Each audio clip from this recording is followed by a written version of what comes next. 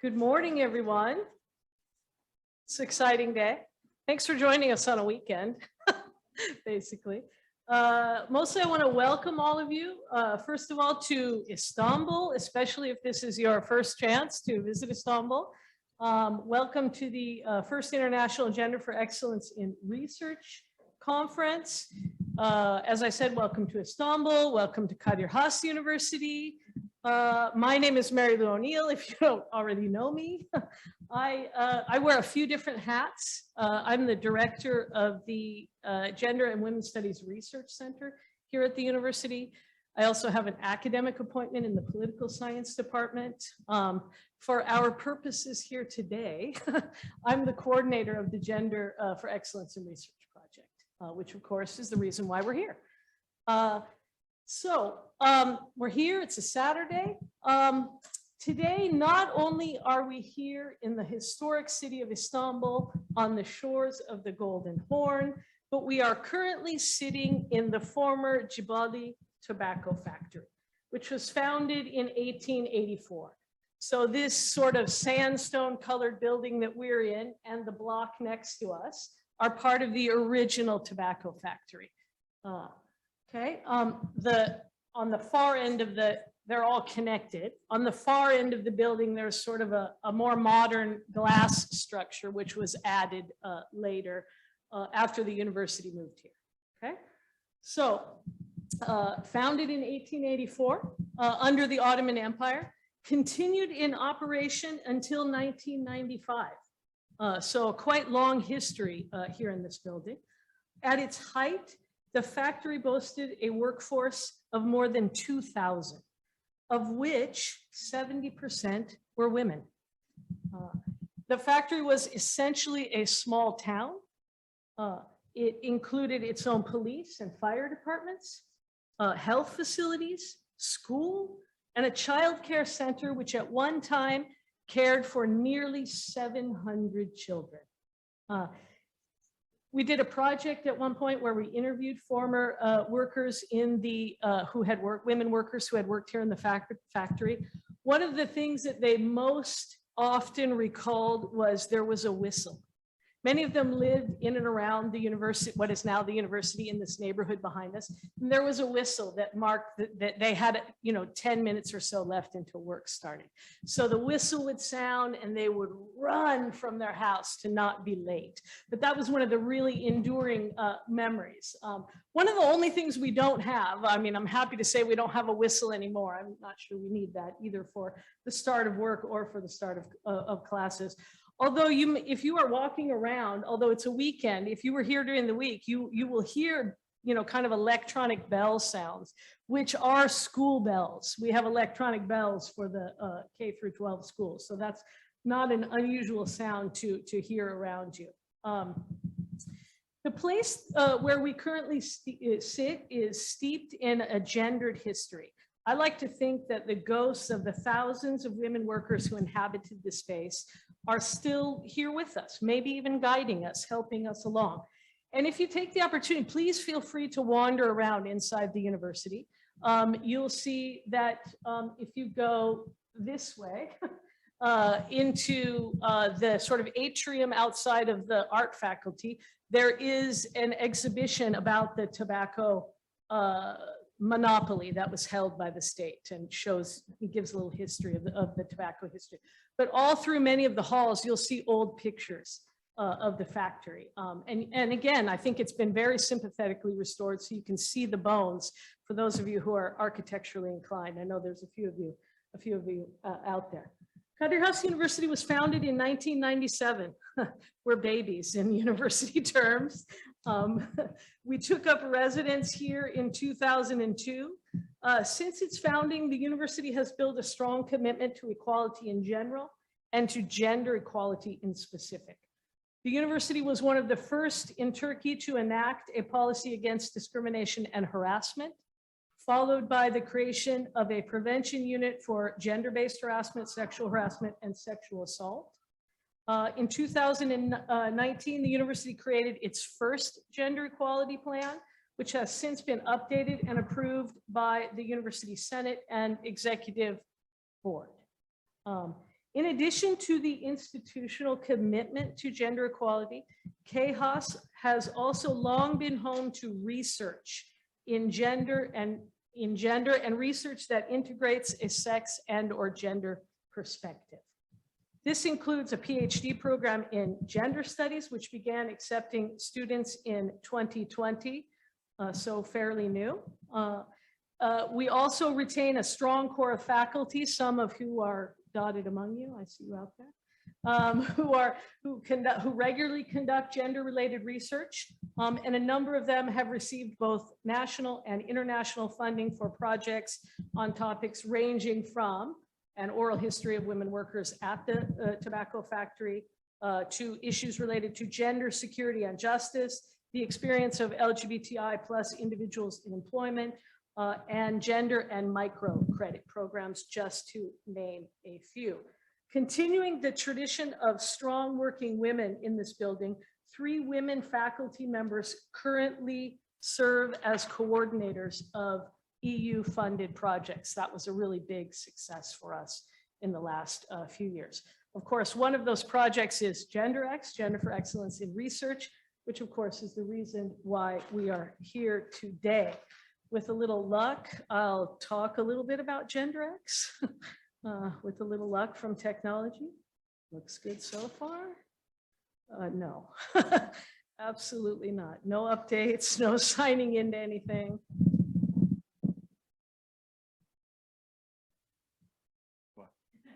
I don't know, you're making me nervous. I mean, yeah, that made me nervous.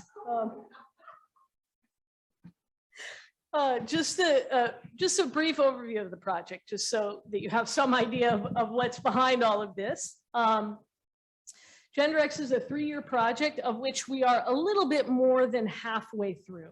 We're in month 18, if I can count the months correctly. Its basic aim is to stimulate the integration of sex and gender into all research content. So it doesn't matter what the content of the research is itself. We argue that it needs to have a sex and or a gender perspective in order to be complete research, okay? This is essentially what we call a twinning project. So it has 2 aims. One is the sort of more academic aim of integrating sex and gender into research content and teaching people how to do that. And the other aim, of course, is to help the Gender and Women's Studies Research Center at Kadir Has University become better at what we do. And one of the ways we are doing that is we are partnering with 3 universities who are represented here today. So we have TU Dublin, raise your hands, TU Dublin. We have the University of Genoa, yay! And we have Lund University. Yay, so we have 3 international partners who are in a way helping us to build capacity, get better at what we do, build our reputation, so on and so forth. You can see our, more specific objectives. We're trying to raise awareness, we're trying to increase capacity, we're working on networking, so please use this as an opportunity to network. Okay, and of course, we're trying to improve the skills that we have as a center in and of itself, okay? This is a lovely 4-step model. Essentially, as part of the project, we recognized that a lot of people understand the importance of integrating a sex and gender perspective, but they don't necessarily know how to do it. So that's where our project comes in. We are trying to give people the skills and knowledge they need to add sex and gender to their own research, whatever that research is. So we're offering some trainings, we're offering some exchanges between our partner countries. And of course, the hope is that this builds a pool of people who are integrating sex and gender, hopefully future publications, future projects, so on and so forth. It's a little bit of a complicated model. This is perhaps of more interest to you. Future opportunities under the GenderEx project, okay? One of them, in September, we will host Gender School here at Kadir Has University, 5-day intensive school in how to integrate a sex and gender perspective. And this year in particular, we're trying to also focus on research funding, okay, which we all know is a part of our academic lives now. It's going to be held here. We have room for 32 participants. We're taking applications now. If you're interested, check out the GenderEx website or talk to one of us. That would also be great. In 2023, we will launch an online training that is about engendering research in all disciplines, created by our lovely friends at TU Dublin, are heading up that part of the project, okay? 1 year from now, there will be the second International Gender and Research Conference. So if you have more work that you're working on, we would love to see you again next year as well, okay? Out of this conference, we plan to publish we would like to publish your papers. Let's put it that way. This is being led by our friends here at Lund University. We will, after the conference, we will put a call out for full papers if you are interested. This will be a peer-reviewed process for an electronic, peer-reviewed proceedings from the conference. We plan one for this conference and another one for the next conference next year. So good opportunity out there to possibly publish. Thank you. So keep in touch with us at GenderEx. There's our web address. You can follow us on Facebook, Twitter, Instagram, whatever your pleasure is. They're posting a lot today.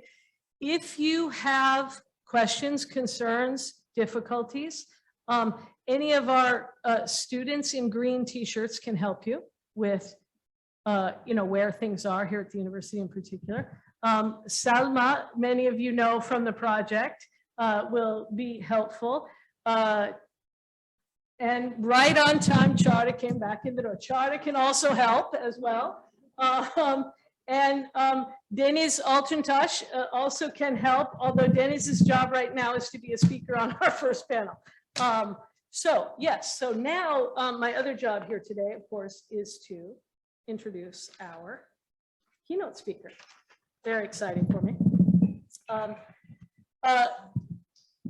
I'm actually quite excited for this keynote. Our keynote speaker today is Yvonne Galligan, our partner from TU Dublin. She is also in her other job, as I like to say, Director of Equality, Diversity, and Inclusion. And she is also a professor of comparative politics in the Technological University in Dublin. She was founding director of the Centre for Advancement of Women in Politics in Queen's University, Belfast, and is now founding director of RINCE. Do we say RINCE? RINCE, sorry. Okay, I was like, RINCE can't be right. RINCE, which is a Center of Excellence in Innovation, Research, and Practice on Equality, Diversity, and Inclusion. She is a past vice president of the International Political Association and past president of the Political Studies Association of Ireland. She is serving a second term as honorary treasurer of the Political Studies Association. Yvonne has served and chaired on so many important boards, a few. The Parliamentary Commission to Consider the Consequences of Devolution on the House of Commons, the Women in Science Task and Finish Group, the Equality and Diversity Advisory Panel for the UK Research Assessment Framework, and the Markowitz Commission. Yvonne has led 3 successful institutional Athena Swan Silver applications and has advised many institutions in Ireland, the UK, and North America on their Athena Swan or similar applications. In a research vein, she has produced over 100 publications on gender equality, including reports for governments, international organizations, and scholarly outputs. She is impressive in her own right. We are proud to call her a partner on our project. For our purposes here, I like to think of her as our partner on the GenderEx project. Yvonne, the floor is yours. Thank you very much, Mary Lou, for that a very generous introduction. It's a great pleasure to be here, colleagues and friends. And I think it's a particular honor to be invited to make this presentation today, because it is the first international Gender for Excellence in Research conference for early stage researchers. So this is an historic moment. And this is a beautiful university, so it's wonderful that we are here. And it's also great to be in the historic city of Istanbul. So thank you, Professor O'Neill, Mary Lou, and your team for welcoming us and giving us this opportunity to engage with one another in the context of the GenderEx project. My subject today is gender and excellence in research. As a feminist researcher, I have long been interested in three things. One is the position of women in academic research. The second is the manner in which feminist research is perceived by our peers and how that has changed over time. And the third is in the way that bringing a gender lens to bear on a research question opens up new knowledge. These academic interests have brought me on a journey of critical analysis and reflection, together with wonderful collaborators, among them Dr. Sarah Clavero, Professor O'Neill, as I have said, and many other women and men who were and are unafraid to ask curiosity-driven questions on gender and research. And it is good to note that attitudes have changed over time. When I began my PhD in political science in 1989, a male in my class asked me what my research subject was about. I replied that it was about exploring the influence of women's groups on public policy related to women's rights in Ireland. His reply was, "That will be a short thesis." I was taken aback, but undeterred. Today, anyone daring to make such a remark would be criticized at least. In my case, I'm very happy to say that the sex and gender question in my research continues to yield interesting projects, collaborations, and publication opportunities, as in this GenderEx project. As time has progressed, I have seen the gender question become more central to the endeavors of higher education. Gender equality is today widely accepted as a mark of excellence in terms of institutional reputation and quality of teaching, research, and innovation. It is now becoming a key performance indicator, a measure by which universities are assessed. And if there is one thing that high-achieving organizations such as universities want, is to be recognized as the best in class. One indication of the relevance of gender equality to the academy is its inclusion in the Times Higher Education University Impact Rankings. These are the global performance tables that assess universities against the UN Sustainable Development Goals. Introduced in 2019, the table on Sustainable Development Goal 5, Gender Equality, measures universities' performance in three areas. First, their research on the study of gender.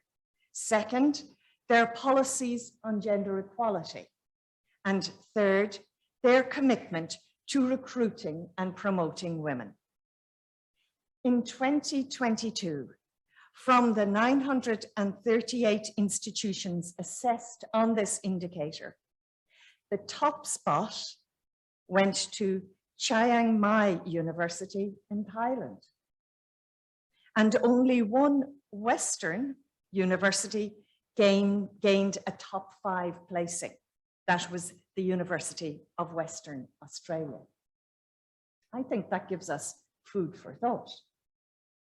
This global attention to gender equality has not come out of the blue. For the past 2 decades, progressive women and men in academia have promoted the adoption of gender equality as an essential institutional condition for teaching and research excellence. Their work has transformed universities' policies, procedures, and practices. Today, the stereotypical academic, which was a man of any age, unburdened by caring responsibilities, and free to devote his life to intellectual pursuits, is becoming an anachronism in the modern university. Today, the typical academic is much more diverse in terms of gender and other characteristics. Universities today either have or are under pressure to have policies on gender balance in decision-making. They are required to take gender into account in recruitment and promotion practices. And they are also under pressure to support gender-based research and research that includes a gender perspective. Thus, Kadir Has, for example, has a gender equality plan to address these issues, as we do in TU Dublin, and I guess Lund had one, and maybe still has one too, and Genoa as well. All of us partners with Kadir Has in this project. Funding bodies too are increasingly looking for gender equality plans from universities. European Union funding is a case in point. In her preface, and I'm just going to switch now to my slides.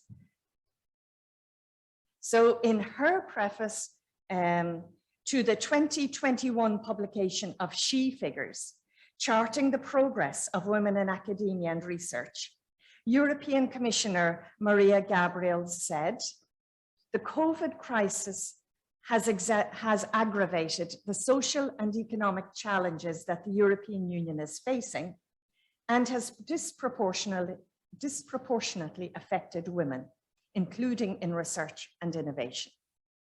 However, she says, we have an opportunity to shape the recovery, to make it greener, fit for a digital world, and more inclusive. Women's full participation in research and innovation is thus crucial for Europe's recovery. There is no sustainable recovery if it is not gender sensitive. That's a clear message to the research community that women and the gender dimension must be an integral part of research and innovation. To aid us in that task, the European Commission has identified 130 subfields where data showed that a gender analysis can benefit research, not just 1, 2, or 3 subfields, 130. These range from computer hardware and architecture to nanotechnology, oceanography, geosciences, organic chemistry, aeronautics, space medicine, biodiversity, ecology, biophysics, among others. The League of European Research Universities has been to the fore in publishing position papers on gender equality in higher education and research.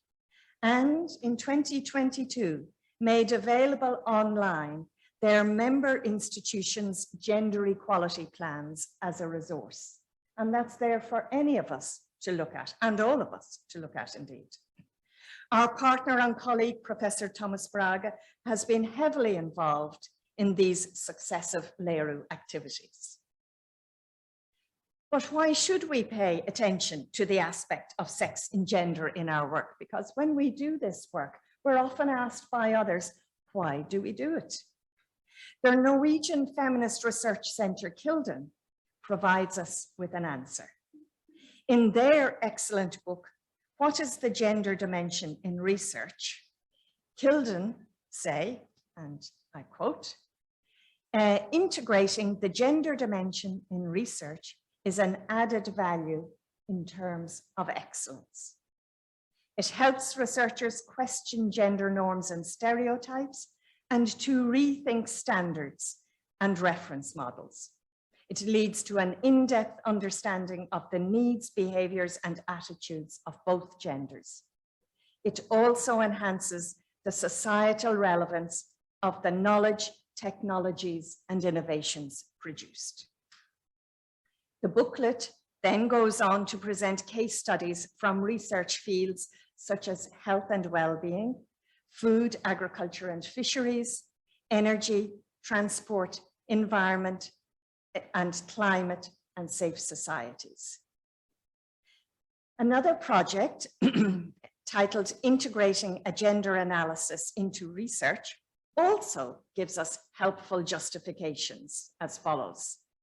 And they say, introducing a gender-sensitive approach makes research and teaching of higher quality and validity by helping in making research results more relevant for society, enabling development of new research, teaching, and career progress paradigms in research institutions, and enabling researchers to write more competitive proposals. And both of those references are very helpful for us to absorb and to use as our response when we are asked, why do we study gender in our research? But knowing why we should integrate the gender dimension in research is one step. Knowing how we can do it is the next step. The European Union has funded multiple projects supporting the integration of gender equality in universities and research organizations, and it promotes the inclusion of the gender dimension in research. These projects can provide us with tools to address these issues as we all strive to deliver excellent research. Gendered Innovations, for example, provides us with detailed worked examples from all fields on how gender can be integrated into scientific research. We need the help that these projects can give us, because research has a long way to go to incorporate gender. For example, in a paper examining what needs to be done, the League of European Research Universities pointed out that in medical research, 44% of publications on diseases prevalent in women did not report the sex of the subjects or the specimens studied. Similar results are known from basic neuroscience and endocrinology. The result of this pervasive bias, both in preclinical and clinical science, is that medicine and healthcare, as they are practiced today, are less evidence-based for women than for men. 8 out of 10 drugs that were withdrawn from the market in the US between 1997 and 2000, that's only a 3-year period, were found to have worse side effects in women than in men. Or, as the Gendered Innovations project points out, many examples exist of stereotyping in design and engineering aimed at girls and women. For example, manufacturers often assume that shrinking and pinking a design makes it more fit for or attractive to girls and women. However, research shows that pink and round shapes in toys don't always appeal to young girls, or that adding fashion to video games does not necessarily make them more attractive to girls and women. At the very least, products that are designed based on stereotypes instead of solid evidence are likely to reinforce or contribute to gender inequalities. If scientists do not recognize the different physiological makeup of women and men, for example, or if stereotypical beliefs exist about gender roles, innovations may be gender specific in ways that do not benefit all users. A recent Oxfam report, oh gosh, sorry, I don't have a slide for that. A recent Oxfam report puts the matter clearly. It says, gender blind research is just bad research. Not only does it risk undermining the reliability and validity of the findings and their representation in social realities, but it can also cause the programs, policies, and campaigns on which the research is based to reinforce rather than challenge patriarchal structures and gender inequalities. So, the case for including gender in research is pretty overwhelming. But for researchers who are not steeped in gender research already, it can be a struggle to tease out what gender in their context can mean and how one would go about operationalizing it. Professor Mary Hawkesworth, political philosopher, provides us with a useful way of thinking about gender that can be applied to any research context. And she says that in a research context, gender is a heuristic device. In other words, it's a general concept aiding analysis that illuminates areas for inquiry, frames questions for investigation, identifies puzzles in need of exploration, and provides concepts, definitions, and hypotheses to guide research. In some cases, depending on the research, this might involve taking into account the sex of cells and tissues. In other cases, it could be identifying the relevant sex-related variables, for example, pain threshold differences between women and men, or how male and female skeletal structures respond differently to hip replacements. Or it could be, in other instances, the research might call for thinking about gender norms, identities, and gender relations. And there are some fields where integrating a sex or gender dimension is not relevant, such as in mathematical theory, for example. But in this case, the integration of gender is not about the subject matter so much, it's about who is doing the research, who is getting the credit, are the collaboration opportunities equally available to the women and men on the research team, and is the team a gender balanced one across all stages of the career path? So one can't escape from gender in research, no matter what. There are, of course, different ways of integrating gender in research, some of which embed gender more deeply in the project than others. Oxfam again has a very helpful set of terms and explanations that enables us to identify the degree to which a gender dimension is present in our research. Although it's designed for research on development issues, it serves also as a guide to gender in STEM research and is as follows. So here you have it here. And I'm not going to go through each and every one, but here are the rubrics. So research can be gender blind, it can be gender aware, it can be gender sensitive, it can be gender responsive, or it can be gender transformative.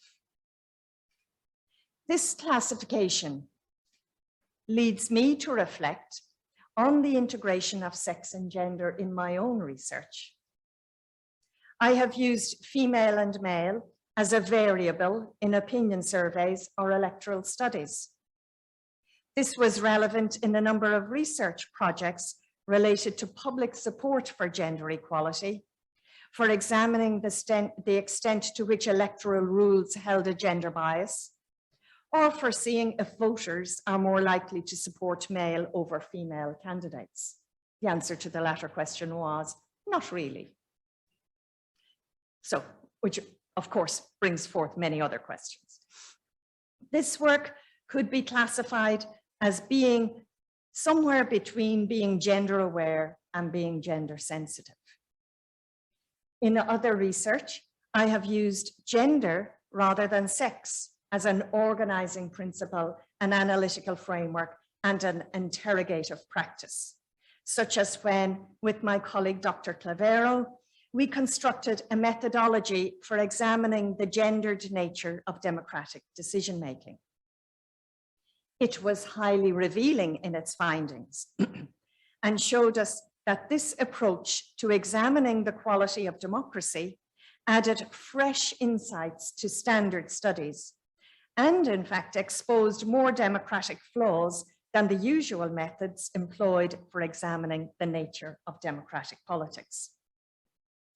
Although we completed this research about 10 years ago, it has stood the test of time as a solid example of how integrating a gender perspective can bring additional rigor with excellent results. So I would probably class this work as falling into the gender responsive category. Similarly, our work on a previous project with Professor O'Neill, Professor Braga, Dr. Bensvinga, and other partners on systemic action for gender equality in higher education, the SAGE project, that would fall into the same gender responsive category. This project was led by Professor Eileen Drew of Trinity College and yielded an important charter of principles for gender equality in higher education that is now promoted by the European Commission and central to its thinking when it is looking at gender equality in higher education. What about gender transformative research? I can point to some examples of that too. Our current project called Resistire, led by the European Research Council and with many European partners, is looking at the gendered effects of COVID-19. This is one with a truly policy transformative potential as it seeks to influence public policy responses in the direction of more gender responsive solutions to the social consequences of COVID-19. A study that Sarah and I have published on analyzing gender equality in higher education rests on the concept of epistemic justice, a challenging one for higher education institutions to address and for current gender equality plans produced by these universities to integrate into their analysis. Again, it has transformative potential, not least by changing the way we interrogate gender equality in our universities and research organizations. So I'm going through these examples just to show you that I feel quite comfortable working to integrate gender in different ways, depending on the nature of the project. Not all the work one does can be at the transformative level, and nor can it be transformative all of the time. The important point, though, is that integrating a sex and gender component in research makes for more accurate observations of our world, whatever our discipline and research focus, and therefore better science. Integrating gender in research then can bring the researcher on an unexpected and exciting path. This is what Mario Chavez Claros from Colombia found when, as a newly qualified researcher, he undertook a study of public transport crime. Here are his words. The results of the research were somehow predictable, but one aspect of it was shocking. While most people said the experience of riding a bus was chaotic and insecure, something unexpected popped up. All female participants said they experienced some kind of sexual harassment. These results especially surprised me, he said. I guess as a man, I'm not usually aware of all the problems women have to face. So I expected common crimes such as robbery or thefts to appear in the results as the main issue to be resolved. The results may have surprised this young male researcher, but every woman in this room will recognize that experience, and some men too. The example actually shows how important it is to begin to think about the gender aspect from the start of the project, rather than having it emerge as a significant finding in the course of or at the end of a research project. So it's critically important to consider the sex and gender aspects throughout the whole of the research cycle before ruling them out as non-significant. This includes considering their interactions with other identities. As Leroux points out, gender analysis should be used when cultural attitudes, needs, and behaviors are important factors that may determine the study outcomes. Sex and gender can sometimes interact, most notably in biomedical research, which can demand complex analyses.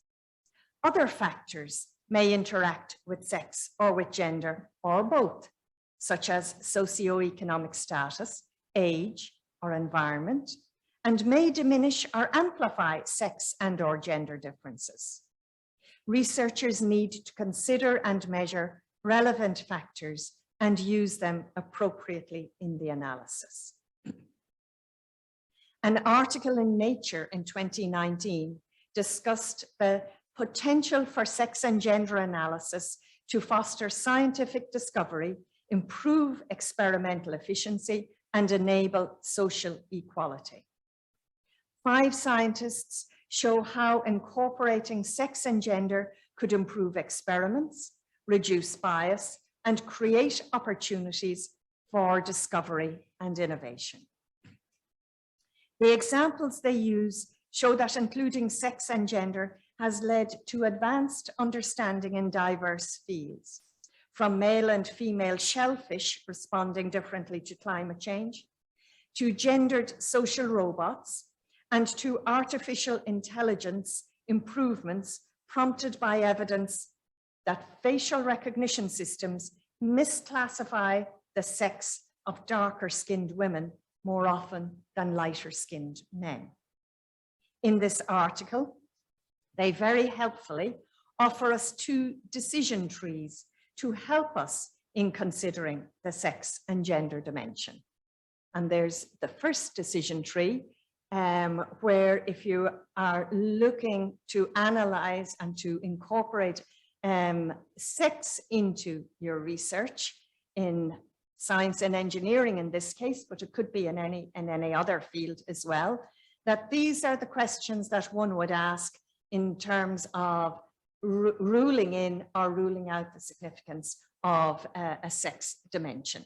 And it gives clear instructions on what to do at each stage. So I'm not going to read through it, you can see it there. And they do something similar for gender here. So these are helpful questions to ask that enables one to step through the project, fully integrating sex and gender into it. So in conclusion then, I hope that my reflections on the integration of sex and gender in research will encourage you to think about this in your own work. Questions on sex and gender will feed your curiosity and lead you to exploring interesting research avenues, whatever your discipline. Opening yourself to the gender dimension in research and innovation will lead you and your research teams to producing research that is more significantly sound, socially relevant, and life-enhancing for everyone. So in my last words, I would say, embrace your curiosity and commitment to excellence in research and make it work for a more gender equal world. Thank you for your attention.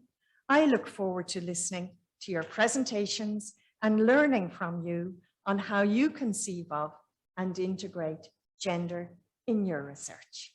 Thank you. This panel, the main theme is health, intersectionality, and masculinity. And we have 3 presenters, and we have 6, and so we have some confirmation. And then is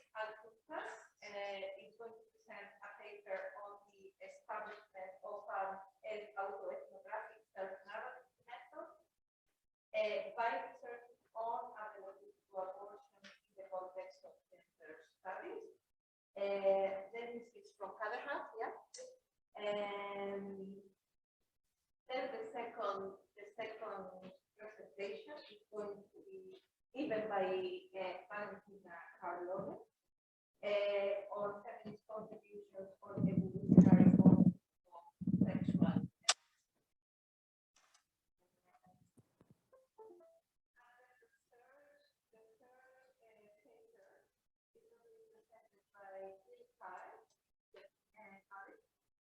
On spatial negotiation and equal division of care labor among white collar couples in hybrid work environment. So what I propose is that we have 2 hours, if I'm correct. 2 hours, yeah? Yeah, 2 hours. We were allocated 2 hours for this panel, but given that there are only 6 speakers, and I think we have to, yeah, so yeah, between, let's say, 20 to 25 minutes will be perfect, and then we will have time for a question and session. I will ask the presenters in this order, starting with Dennis. About yourself before going to the paper presentation. So, Dennis, yes?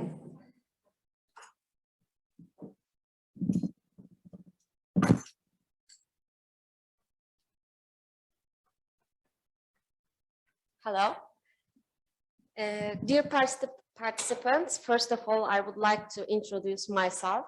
My name is Deniz Altuntaş and my pronoun is she. I have been working here at Kadir Has University Gender and Women Studies Research Center, Gender Center, as event and project coordinator for almost 3.5 years. Welcome to the first GenderEx conference. Today, I'm going to present my first article entitled Establishment of an Ethnographic Self-Narrative Method by Researching on Availability to Abortion in the Context of Gender Studies. And I'm so sorry for my anxiety in advance. Thank you. During my presentation, firstly, I will introduce my article generally, then briefly mention its methodology. As the researcher, I will talk about a few case studies, which is the part that I'm most excited about. In the conclusion part, I will evaluate and conclude all this together. I hope it will be an article that contributes to the work we do in the context of the GenderEx project. According to the World Health Organization, around 73 million induced abortions take place worldwide each year. 6 out of 10 of all unintended pregnancies and 3 out of 10 of all pregnancies end in induced abortion. And here is the map that shows the countries where women can legally reach abortion with no requirement for justification. In short, only with women's request. As you can see, Turkey is also in the red zone, but this title, legal but not necessarily available, reveals the most fundamental problem of our research in Turkey. And abortion without restriction as to reason is currently legal for up to 10 weeks since 1983. Subjects seeking access to abortion services encounter many challenges at both public and private hospitals. Since the legalization of abortion, many women have taken advantage of a right of legal abortion services in Turkey. I found out that after the adoption of the law in 1983, people were selected by lottery because of the increasing number of abortion appointments in a state hospital in Istanbul. The right to abortion is important, vital, but availability is limited. According to a study conducted by Hacettepe University, approximately 15% of women stated that they have had an abortion at least once in their lives. However, in recent years, there have been many reports questioning the availability of abortion services, especially in public hospitals in Turkey today. According to the report by Kadir Has University Gender Center, availability of abortion without restriction as to reason at public hospitals is very low. At private hospitals, on the other hand, it's restricted both economically and through some conditions. In this context, the results of access to abortion services at private hospitals, research in Turkey, contain qualitative challenges as part of traditional patriarchal societal norms based on different identities and belongings, such as age, marital status, place of residence, behind the quantitative data. In this article, an evaluation will be made on the results of 484 private hospital interviews, which were the main structure of the field research conducted by Kadir Has University in November and January 2021. Semi-structured interviews were conducted over a certain role of the interviewer, excluding subjectivity and different intersectionality status. In semi-structured interviews where qualitative data are obtained, we can deepen the topic with the new questions according to the process of the conversation. This article was prepared according to the results of the research and underlines the subjectivity of the feminist position by considering the concept of the situated knowledge of Donna Haraway at the epistemological level. Because researcher position and experiences are socially constructed, and in this context, all identities and belongings are important for the findings of the research, which is unique. It is not objective, but constitutes subjectivity. The subjectivity of the researcher and the subjectivities reproduced within the scope of the research play an important role in revealing different stories. In this regard, in these interviews, as someone who really needs abortion without restriction as to reason, I might hesitate to ask questions, I might not be able to call, I might fight with the call center on the phone, I might swear, I might hang up, I might cry. In short, I could give more subjective or political responses. However, the communication continues with conversational answers that are appropriate for a particular role in the context of the research. The focus here is not only the feelings or pure experience of a person who wants to access abortion services, but the differentiation of barriers according to different cases in the face of current pronatalist policies. It is also not very realistic for a person who wants to access abortion services in real life to call 484 hospitals. Thus, this article aims to fill this important gap between quantitative and qualitative data. This article identifies and analyzes the limited access to abortion at private hospitals by storytelling. With the creative fiction that I created with the self-narrative method, I narrate the research outputs by blending them with methodology and emotions. This autoethnographic study prepared in the social context of Turkey reflects the reality of the challenge encountered by subjects who want to access abortion without restriction as to reason through the mystery client method, even if the subject of the research using the mystery client method is confidential. This article maintains its reality in the social context of Turkey. I use my own personal experience with autoethnography, a qualitative research method, to identify and critique existing norms, practices, and problems. Menekşe, she is a 30-year-old single woman who wishes to find a place for abortion, and her partner is not involved in this process. For this article, out of a total of 484 interviews, I selected 10, categorized and narrated then I can specify the titles of the stories as follows. Doctor examination, being a single woman. Where is his or her father? Is she or he alive? Personal information, hospital is calling back. Additional services, medical abortion, forbidden, and don't worry.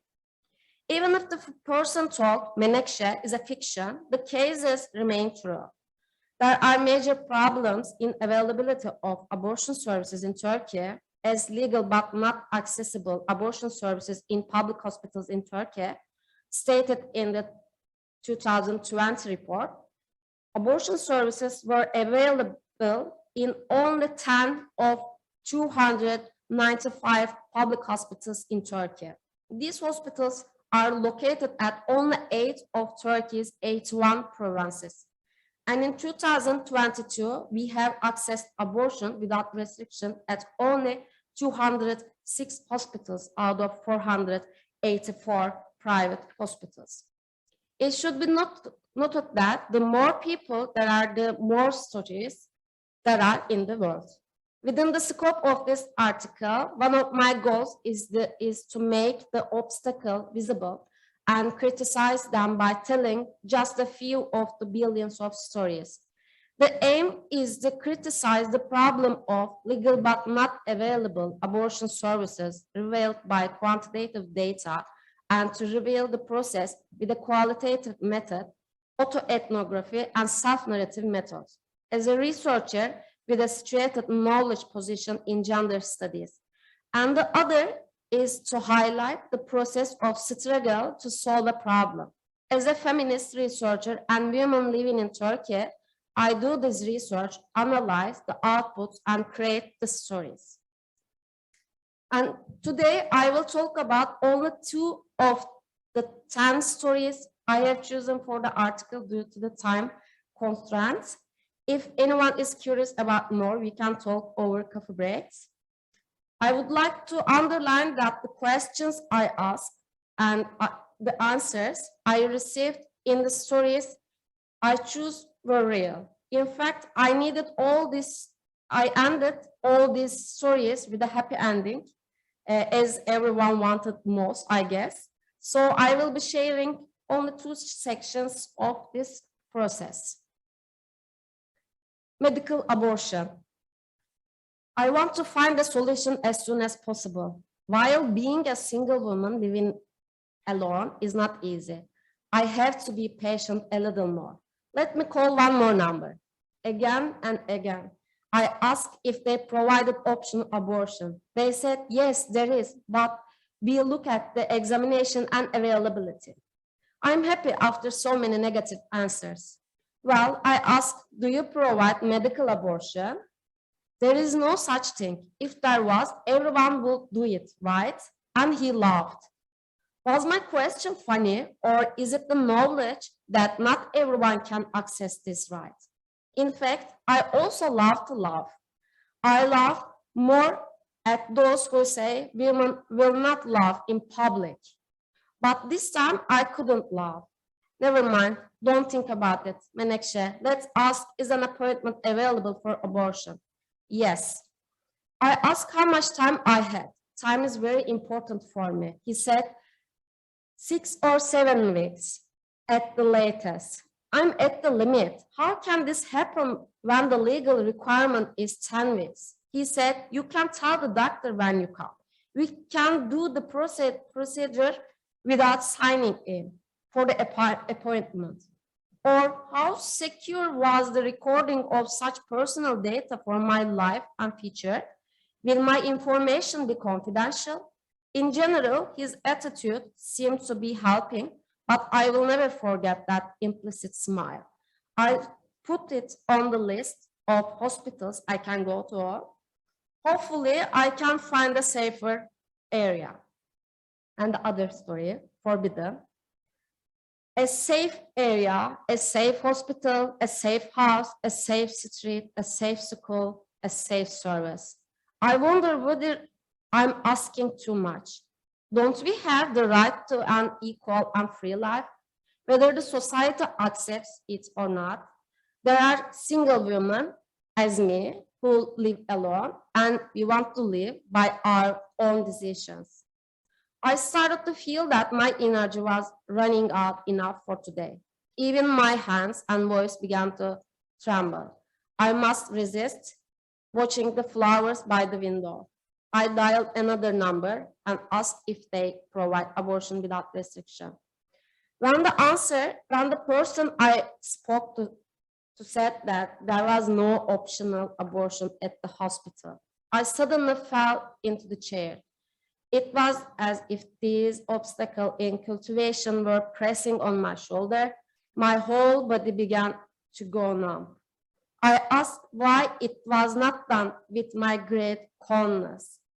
It is not done at the patient's own request. I got this answer. I wanted to confirm by saying that it is not done in any way. To my surprise, some hospitals were able to provide this service in certain compulsory situations. It is not done at the patient's own request. Even it is 1 day old, it cannot be done. It's illegal, staff said. Is it forbidden? So my own will doesn't matter. So someone other than me has a word over my body. I know it's not forbidden and I should have an abortion.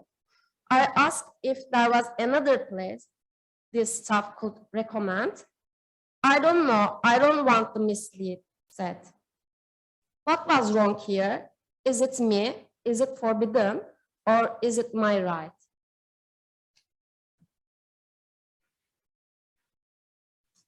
Oh, sorry.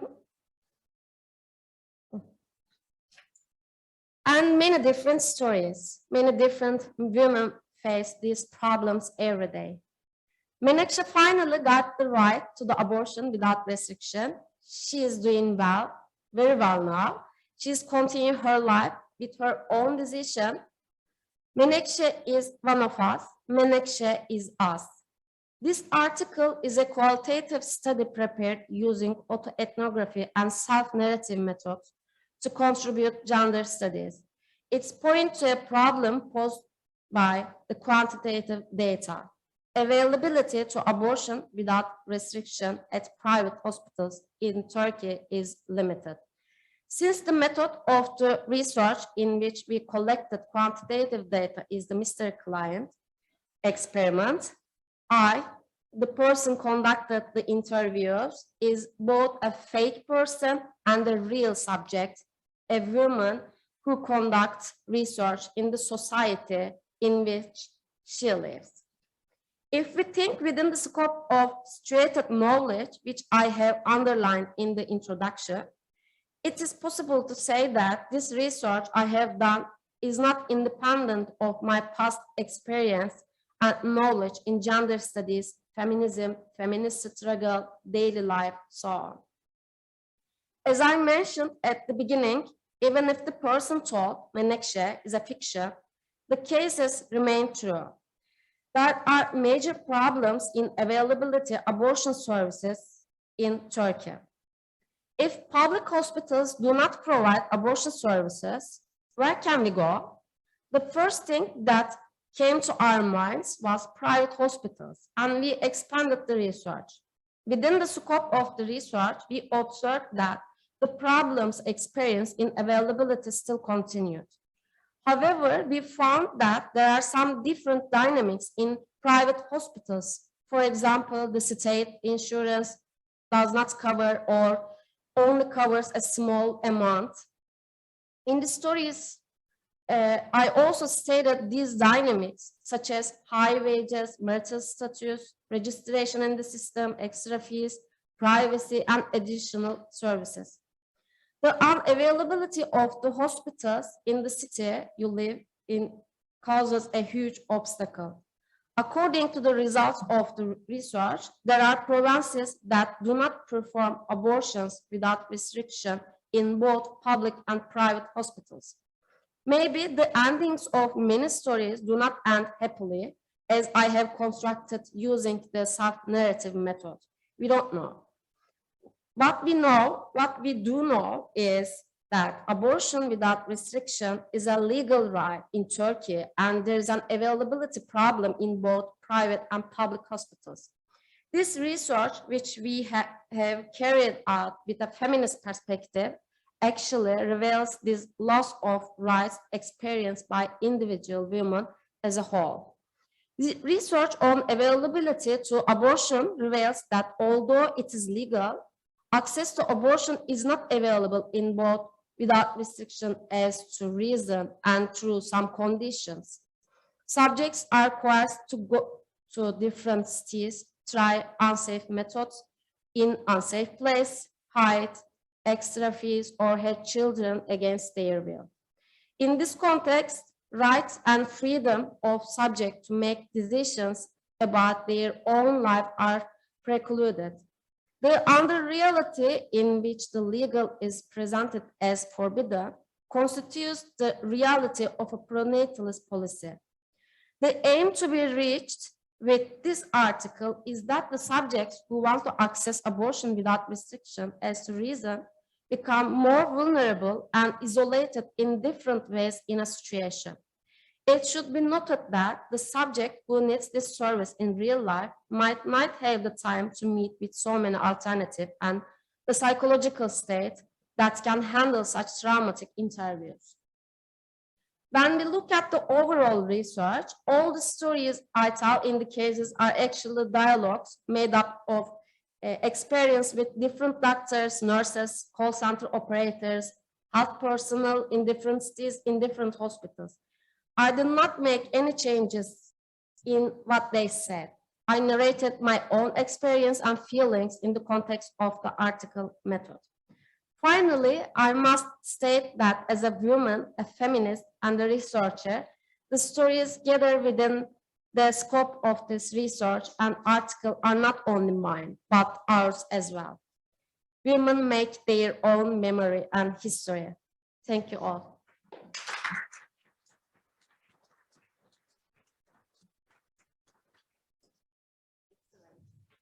Thank you very much. Very, very interesting research that you are presenting, and shows in a way how equality endured laws and universal rights are important, yes, of course, but it doesn't translate always or necessarily in equality de facto. And it provides a very, very interesting kind of case there. And it's similar to research that I'm undertaking at the moment with childcare. You have in many European countries universal right to childcare, but there is no availability in the neighborhood or etc. So yes, it is important that that right is there, but there is the workings of patriarchy that they are very difficult to cover, and also the limitations of quantitative research. Yes, we need the numbers, we need the statistics, of course, but they provide, and sometimes the picture that they provide is also very interesting, and congratulations. Okay, our next presenter is Valentina Carlone. So Valentina is going to present our feminist contributions on evolutionary models of sexual selection. Valentina, if you could introduce us, I said, So I'm just trying to make it. No.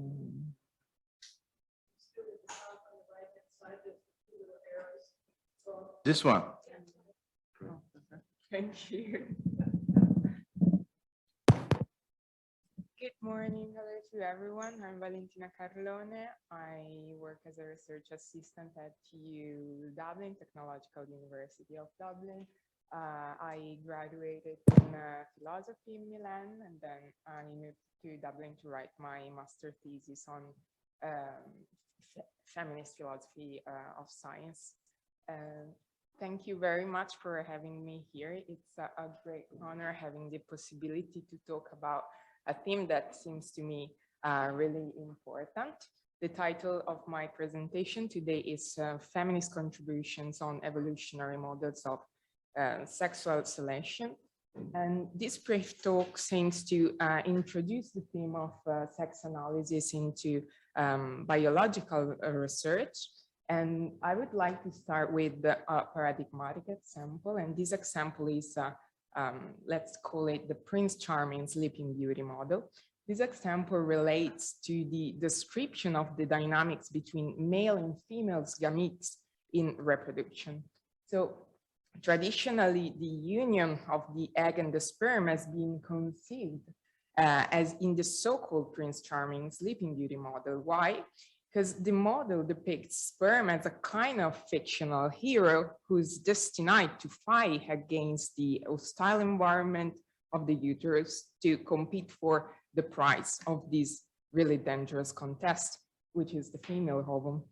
And on the other hand, the egg is portrayed as a passive and inert, and it waits unaware until it's penetrated by the winning spermatozoon that brings life inside.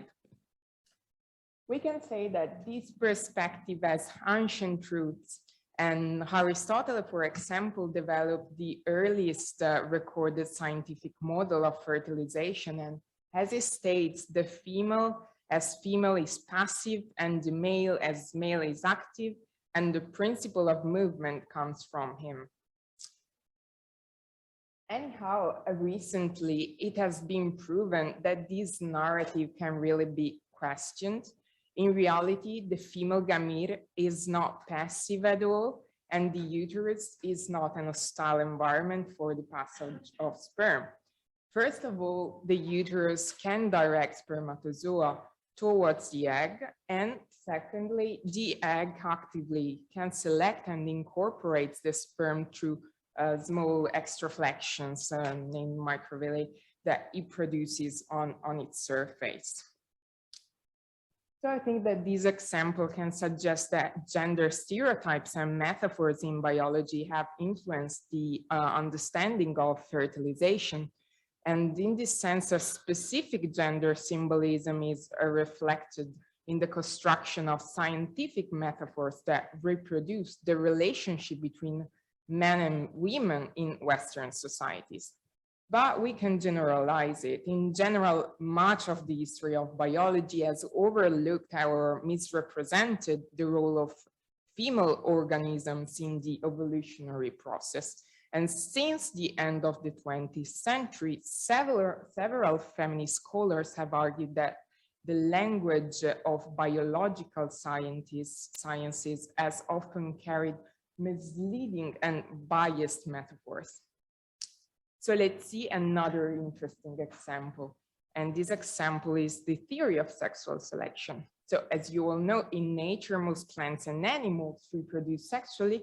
The main advantage of this reproductive mode is the reassortment of the genetic material and consequently the generation of genetically different offspring. A first observation Charles Darwin made is that in many species, the difference between male and females is manifested by certain conspicuous phenotypic characteristics that are present in males but not in females. And it was precisely from observing these characters that Darwin proposed a distinction between natural selection and sexual selection. Charles Darwin observed that unlike natural selection, which favors those traits that increase the probability of survival of the individual, sexual selection provides an advantage that leads to a greater reproductive success. And this process, the interesting part is that this process does not necessarily imply an increase in the animal's efficiency and longevity. On the contrary, it involves distinctive characteristics of the male that often appear cumbersome and could compromise the individual survival. Probably the most famous example is the male peacock's large conspicuous tail that makes them an easy prey. However, this character is also an indicator of the excellent quality of the peacock's genes. And since females do not choose the male to mate with randomly, but often prefer those with more developed secondary sexual characters, individuals carrying these characters have an advantage in terms of greater reproductive success. A secondary interesting observation that Darwin made is that he noted that in many species, males fertilized many females, whereas females tended to be much more selective in their choice of partner. And according to Angus Jones-Beatman, the reason for this behavioral difference is said to be anisogamy. While the male can continue to produce a large number of gametes throughout his life because they are small and inexpensive, the female, on the other hand, has a limited number of gametes whose unit cost is much more higher. Therefore, the best reproductive strategy for the male is to fertilize as many females as possible, while for the female, the mate choice must be careful and aimed at choosing the male with the best genes. Biologist Robert Trivers developed his parental investment theory based on Beatsman's article. So Trivers suggested that females invest more than males in reproduction and in the care of the offspring. As a result, females should be even more demanding of mates and become an even more limited resource for males. Again, it follows that males are motivated to mate with as many females as possible, and females are motivated to resist the attempts of males in the hope of choosing the best possible mate. This theoretical perspective on traditional sexual selection is for sure an elegant model, but to apply to concrete cases, it requires certain assumptions on which to base it. So now what I'm trying to do is trying to discuss three different assumptions and see how feminists responded to them. The first hypothesis is that male investment in offspring generation is small compared to female investment. The first traditional hypothesis subtends a metaphor that applies economic concepts to biological phenomena. The phrase parental investment and the description of sperm as cheap, of eggs as expensive, and of females as scarce resources are evaluatively dense metaphorical concepts. Although metaphors have a positive role in scientific reasoning in the sense that they can advance theorizing, feminists argue that gender metaphors are often not recognized as such, but as literal, factual descriptions. The second observation I want to make is that, returning to the critique of the parental investment theory, is that in order to characterize and measure parental investment, we should not look at the individual gametes. Indeed, we should include the total amount of resources required to produce sperm, the energy required to develop and maintain secondary sexual characters, the energy expended in competition between individuals of the same sex, and the energy invested in defending a territory, and the effort expended by the males of some species in parental care. So in that case, male parental costs turn out to be higher than researchers expected. The second hypothesis is that there is greater variance in male reproductive success than in female reproductive success. On this point, I just want to say that the anisogamy paradigm has led researchers to neglect to investigate the full range of possible sources of variance in the female reproductive success. And that recently, it has been observed that the variance in female reproductive success is, in some species, is greater than previously assumed, even greater than the variance of males of the same species. The third assumption supports the idea that the only evolutionary advantage of sexual relations for female is fertilization. The first observation we can make is that the notion of female promiscuity has been poorly considered by biology. There are more reasons for mating than simply collecting sperm from a genetically powerful male.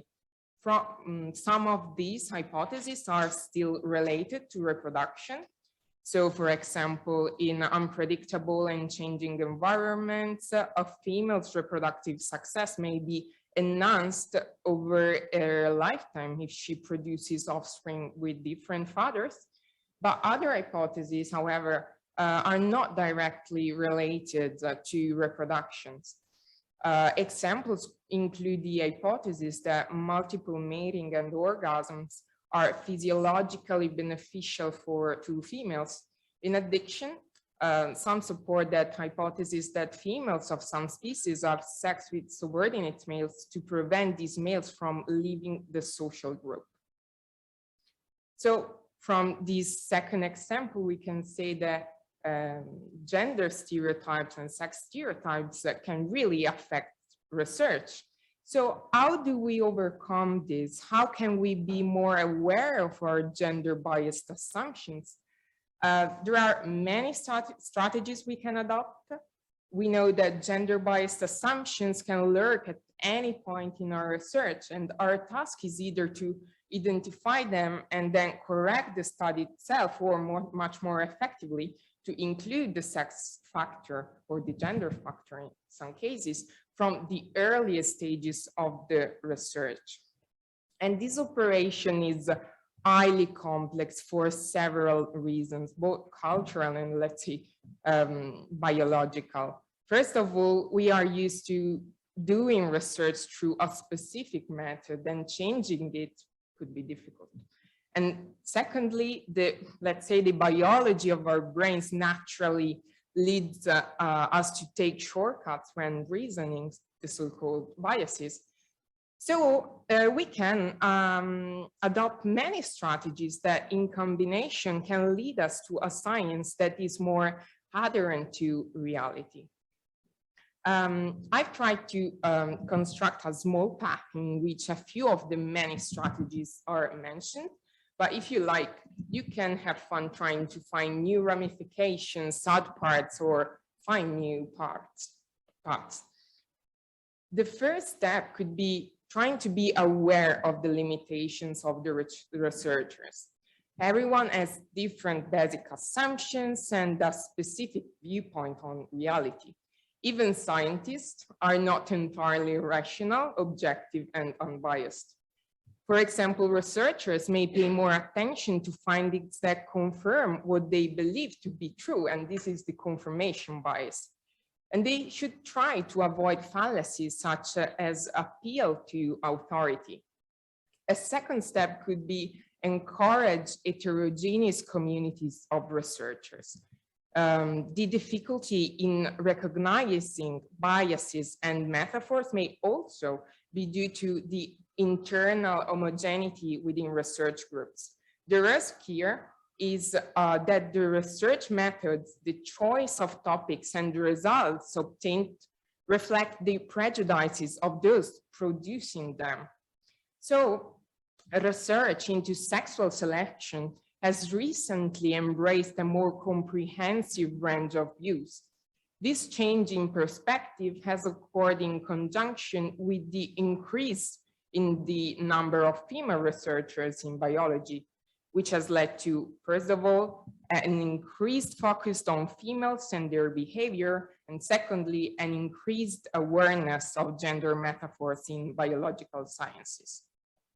A third step could be consider the inclusion of contextual values in the research. So specific values such as diversity, just mentioned, favor scientific investigation and do not obscure it. Feminist values can inform empirical inquiry, and the scientific methods can be improved in the light of feminist demonstrations of sexist bias within currently accepted methods. The last point is the use of language. It is essential to pay attention to the choice of words, metaphors, and terminology about gender, as they can have normative implication and mislead the reader into assumptions about gender. Treat generalizations very carefully. It's another important point, especially when generalizing studies done on sex to others, or when researcher leads to less common findings. Variations there must be acknowledged. So these are just some of the strategies that can be adopted, but I'm sure that starting with the introduction of gender and sex dimension into scientific research, it can lead to a science that is fairer, more inclusive, and more responsive to reality. I think there wasn't last slide, but thank you.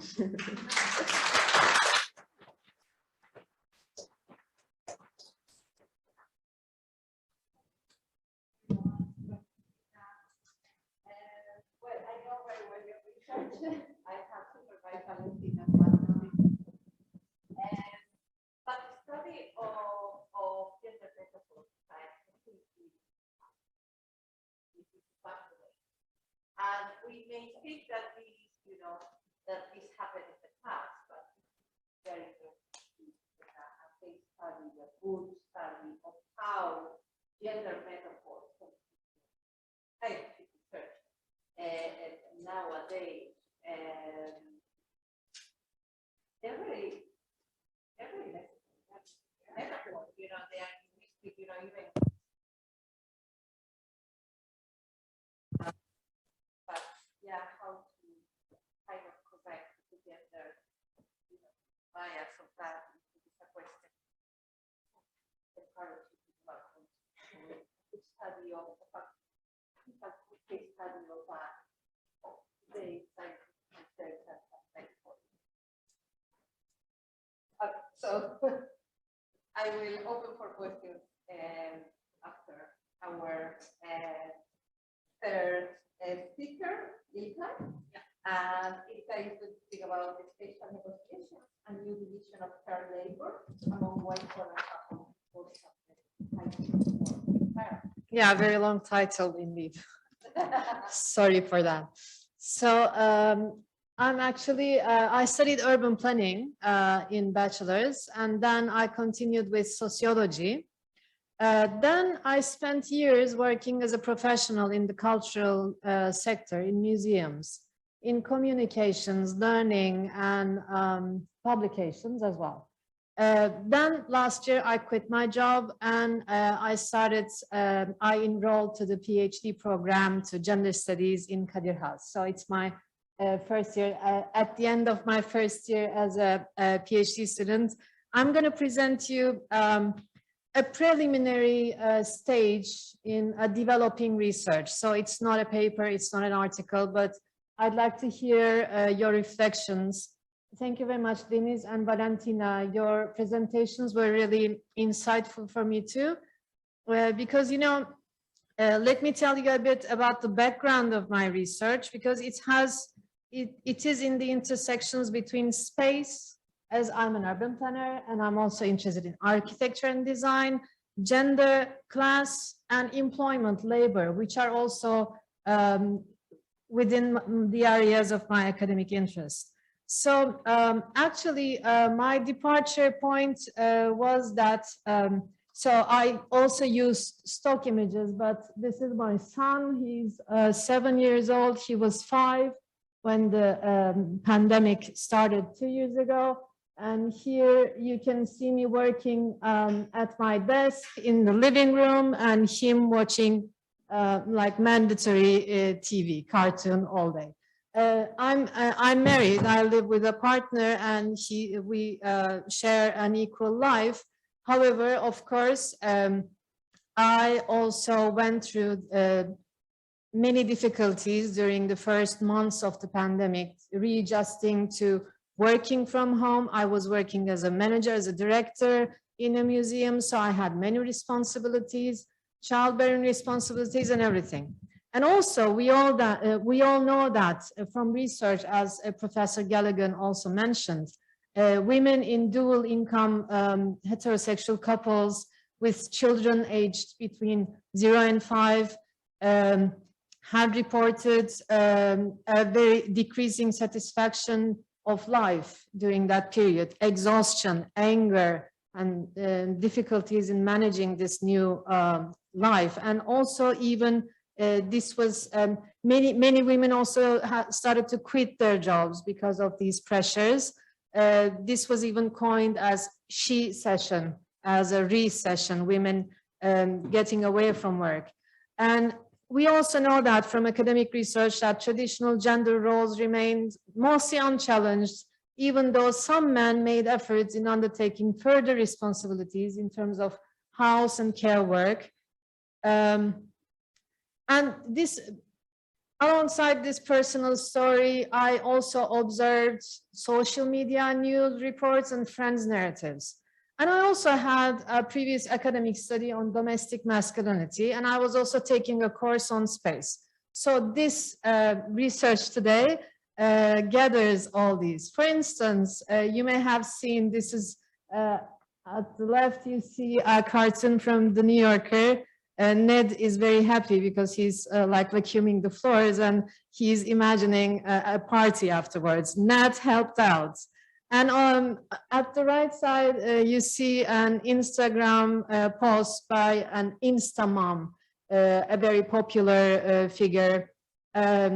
She shares content like this. There are very similar, gazillions of content on the internet, but many Turkish Instamoms were publishing things like that. My husband has been playing on his phone, letting the kids watch only cartoons, and then he says, I've been looking after the kids for hours.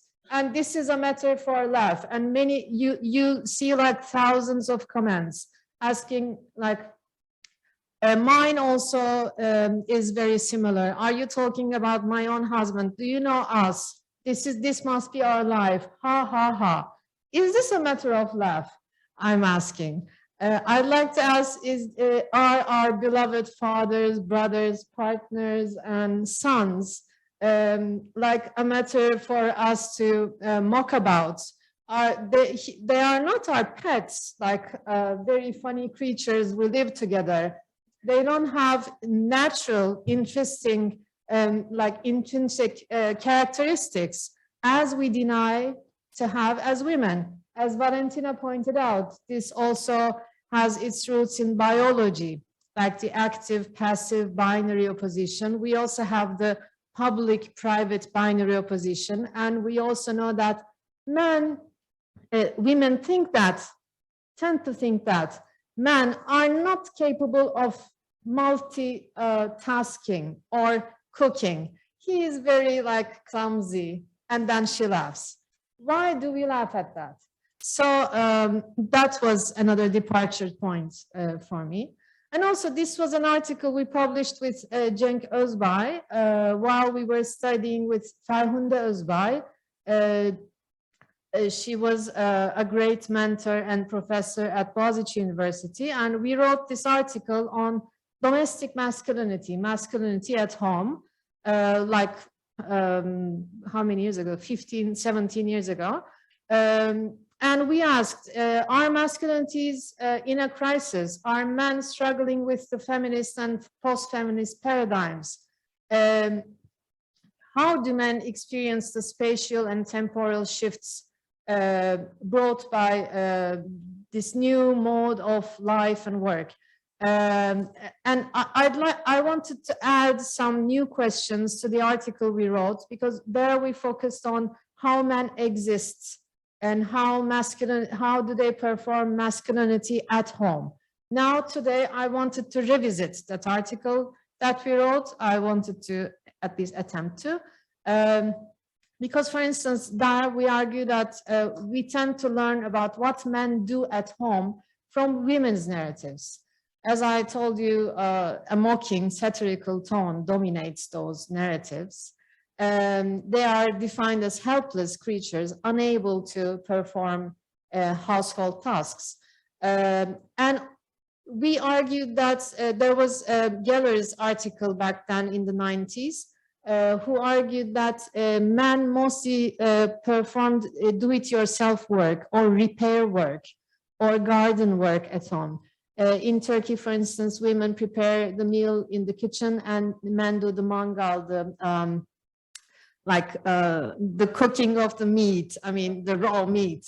They make a fire and then they cook the meat. So this, of course, division of labor also amplifies and is a ramification of what Valentina was talking about.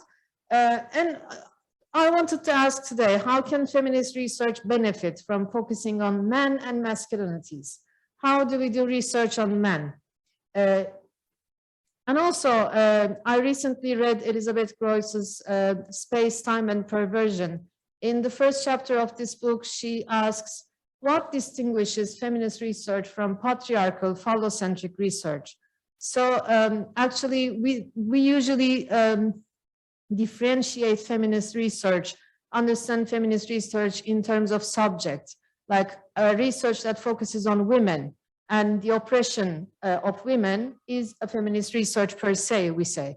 However, I argue here that research that is feminist should focus on power relations and oppression relations among anybody. Like we could have lived in a non-binary society and that wouldn't be a problem. But today, I will try to suggest focusing on men instead, and in order to decipher and deconstruct hegemonic masculinities, as well as inviting men into the struggle against gender inequality, and inviting also privileged class positions into the discussions around inequality and oppression.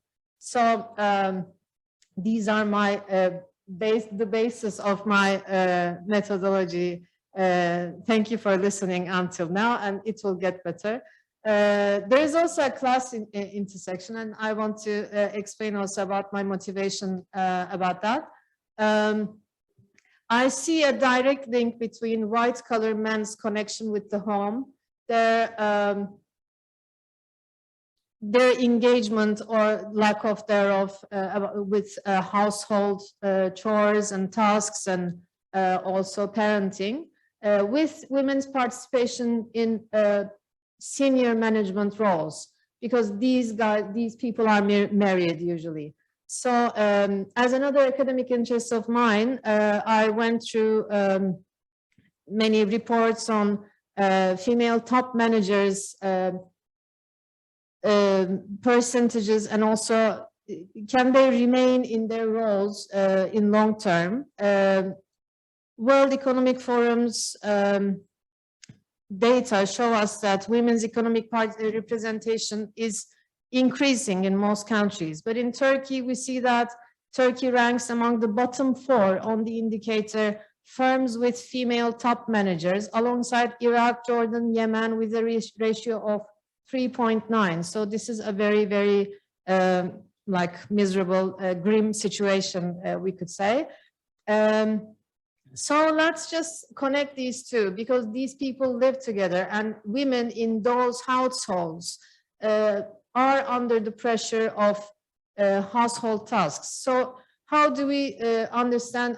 That's why I wanted to approach men, and that's why I wanted to approach middle class men, like white collar men, upper middle class men, but mostly white collar, those who have started to work from home alongside their wives and kids, and they had to remain home. My question is, how do men conceive and narrate their experience of space and time redistribution in the new work from home paradigm?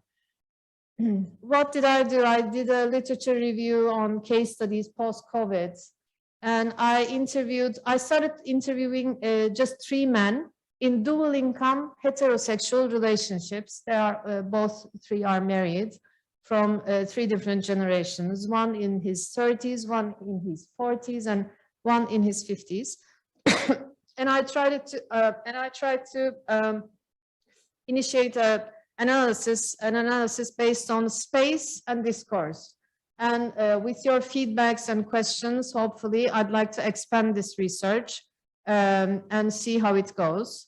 it focuses on how they narrate their changing relationship with the private space. It also focuses on their negotiations. How do they perceive their place and rights at home?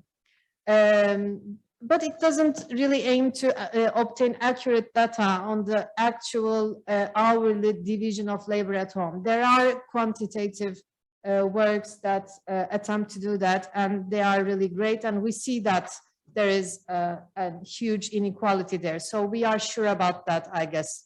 We can be certain, and we have an academic consensus on that. I do not question whether they are telling the truth about what they do or don't do at home. My intention is not to question men or make them feel guilty, but include them in research. Yes, that's what I would like to do. In terms of theoretical framework, I approach from three perspectives. I approach the public-private dichotomy, and I intend to use the time geography method. I also focus on domestic masculinities. Is there a crisis? Are they undoing fatherhood or masculinity? Is there a change going on in the lives of these people?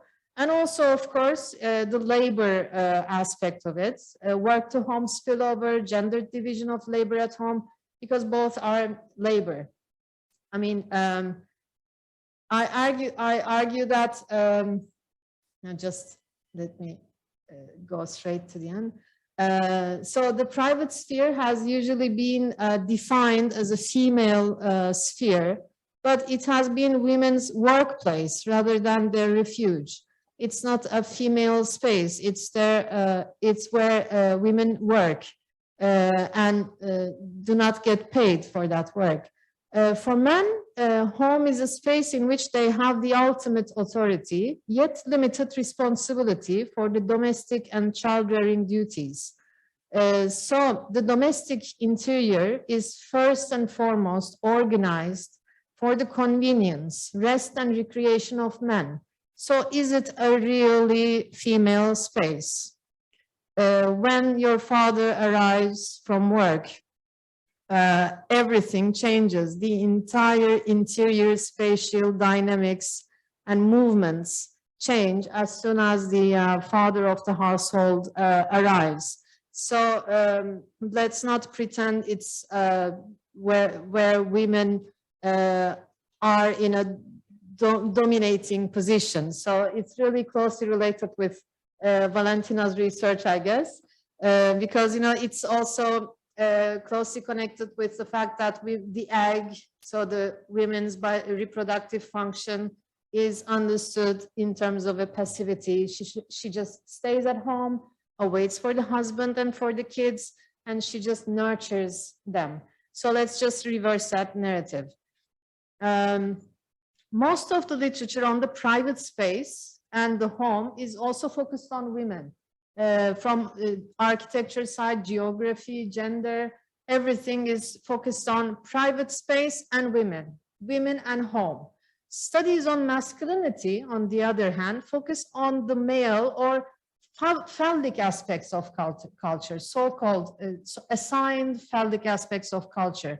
Men at work, we have many research on men at work, male initiation rituals, men and their fathers, Oedipus complex, sex between men. But there's a scarcity of academic work on men's relation to the domestic private sphere. So even if this research fails in argumentation or whatever, I think it's a very important statement to do research on private space and men, just that.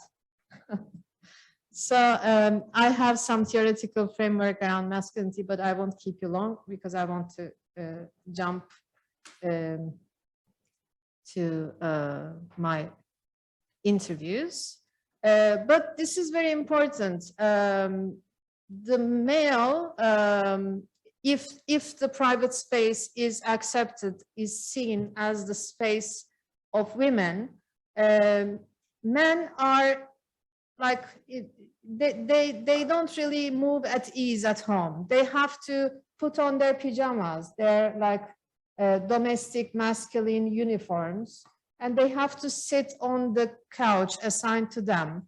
So they have to perform some sort of masculinity, not talk too much with the kids, not intervene too much, and just hold the remote control in their hands. So imagine that kind of like father, partner, male at home. Let's just listen to those guys. What happened when they started to work from home? Those are stock images. I didn't photograph my informants.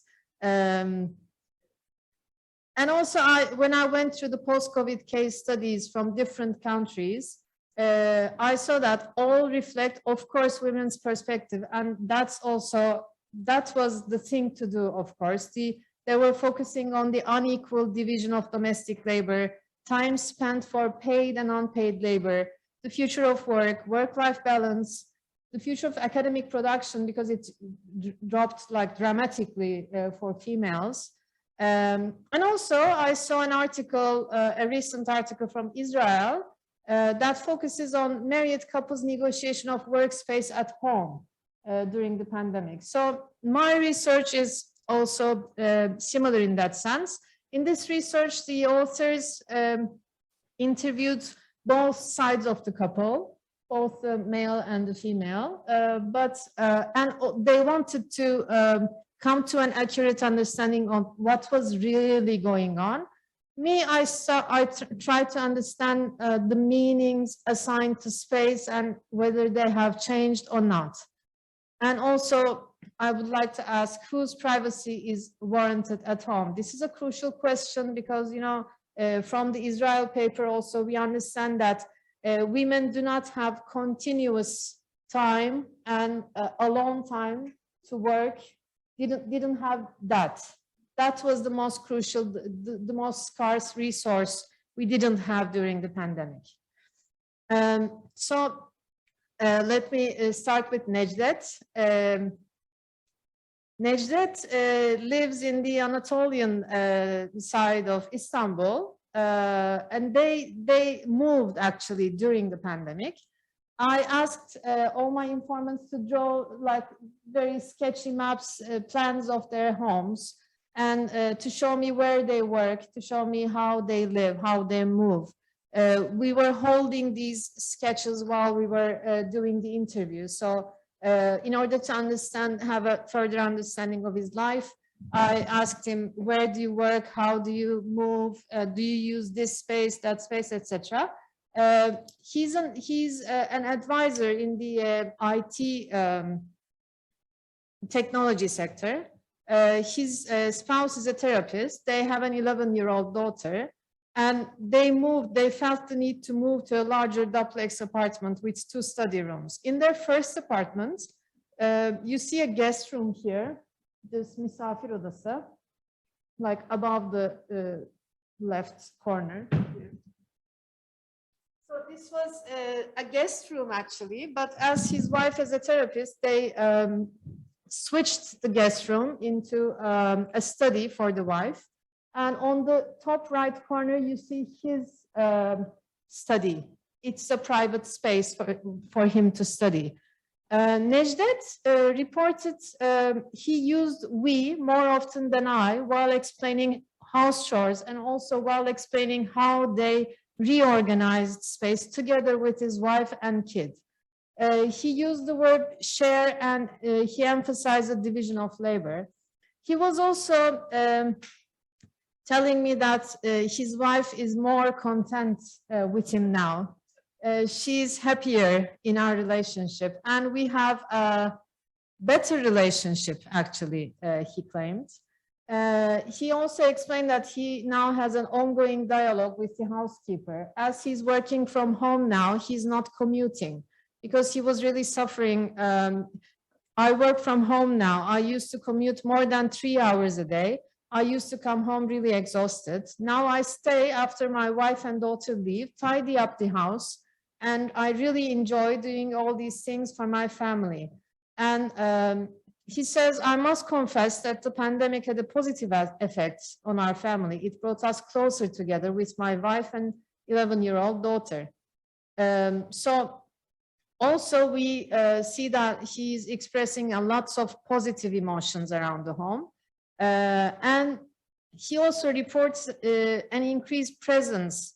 He uses the shared spaces, the public spaces at home, the living room. He studies with his daughter on the like dinner table, etc. So he's more present at home. There has been a positive difference, he claims. And in the second apartment where they moved, they have both like equally big studies, and the study of Necdet is closer to the kitchen than the study of his spouse.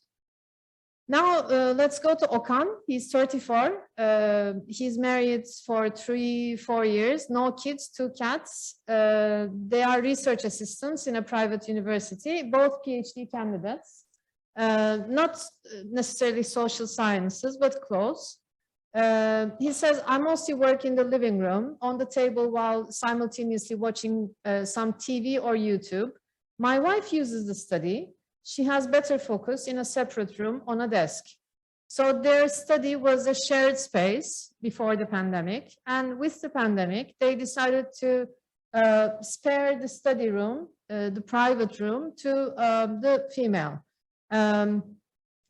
Okan has told me that our division of labor remained intact. It hasn't changed. It's very clear who is doing which tasks. I'm in charge of almost 70%. I clean the toilet, the floors, and the windows. My spouse is mostly responsible for the kitchen. And he also added, because I prompted him with some questions around this, of course, he was the, I don't know, most engaged person, male person in household chores that I met. He said, all my friends cook and do house chores like me. I don't want to have friends who are similar to my own dad in that sense. Neden babam gibi arkadaşlarım olsun ki, he said. I repeat in Turkish. So he made very clear statements on who is doing what. And his complaints mostly included work to home spillover and increased working hours. He said he was using the common area, the living room, to work.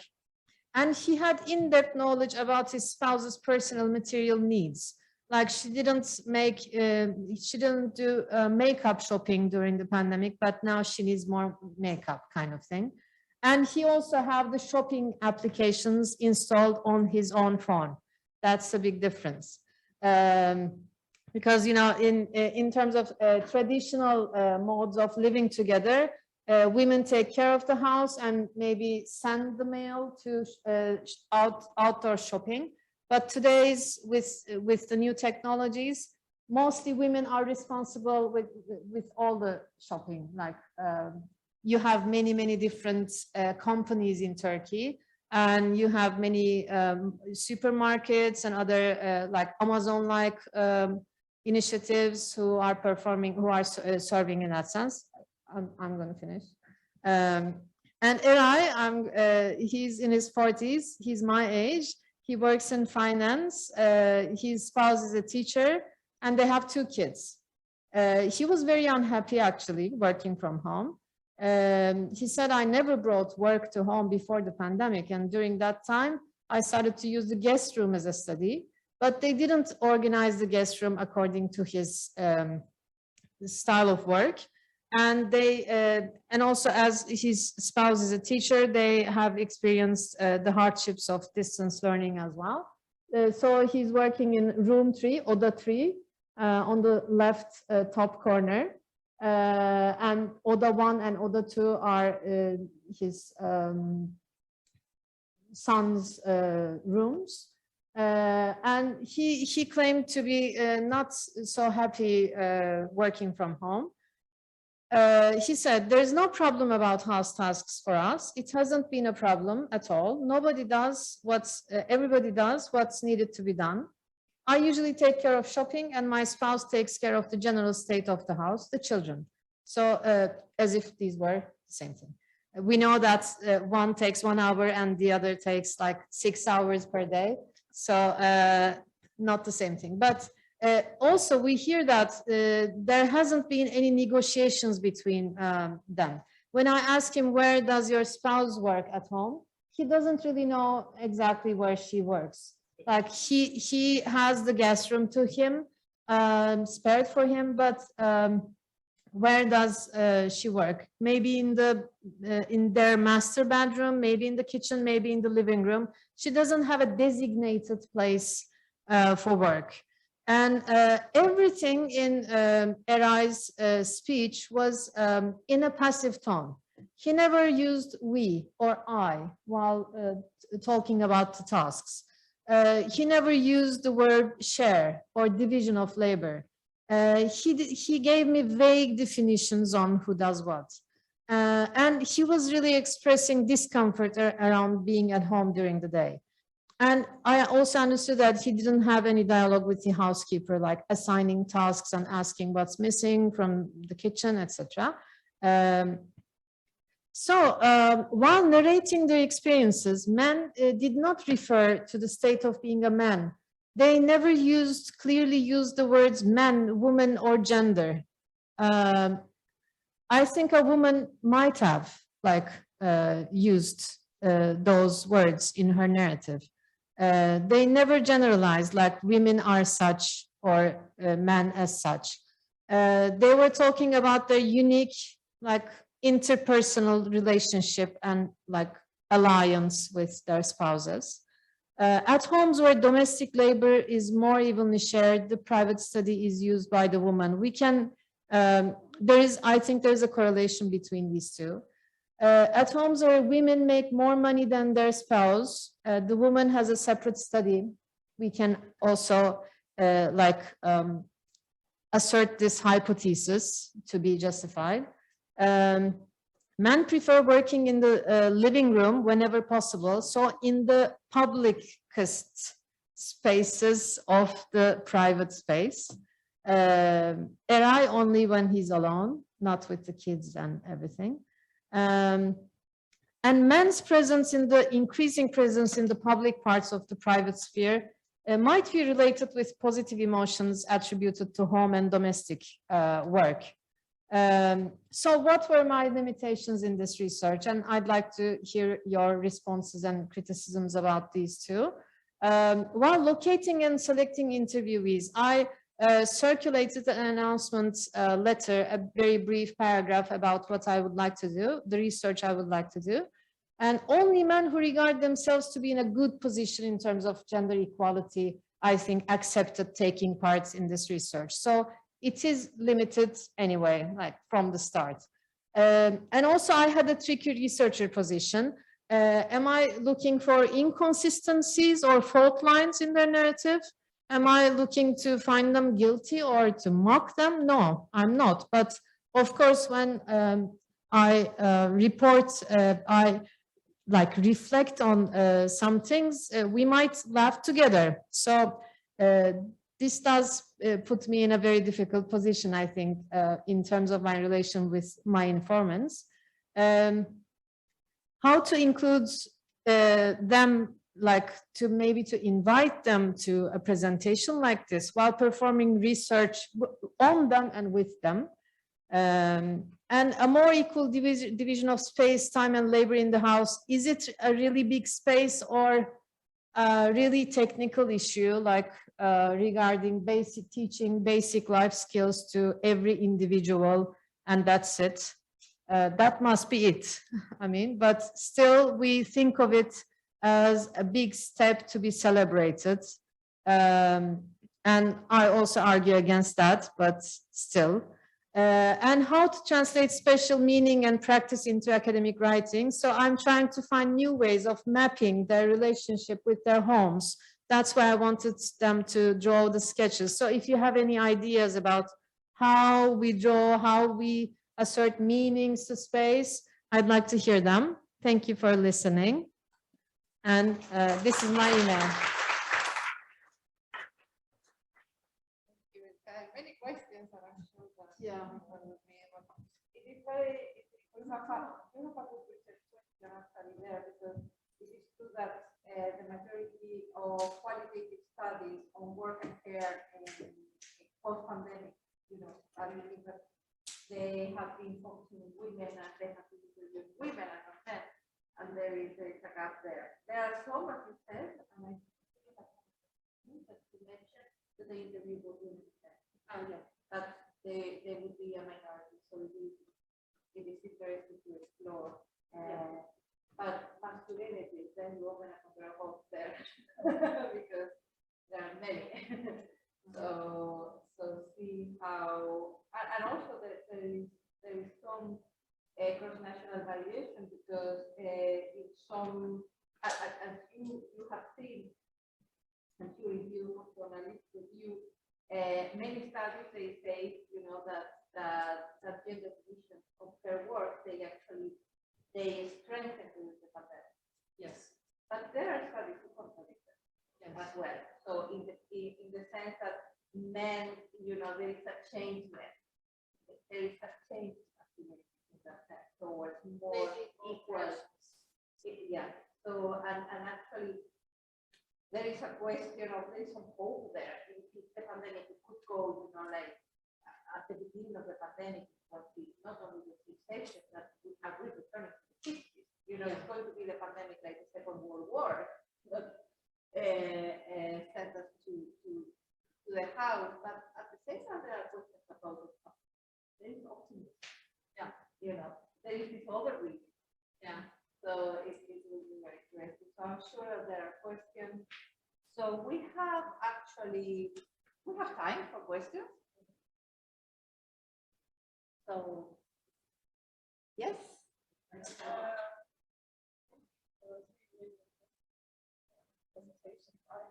found it really interesting, so I have a lot to say. But I want to start with. Amara, I don't know if they are hearing you, so maybe use the mic. Oh dear. I'm very shy.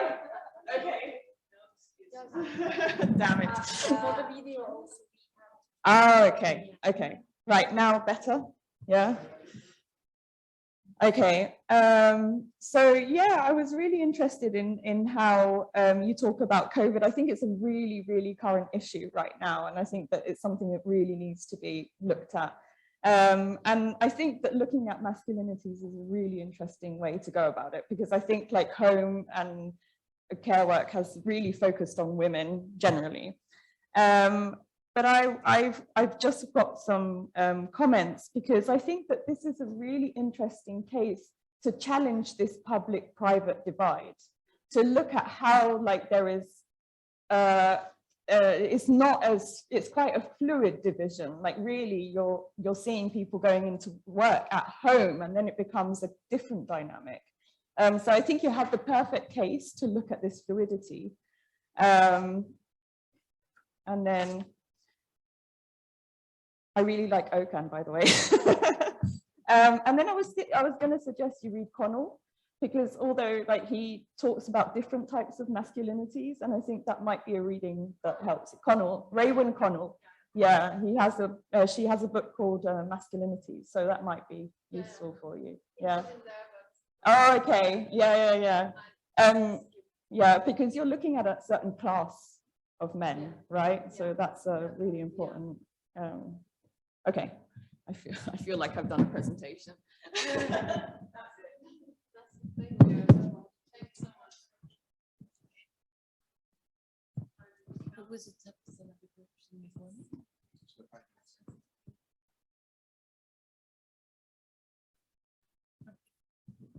Well, thank you for your inspiring and very interesting presentations of your research.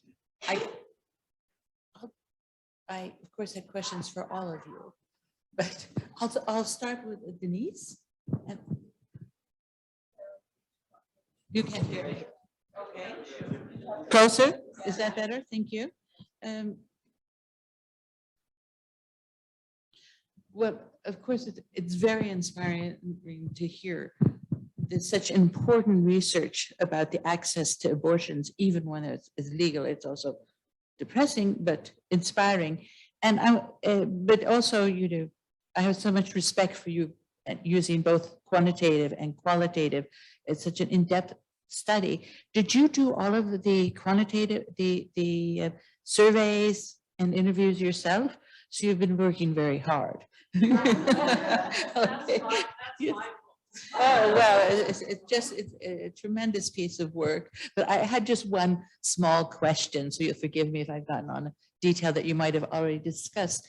And of course, it was wonderful to hear the history, you know, these descriptions.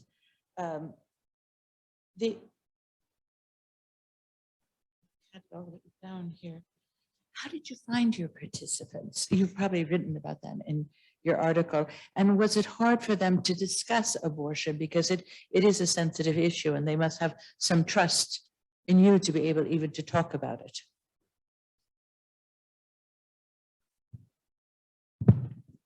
Yeah, it was such a hard research for me because it's really traumatic.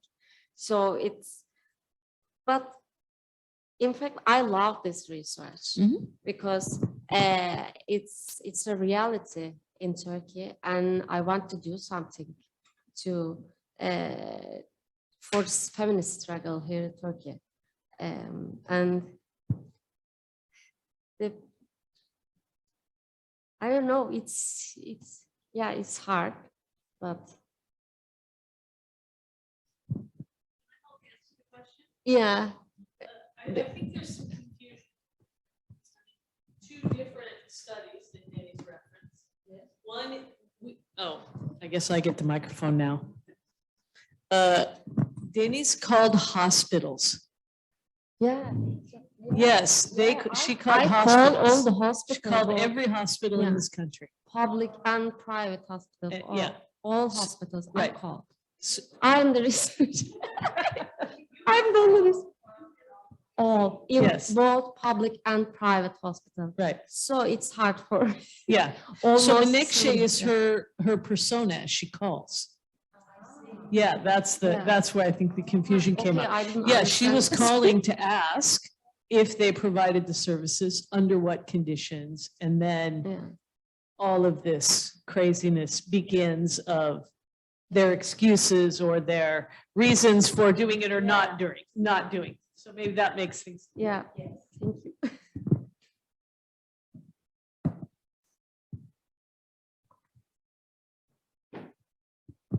Hi, so thank you very much for your presentation. I have not a question, but just I was thinking after the presentation of Valentina about the metaphor between passive and active male and female action. And I was thinking about what happened in the gay community, where the approach of to be active is quite often related with to be heterosexual, by the way, also if you have sex with men.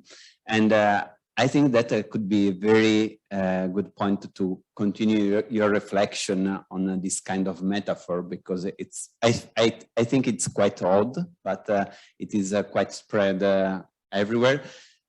Not talking about masculinity itself, to be considered masculine just because you are active or not passive. So it's not a question, I know. So it was just a reflection. I'm wondering if you take account of this in your research.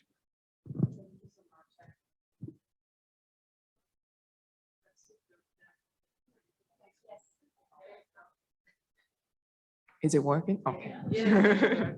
Thank you so much. It's a really interesting point. I never really thought about that.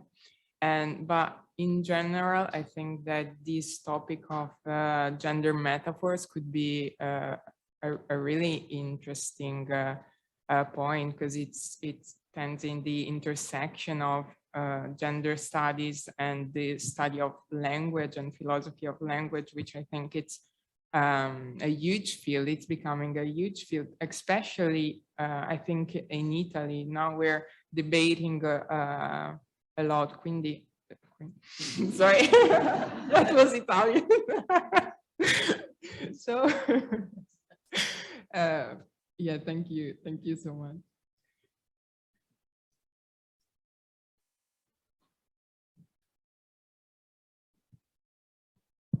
She was first. She kind of first. Thank you all. It was really interesting to hear them all together as well. So I have two questions. One to, sorry, Valencia. So when you're looking at metaphors in terms of reproduction and biology, and in connection to the previous question, would you start considering references to descriptions about the act of sex and including or expanding your metaphor analysis to the actual acts involved in sexual intercourse, which would be really interesting as well. I mean, the whole passivity activity issue, the receiver sender issue, and pleasure or duty issues as well. So I was wondering if you ever thought about expanding towards the actual behavior of sex. Thank you so much. Yeah, I think it's as well as is a really interesting point. I don't know a lot about the research in biology about this topic. I'm sure that there's a really interesting research in pornography, in the pornography language. And in psychology, human sexuality. There it's probably huge and it's amazing. Again, there the intersection between language and the use of language, how it's used to describe could be really biased, and yeah, probably more in the language of pornography than in research. Again, as I stated earlier, metaphors, I don't have a problem with metaphors. They're useful, they're helpful, and they're so important, but they can have when they have this normative aspect, it could be dangerous. Thank you. My other question is to İlkay, actually. You mentioned for two of your cases that they had house help. I think that would be a very interesting and important point, especially when looking at higher income families in Turkey as you are right now, and these men's relationship to the domestic help, which is 100%, I'm sure, are women. So they're not only dealing with one female in the household, they're actually dealing with two. And their positioning in terms of either one needs to be, in my opinion, needs to be included in your work in their own expression. So definitely focusing on that would be really interesting, and understanding what's going on there as well. Yeah, thank you so much. I totally agree. I think doing just 3 interviews, starting with just 3 interviews, is great in terms of understanding the grounds and the potential new questions, new areas you can explore. And the relationship with the housekeeper was one of them. For instance, in my household, we have a WhatsApp group that has me, the housekeeper, and my husband. And we try to like hold the house together, all together. But I understood that, for instance, in one of the households, they don't have any like dialogue. They avoid each other during the day. And that might be one of the reasons why Eray is not happy at home, because there is always the domestic housekeeper, and she comes and goes and just brings something and enters the room while he's in a meeting, etc. So it's a very interesting point. And I also thought that the use of technology for shopping is also another interesting aspect that needs to be explored. Thank you.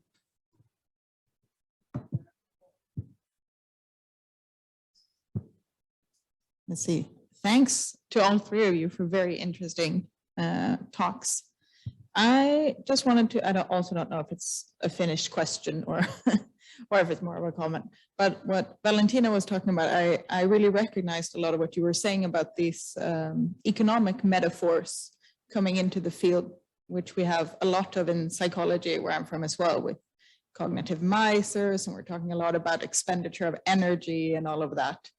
And especially when it comes to sexual selection, that has become almost a unquestionable truth coming from evolutionary psychology in that very sense that you were criticizing. So I don't know if my question is really, can you just do an education tour of psychology in general, of bringing in some criticism? Or if you have, because I was thinking of, as you say, metaphors make things easy to understand, that maybe then metaphors can have an act of bringing in complicated things from one field, making it easier, but also maybe slightly less truthful in a different field. Or if you've thought about the role of metaphors in that sort of cross-disciplinary communication or something like that. Thank you so much. Yeah, it's probably really tough trying to manage this whole thing of metaphors, and they're obviously, again, they're so useful, you can't avoid using them, and probably there's not enough interest in the using of the way in which people are expressing their researchers. And I'm quite sure that if we put more attention in the use of language, it could be the results and the adherence to a reality, as I was saying in my presentation. It's not just a matter of, it's an important matter of inclusion and representativity, but it's also a matter of doing good research. And probably in the field you're working, it's it's a huge mess. I mean, psychology is it's crazy there. Let's call it interesting. And yeah, sure, there's a lot of work that could be done in those fields, and probably I would recommend to really try to involve people from other from different fields. So, for example, including linguistics or philosophers that study language. Because yeah, again, it really affects the output of the different researches. Thank you.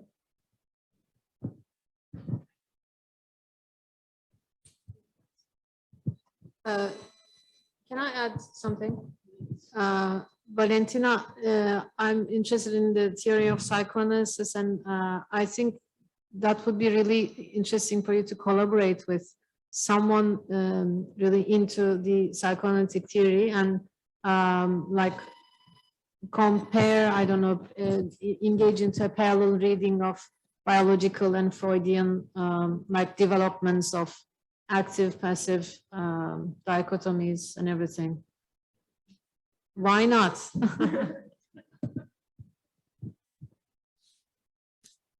When we put these panels together, I had no idea how these papers were going to go together. Just be honest about that. Zero. How can these be on the same panel? But it's really interesting that as all of you talked, I was thinking, this is not a complete thought, but I was struck, Valentina, when you talked about sperm being cheap and plentiful, so to speak. And it's interesting that sperm is cheap and plentiful until we enter into fertilization. And then when we come to Dennis and the issue of abortion, the issue, men's role becomes not so cheap and not so plentiful. Basically, I mean, there's an assertion for men to have a lot of say there. Even though, so we start out with sperm being cheap and plentiful, but then we come to another, piece of the puzzle where, and this is something that, we heard in the research with Denny's, again, the assertion of where's the father, or the sperm donor, perhaps is a better way to put it, in this sense. Although the sperm donor is not the terminology that's used. The terminology that is asked is where's the father of this child. So there's an assertion of some kind of an importance to this role. And then we come to childcare. And then again, they're nowhere. Yokoli, I really want to speak Turkish in that regard. And then once again, and yet this importance that has developed somewhere along the way does not translate into active participation in the household that they themselves are forming in whatever way they're forming it. So there's just this really weird thing going on, I think. But there's something about having a say. I'm going to have a say, but I'm not actually going to have any active participation or responsibility related to having a say. There's something about that idea of men having a right to have a say when it comes to reproductive abilities of women, which I think is weird. I don't know, there's something going on there. I don't know what exactly. I'll just make one comment for you. I really think the connection to space is super important. And I thought that was really interesting with, drawing out the houses. I think it would also be really interesting if you can find people who are living in smaller houses. Those are really big houses by standards here. Those are, I mean, two studies, 3 or 4 bedrooms. I mean, these are big houses by Istanbul standards. So I think, because I think if you look at places that are smaller, it forces issues in different ways. Because then people really, you can't run away and hide. There's nowhere for anybody to go because there's no study.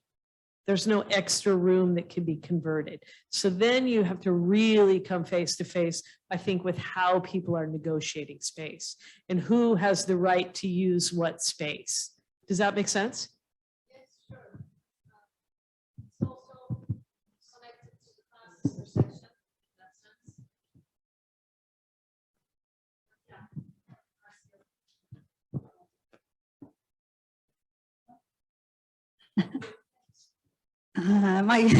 My question is, now I remember what you were talking about, like Valentina.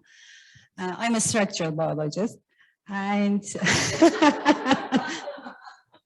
and no, it is not a, okay. No, this will be tough. So I will try to relate, really, like that was what I was thinking. When you say, for instance, for the reproductive systems, like the variance, right? That word was there. The male variance is larger, right? And now this is not a question. We're gonna just go over it together mainly. When the genetic variation is the raw material for evolution in our perspective, right? So by now I'm thinking that being female, being picky, for instance, right? The variance is lower. It might be really a disadvantage there in terms of pure evolution, because we are the evolution is random, right? That the offspring is selected, but the change itself is random. Here it is like female is sort of biasing that towards something, right? That is just my thought, maybe that was some that bias, the random mutations, the random variations are more advantageous through evolution. That is just food for thought. So I don't know, maybe we are getting some disadvantage there in terms of biology, for the centuries. I'm talking about now that variation being large for the male and females are sort of, so this is a metaphor also in terms of structural biology and what you were talking about.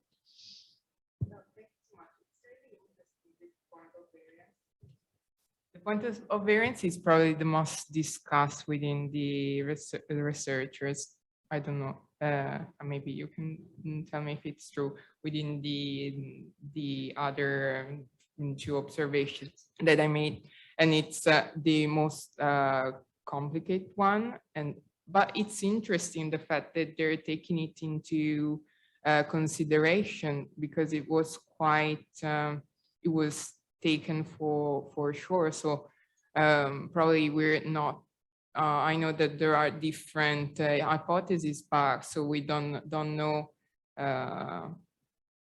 what's really going on, or if it could generalize to every species. But it's the point I think that is most interesting is that they're discussing it. And so then the introduction of different points of view, I think that it really helped. But thank you for your point. It's really, yeah.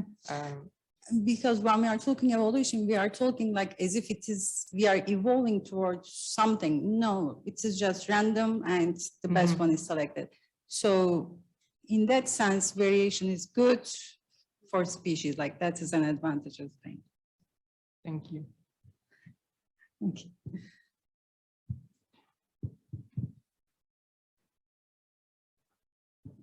She was, okay, you're with us. Hello, I have a question to Deniz Altuntaş. I guess I really wanted to ask about this while I was listening. What were some of the emotions you were going through when you played Menekşe? What are sort of, to use a metaphor, like applied theatrics of being Menekşe? So I was just curious about that.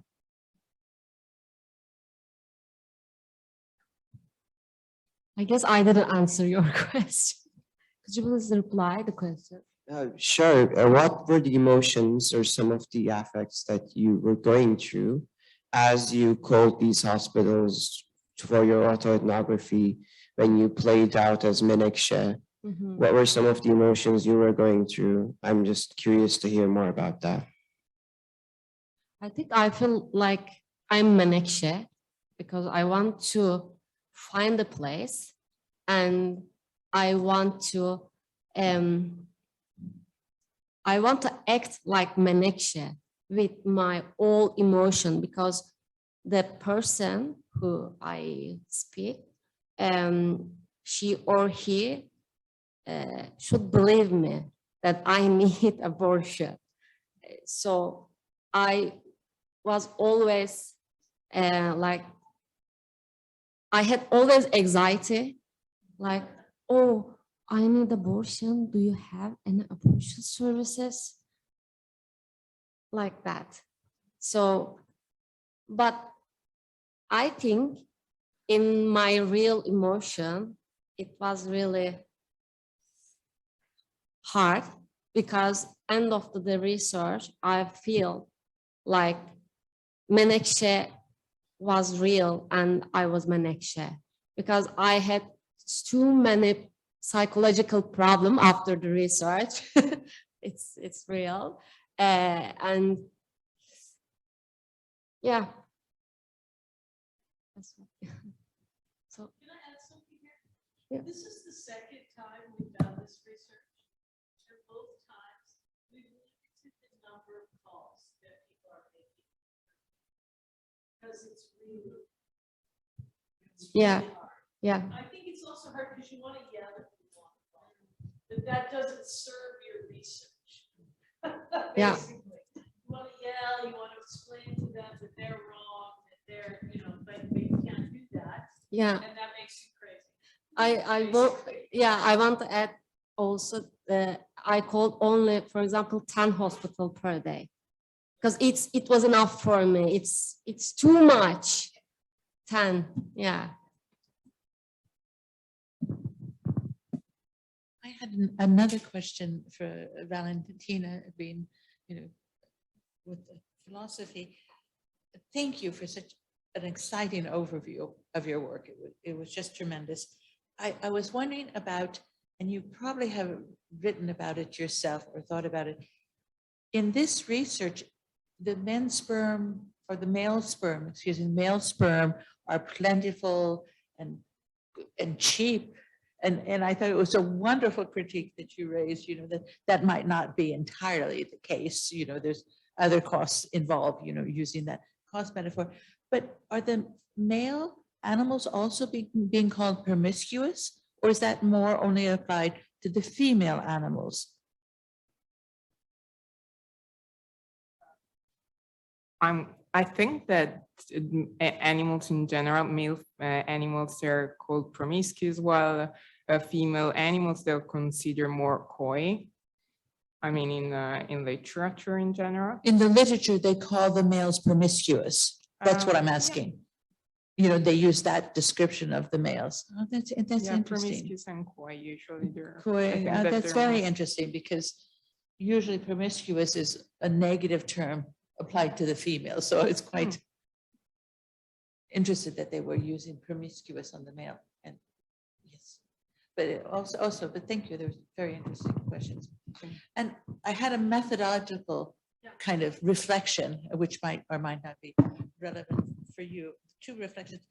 The Department of Geography at Lund has historically used something called time and space studies of some sort.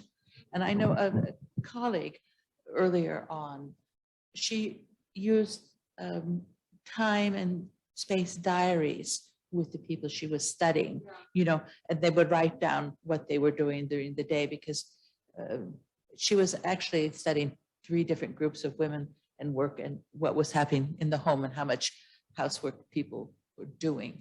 But it was kind of interesting because, we all have different understandings of what we've done. So it might be, since you're using space and temporality, it might be a possible method to be used.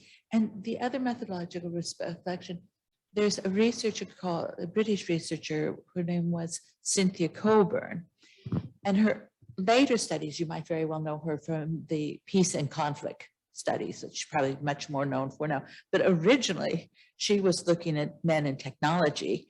And then later on, she had a wonderful book that she wrote when she was studying microwaves, when they were microwave cooking machines, when they were new. And she had, with her research subjects, probably a problem a lot of us have when we interview people. We like them all, although few people are irritating, and we identify them. In one phase, we're identifying with the people we're talking to.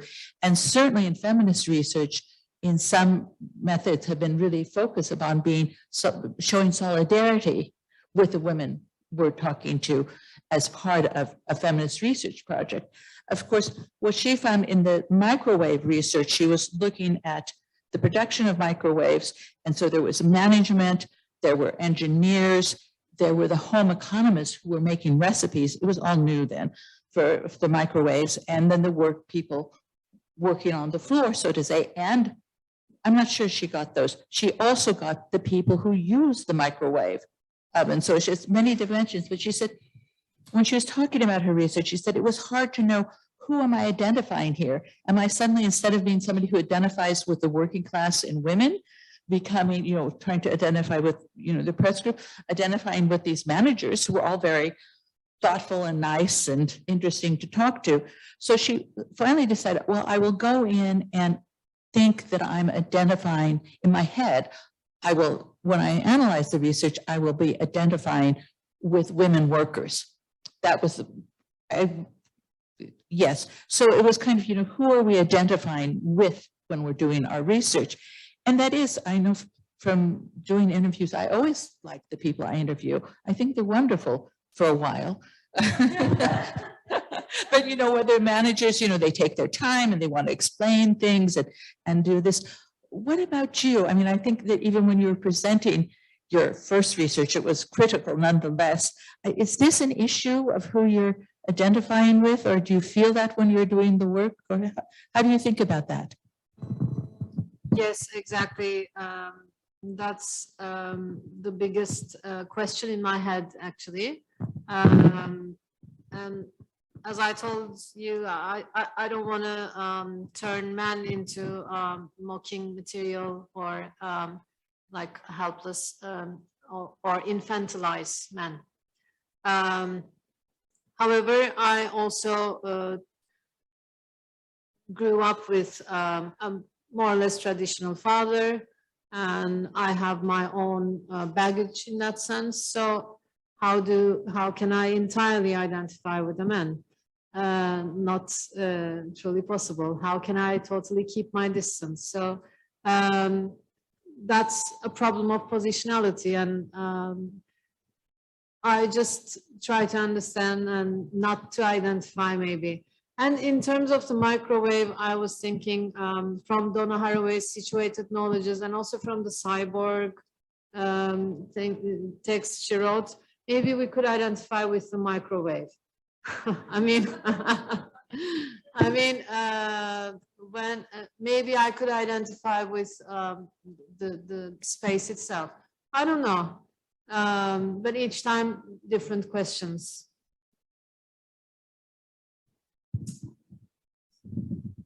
Just the last point, maybe. Sorry, but I mean, struggling with that, and one way to get out of it is to interview both partners. Then you do take a more equal, distant gaze, but you're not going to do that, and I totally understand and support that view. Actually, I kind of like studying domestic work from a male perspective only, because you're totally right. That's a missing piece in the literature as well. But maybe bringing the work part in as well. Their partners are actually working, and they are seeing probably for the first time their partners in a professional manner at home as well. I wonder what they think about their partners in their professional roles.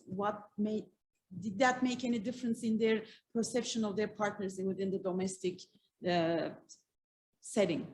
Now that, I mean, the curiosity is actually the third part, interview you did, that he has no idea where she's working, but that would be an interesting question for him to think about as well, right? So what do you think about your partner's Yes, exactly. professional stance? And I didn't dig into that at all in my questions, but that could be an area for inquiry in more in-depth follow-up interviews.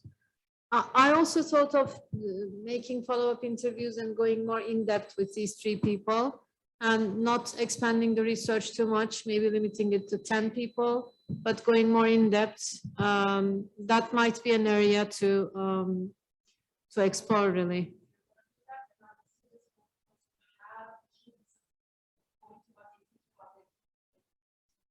Yeah, they told things about the kids, but I didn't include them here.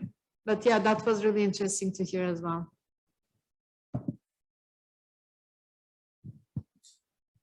Thank you. Thank you all for really interesting presentations. I have a question for Denise and then reflection-ish for Ilkay. And I was just, the method you use for your research made me think about whether you identify your research as being activist research and whether that's like a body of literature that you engage with. If you have any thoughts around that, do you see your work as being like research as well as activism?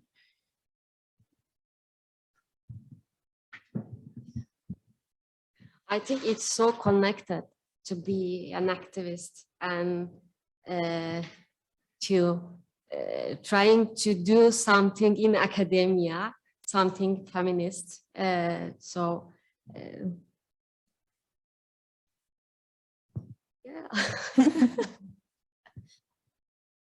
Yeah, thank you. And then Ilkay, your presentation was really interesting to me because in my research, I look a lot at the feminization and privatization of environmental responsibility within the household. So in connection to like consumption and sustainability. And I mean, there's been a lot of research on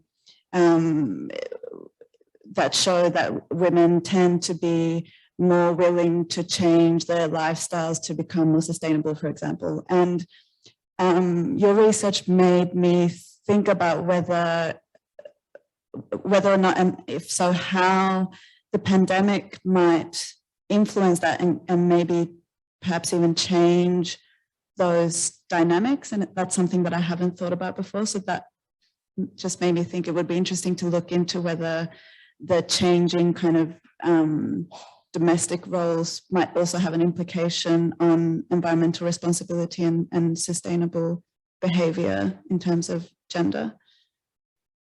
So thank you. That's also a great area for exploration. Who takes the trash out is not a simple question today. Now we have several trashes, composts and bokashis, and who takes care of getting the necessary knowledge and gear for that stuff, and who takes care of that stuff. That's mostly done by the female in most households, I guess, and that's also an interesting issue. I didn't ask about environmental issues and trash issues, but I did ask about the hygiene thing. How did you deal with, what kind of procedures did you develop to take care of what you bought from the stores?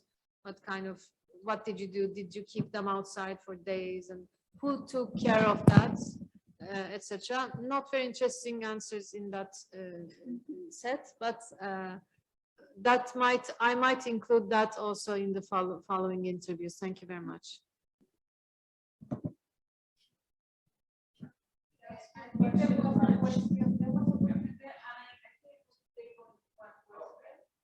Okay.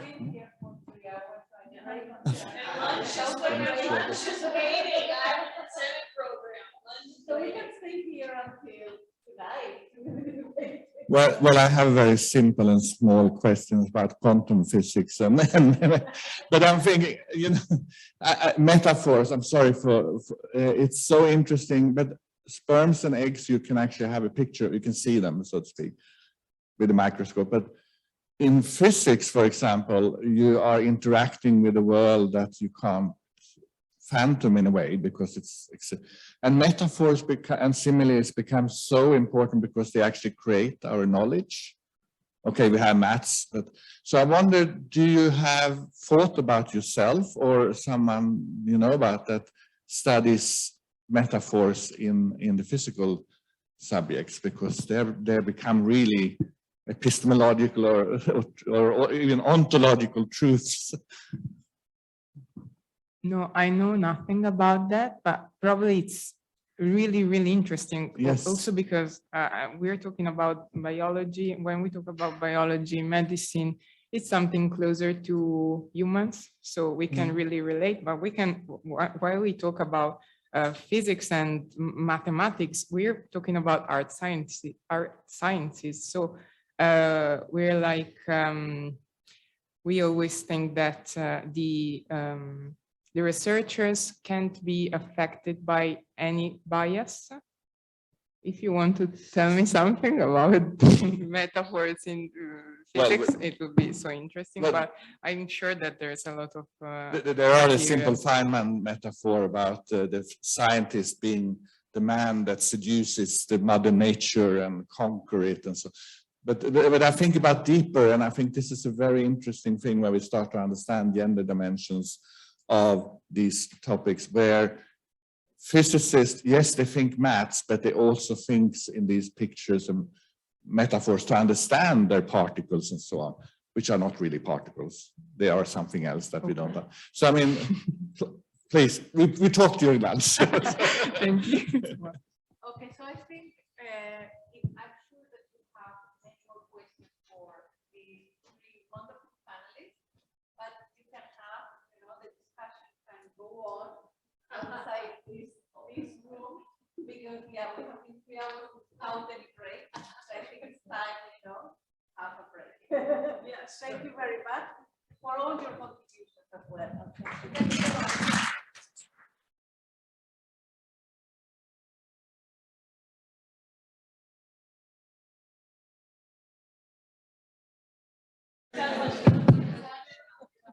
So it's time to sit down and We need one more speaker. Any volunteer?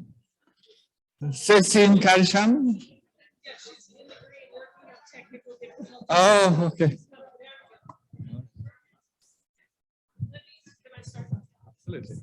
Afiyet olsun, bon appetit. I hope you enjoyed lunch. Welcome back to the afternoon session. I'll just do the housekeeping. I'm going to turn this session over to Thomas Braga from Lund, who has reorganized his session. I'll let you explain how you've organized it. I just want to say that once this session is over, we'll just head out into the hallway. You'll have seen some of the posters hanging up. People who have posters are here. So even though we did not ask you to make presentations, if you could mill around near your poster, we want to come and see your posters and we want to talk to you about them. There'll be tea and coffee as well. There's a, wow. He just told me I have 1 minute left. I'm not giving the microphone back. Yeah, so just after this session, we'll have the poster, exhibition event. So have a look at those. And now I'm going to just leave it in your more than capable hands. Thank you. So we have a session now with 5 or 6 speakers, and we thought that was a little bit long for saving everything and sitting and so on. So we start with 3, and you have 15 minutes each. I'm going to show a little sign when you have 5 minutes left and 1 minute left, and when you have 0 minutes left, I stand up and I do Trump. No, I don't know. I won't. And then we save the questions for those 3 speakers for half an hour about, and then we take a 15 minutes break. That's my Swedish contribution to this. So let's start.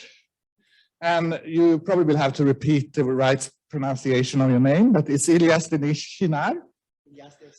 Yeah, post-cope queerness in Turkish cinema, gender, sexuality, and psychomachia in Kartal, Tibet.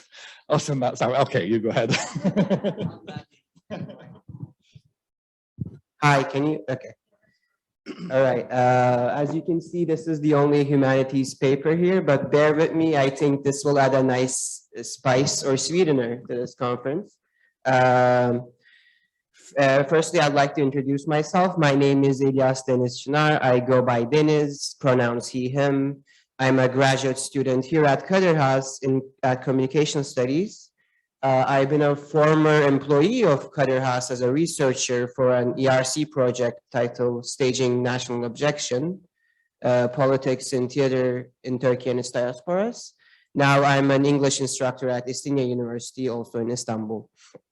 I would like to, before I begin, I would like to thank the organizers of this conference and the selection committee for allowing me this exciting opportunity to share the initial findings of my research with you all today. I would also like to thank Dr. Defne Tüzün, Dr. Rüstem Ertuğ Altınay, and Professor Nezih Erdoğan for all their help and suggestions with this early research. Oh, hold on, let me just make this full screen. I can't.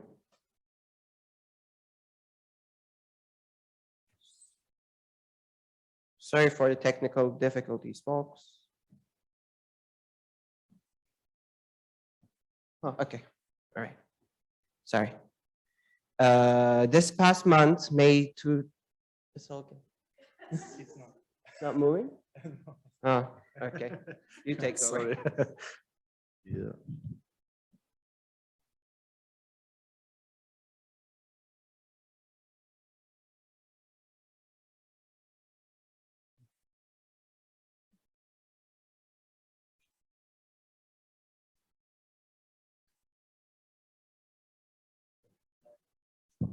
All right, back on track. This past month, May 2022, witnessed the release of a popular digital streaming series on Netflix titled The Life and Movies of Erşan Kuneri, directed and written by the Turkish comedian, actor, screenwriter, and now director Cem Yılmaz. The series depicts the life and the career of a fictional Turkish director, producer, and star named Erşan Kuneri, known for his pornographic films. subject to many current and future debates on the nature of parody and the sexist and exploitative aspects of Turkish film history in a rosy fashion, this series presents an interesting case study for scholars of Turkish screen for years to come. For the purposes of my present paper, I would like to use the third episode of Erşan Kuneri to propel me into a deeper exploration of queer identifications and cross-dressing in post-1980 coup years Turkish cinema, with a particular focus on Kartal Tibet's 1984 film. Hope it works this time. No, it doesn't. Okay, I got it. All right. Haha, not letting me press this again.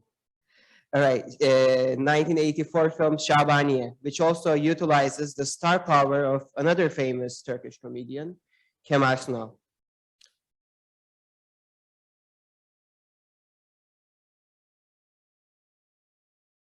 Okay. Tired of his public image as a director, producer, and star of pornographic films, in the series, Erşan decides to make new name for himself by trying out different genre films. His third effort, Cooperative Kemal, is a parody of Turkish social realist village films, which finds the Kuneri character playing a big city school teacher who is appointed for countryside duty.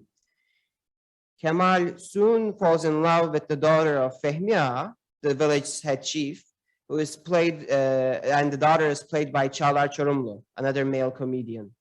Perceived by critics and audiences as the best episode of the series, this episode makes fun of Kemal's elitism and his sexual binarism, and furthermore implies, at least in my rudimentary surface level reading of the series, that Nazlı is a trans female who can very well exist in this Turkish rural diegesis envisioned by the mock film.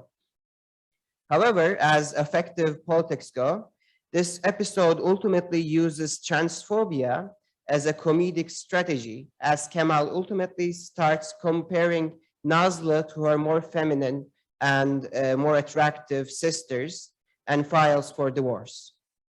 As a parody of Turkish Yeşilçam films, a Turkish studio model that existed between 1950s and late 1980s, which modeled itself after Hollywood, Erşan Kuneri makes one question. What were the politics of gender, sexuality, and performance of Yeşilçam films made after the brutal coup of 1980s when it came to self-individuation? What are their political limits, and what can anachronistic readings of such films in terms of film and performance theory can yield? Hold on, skipping a little bit. In this paper, I will analyze Kartal Tibet's 1984 comedy, Şabaniye, to explore these questions and investigate how gender politics resurfaced through cliched studio model filmic representation. Before delving into this analysis, however, I must briefly situate Şabaniye within a historical context. The first half of 1980s was a tumultuous period in Turkish history that began with a brutal military coup. The heavily polarized and politicized public sphere along the conservative and socialist groups led to the severe intervention of Turkish military to stabilize the political climate. The deep economic crisis and the dissenting political voices and ideologies also led to the intervention of the military. In this effort, the military regime invested actively and directed the public's attention to heavily regulated products of mass entertainment, such as television, football, and cinema. According to Raşit Kaya and Barış Çakmur, this period of total control of mass media and rigid censorship was a direct product of the coup, which seek to, quote, completely transform the socioeconomic and political structures of Turkey, unquote. Accordingly, the military junta regime led by Kenan Evren, it's not Kenan Evren, I don't have his picture, but led by Kenan Evren, sought to repress all sorts of personal and public politics from the societal consciousness with its heavy censor on all forms of discourses. Observing this period and its aftermath, Kaya and Chakmur argue that the civilian regime that came to power after the military junta, led by Turgut Özal, effectively built upon these foundations to establish their own neoliberal, quote, hegemonic project, unquote, that looked to liberalize the mass media under the auspices of big business. Briefly surveying this era, film scholar Savaş Arslan writes that, quote, from the late 1980s to the early 1990s, during the dark years of cinema in Turkey, Hollywood films dominated both in theaters and on television, gradually creating a demand for more sophisticated filmic narratives and higher production value. I question in my short form paper, what did some of these films produced in these, quote, dark years, unquote, had to say about the repressed Turkish society? I argue that one work that displayed a psychic outburst against the repressive politics of the coup years was Şabaniye. Although the film never fully commits to an overt political critique, it does subvert the hegemonic understanding and display of gender within the confines and limitations of Yeşilçam comedy genre. Şabaniye is part of a larger series of unrelated comedy films starring the famous Turkish actor Kemal Sunal and his famous character Şaban. Şaban is a quote-unquote dim-witted but kind-hearted comic relief character first brought to life as part of the high school comedy series Hababam Sınıfı, which roughly translates to English as the Chaos Class. Şabaniye, the feminized version of the name Şaban with an added suffix, depicts Şaban as a similarly witless character, aspiring to be a vocal arabesque musician. Şabaniye's plot hinges on a patrilineal broad feud that threatens Şaban's life. To safeguard his life from his pursuers, Hatice Ana, his mother, played by Adile Naşit, dresses Şaban in a female vocal performer outfit, the outfit that is seen here, and the rest of the movie's narrative follows Şaban's cross-dressing performance in his new identity and depicts their rise to stardom. True to romantic comedy genre, the film also forms an eventual love triangle between Şabaniye/Şaban and the members of the family that pursues him, Şehmuz and Nazlı. Şaban himself is initially presented to us as a queer individual who lacks power and heteropatriarchal masculine potency of classical Yeşilçam heroes, interested only with his phallic substitute, his saz, a stringed guitar-like instrument that was left to him by his deceased father. Here, I employ the term queer not to specifically refer to the Western categories of sexuality, but rather as an analytical tool to explore, in David Halperin's words, subjectivities that are, quote, at odds with the normal, the legitimate, the dominant, end quote, in terms of personal individuation. After Şaban's queer way of life, his interest solely with his saz and amateur singing career is threatened by Şehmuz and Nazlı. Şaban is forced into an act of cross-dressing. Through the ironic hermeneutics of the comedy genre, Şaban's cross-dressing is conversely depicted as an opportunity to acquire power, fame, and eventually a phallus as a means of getting closer to his object of romantic and sexual desire, Nazlı. This cross-dressing performance can also be interpreted by the literature of film theory as what Marianne Doğan calls, quote, masquerade, unquote, a mode of filmic identification in which the performance of femininity functions as a mask to hide the elements of female masculinity. As Berfu Şeker notes in her 2011 dissertation work at Boğaziçi University, Şaban/Şabaniye's paradoxical use of their female masquerade as a chaste woman repels all sorts of homosexual erotics in the film, coming from Şehmuz or the casino owner. Doğan also so usefully identifies another mode of identification for female film spectator, which she names, quote, transvesticism. In this mode of female spectatorship, the female audience necessarily identifies with the male characters, since the whole structure of classical filmmaking centers on an androcentric way of perceiving the filmic image.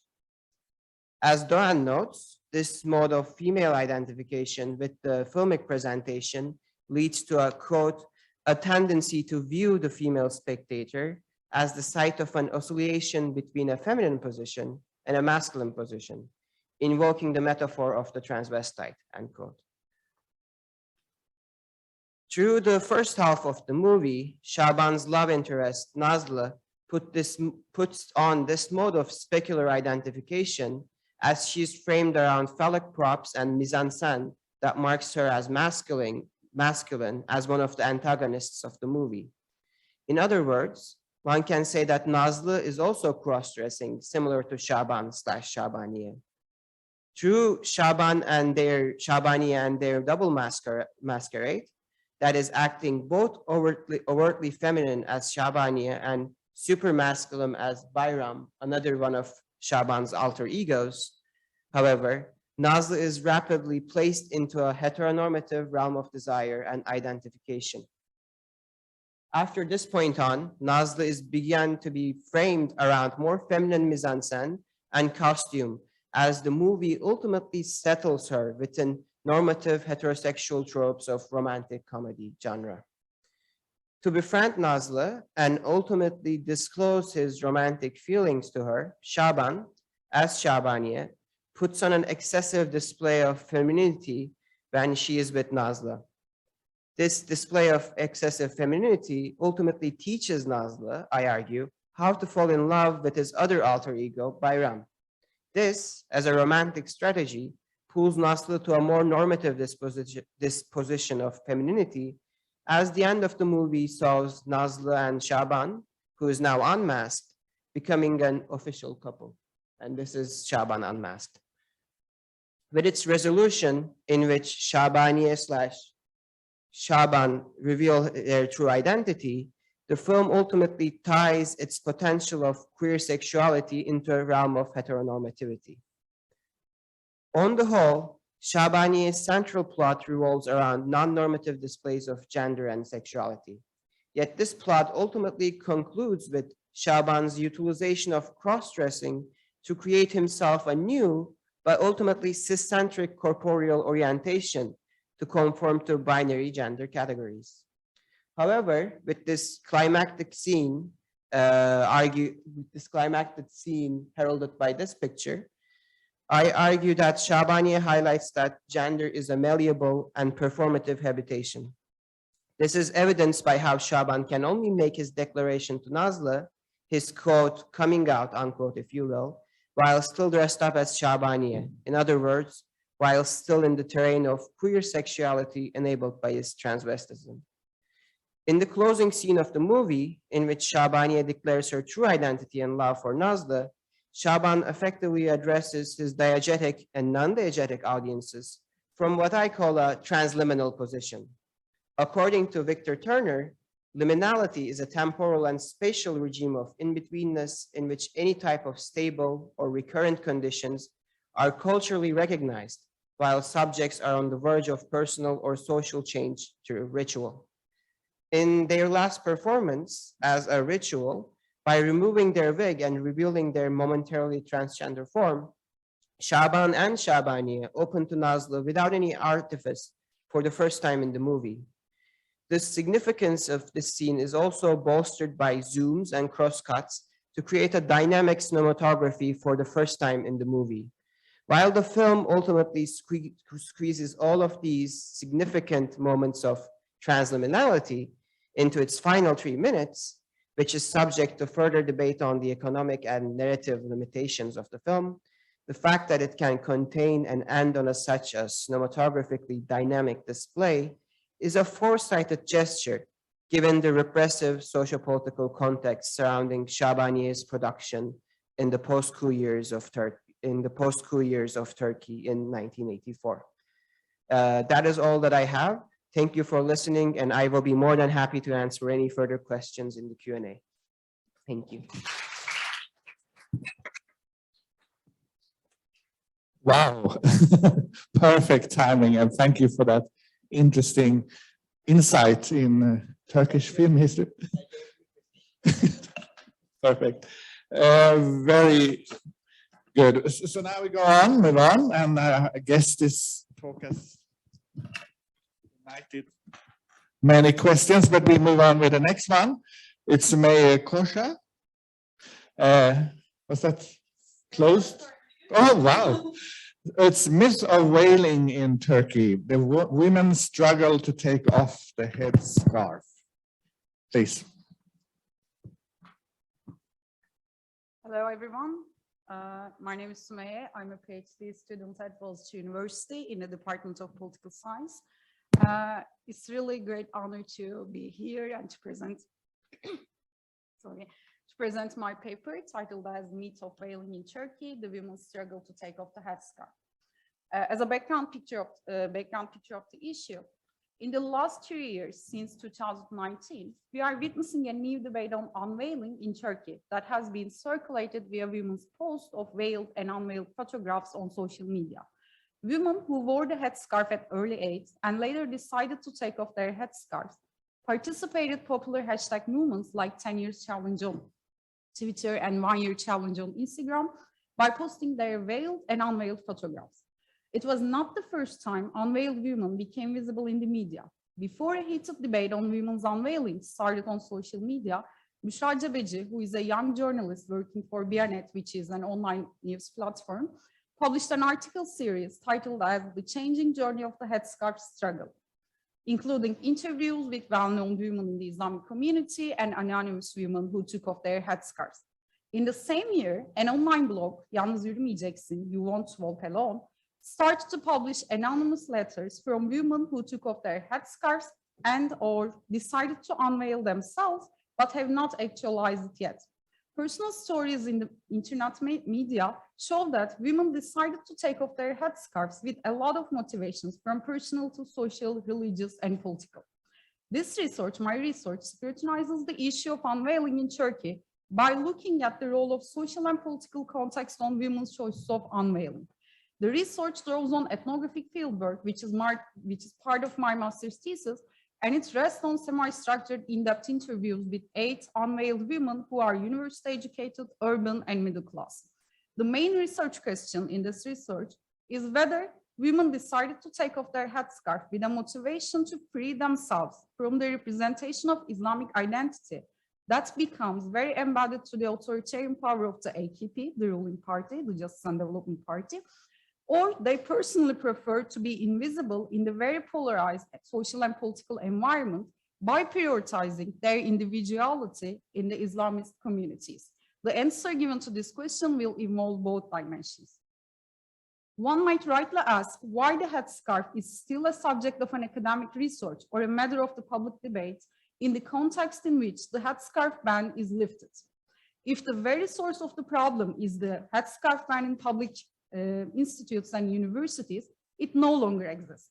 Or if the focus of the headscarf debate is rooted by quote-unquote exclusive secularism in the public sphere, as Nilüfer Göl'e argues, veiling is now made an accepted and valued norm for women during the AKP period. This makes the practice of unveiling a puzzling question in the changing context of Turkey. Why do Muslim women take off their headscarves in such a context? What has changed in the 2000s in Turkey? This research aims to make sense of whether the political and social context has a role over women's decision to take off their headscarves. It is the argument that Islam is repoliticized during the AKP period, and the AKP redefines the ideal society and social values in a religious conservative way. In the new life, both the aim of raising pious generations and the gender politics, along with regulations of sexuality, abortion, marriage, and family, come to the stage at both discursive and policy levels. The Justice and Development Party, the AKP, has attempted to regulate daily lives of citizens and to interfere in the private realms of individuals. The policies towards family planning, education, and discourse on women and morality, as much as overvaluation of the structure of family, heteronormative marriage, and the role of women in social life, all of these are in line with the AKP's Islamic vision. The AKP's new vision of society and its policies to regulate social life accordingly polarize different segments of society more than ever. Both discourses and policies towards secular lifestyles for the sake of Islamic and/or cultural values and extending political and economic spheres for those who are the party's supporters have reinforced such a kind of antagonism between secular and Islamic sides. In such a polarized context, the headscarf is politicized as in the 1990s, but this time it is made a valued symbol by the AKP itself. That's why veiling becomes visible and polemical even after the headscarf ban is lifted. In this context, the AKP owns the value of headscarf, but veiled women became a target of the others' gazes. What they can or cannot do is open to the public gaze, as they are assumed to represent both Islamic norms and the AKP, so-called AKP's new vision of society. In recent years, however, some women make another claim that the headscarf mutes their voices in the first place and starts to talk on behalf of them by defining or labeling them in a category of veiled women. The most common objection of these women to their visible identity is that they do not want to be reduced only to a group of Muslim women. The AKP's social imagination of past generations and conservative society through its discourse and policies makes religious symbols more visible, but at the same time associates religiosity with the ruling party. This is a kind of freedom for veiled women who were unfairly treated in the past, and for younger generations of veiled women who are not exposed to obstacles to freely perform religion or their religious obligations. On the other hand, some of veiled women do not perceive it as freedom because their visible identity limits them to freely act in the public sphere. These women do not want people to assume what they think on a particular subject, which political party they vote for, and what they prefer to abstain from based on religious rules, just because they are seen as veiled women, without considering their individuality in the very first encounter. Also, they do not want people to expect some kind of properness or consistency between their visible outlooks with the headscarf and their behaviors in the public. They want to be invisible by taking off the headscarf. This is a simple but an overloaded statement. What does invisibility mean for these women? How and where do they become invisible through taking off their headscarves? Why is visibility with the headscarf a problem for these women? In the very polarized context, where veiled women's behaviors in the public sphere are exposed to more quote-unquote judgmental gazes from both Islamist and secular people. When a veiled woman goes to a pub, for instance, whether she drinks alcohol or not, it is both unusual for the pub community and improper for the Islamic community. An important question here is where they become invisible. One thing to note that the participants in this study come from pious families and experience early socialization in religious conservative social environments. That's why veiling is not a visible marker there, since it's a valued form. When they decide to take off the headscarf, however, they suddenly become visible in their social circles. It is the same situation in the current political atmosphere. Being a veiled woman has the potential to gain certain advantages in some workplaces, for instance, or veiling denotes morally quote-unquote superior women in the AKP's vision of past generations and may benefit veiled women in the new social imagery. Thus, a veiled woman becomes one among others and invisible through her outlook in a group of veiled women.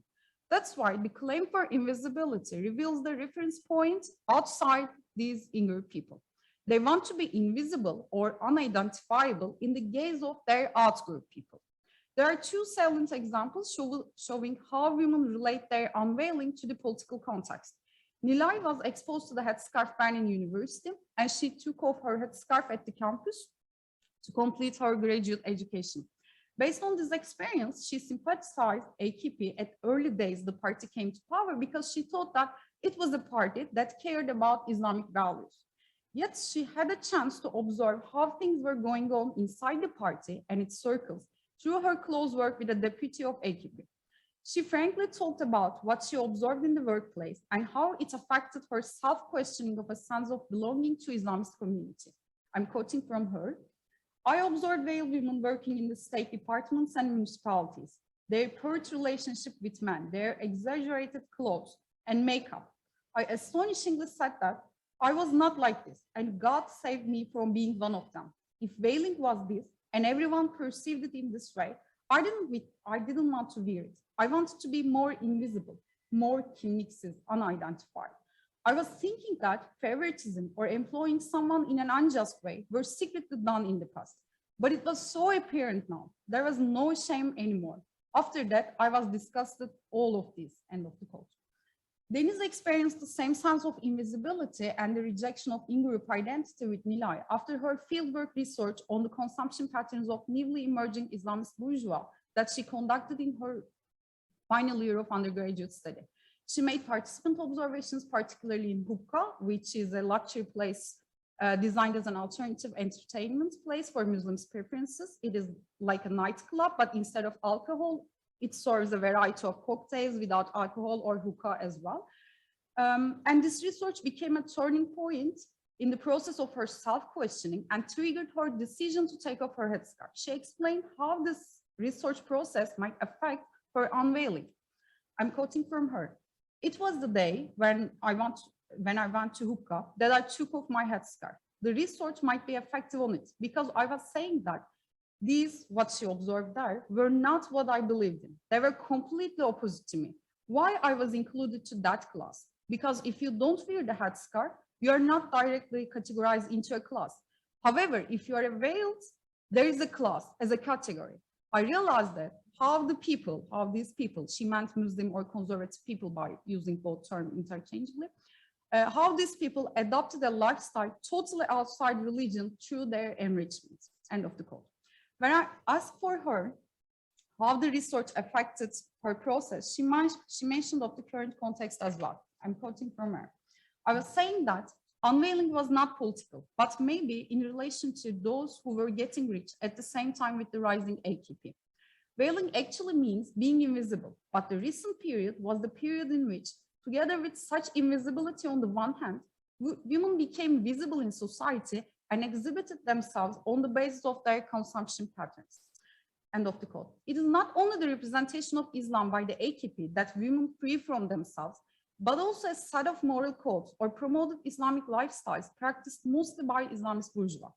One thing to note that neither Denise nor Nilay, as most of the participants, claimed that they were no longer believers of Islam, but they only gave up the visible part of their piety. Another aspect of women's motivation behind the practice of veiling, I argue, comes from their pursuit of individuality.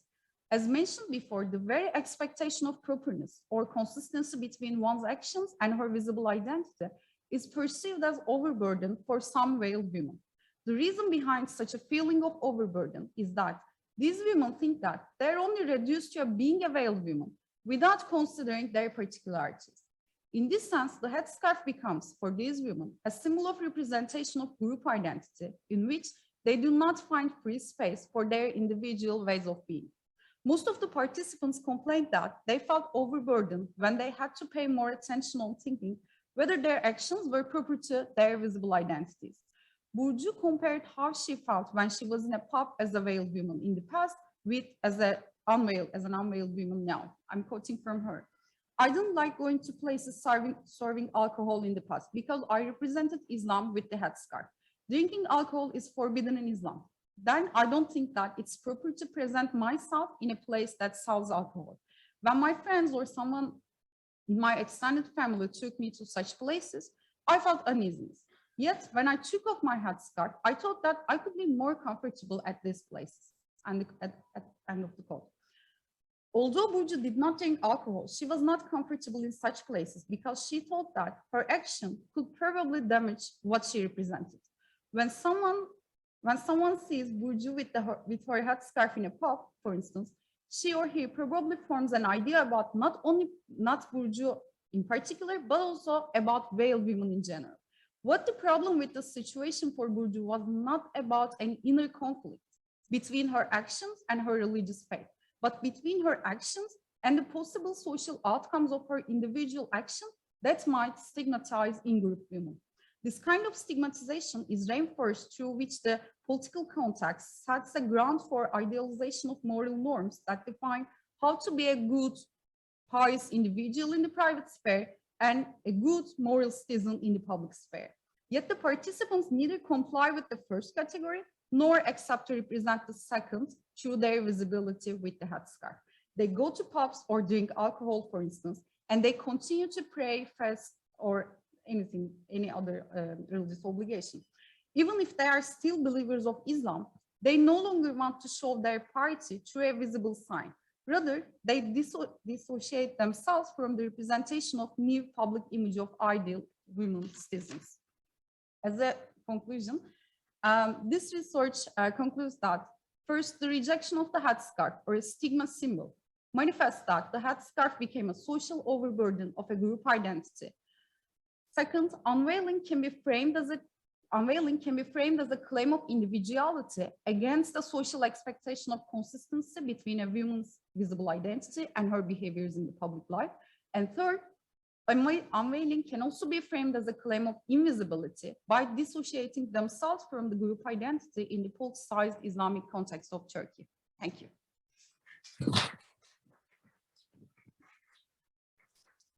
Thank you so much. I'm very impressed about how you keep time. That's not common. So thank you for this very interesting and very timely talk. And I'm sure we will have many thoughts. It's timely not only in Turkey, all over Europe too. Should we move on then to Cécile Karsan-Kaya? Almost. She will talk about critical perspectives on ISMEC and its relation to creative production networks of Istanbul.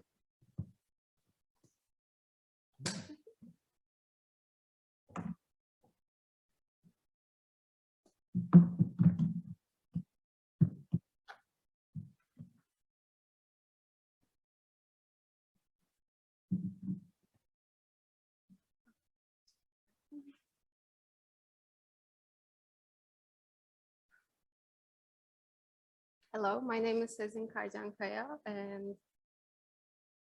I'm a master's student at Kadir Has University. Today, I will be sharing the findings of my thesis, which aim to explore the creative production processes and value creation practices in Istanbul. So in order to explore Istanbul's creative network and clusters, I conducted an empirical research as a single case study, specifically focusing on a single institution and its relation to the creativity in the urban context.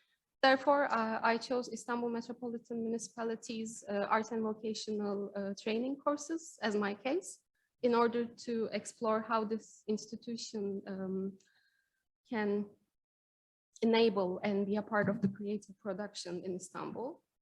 Also, I aim to explore how a local government, Istanbul Metropolitan Municipality in this regard, can act as a powerful actor of social and cultural change in the context of urban creativity as a part of its social policy.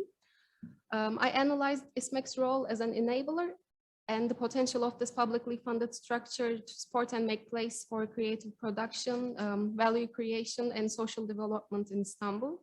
Additionally, I investigated whether the education skill sets and the knowledge that the individual receives from this institute could become a new economic value added asset for the city, and how these individuals could use their self-earned capital to be involved in local economic development. In order to examine ISMEC's transformative effect, I analyzed ISMEC's courses, as well as its publications, exhibitions, seminars, and such. Based on my data collection, evaluation, and content analysis of ISMEC, I have come to the realization that this research also had a gendered aspect to it. And today I will be sharing my initial findings that I have come across through this research. So ISMEC was established in 1996 by Istanbul Metropolitan Municipality as a means of providing art and vocational trainings to Istanbul residents free of charge, and it has been in practice ever since. And even though the courses are not reserved exclusively for them, women form the majority of ISMEC students. So Most of ISMEC trainees are women between the ages of 20 to 40 at various levels of education, and they apply to ISMEC to improve and realize themselves in a meaningful way, according to their statements. In 2006, 84 of the people attending ISMEC courses were women, whereas in 2012 semester, they accounted for the 76 percentage of the graduates. And now I have realized that this one is wrong, but sorry. Furthermore, it was stated in 2021 that ISMEC's trainee participation numbers indicated 74 of the trainees who attended the courses in the previous years were women, and of which 71 of them were young women between the ages of 16 to 40. Additionally, ISMEC courses aim to provide employment opportunities to the city individuals through their vocational training courses, and this was stated among the objectives of ISMEC. Yet besides these statements on employment and vocational education, some other discourses made on the topic of ISMEC courses as well. And in these statements, ISMEC courses were expressed as spaces and places for socialization rather than gaining vocational qualifications and skill development. So I have come to the observation that while some of the courses were praised for their vocational and skill training potentialities, some of the courses were defined as a hobby, which mostly included art and craft courses such as knitting, baking, jewelry design, embroidery, textile design, and so on. And accordingly, these were the courses that mainly targeted the housewives of Istanbul. So it was in my understanding that an ISMEC course, which considered to be as a hobby, could also be defined with its vocational and skill training possibilities as well. Rather than just evaluating these courses as hobbies, I argued that these courses also had the potential to create added value, and the course participants could also become a part of the creative labor based on their trainings here. So in order to explain this potential of creating added value and creative labor with these courses, I applied my own filter to the currently available 846 ISMEC courses. And as you can see, these are the current ISMEC courses, and they are under 4 main titles, such as fine arts, crafts and workmanship, and vocational education training. This is ISMEC's categorization, and based on my arguments, I have applied my own filters and chose 396 of them, which in my understanding had the potential to enable creative skill development and added value production. And additionally, I made a content analysis on previous ISMEC publications, surveys, by applying this filter of course selection in order to find if the graduates of these courses have created added value, creative labor, or economic gain over the years. Therefore, and these were the 3 titles that of my filters. I collected them under arts and design, culinary arts, and fashion and design.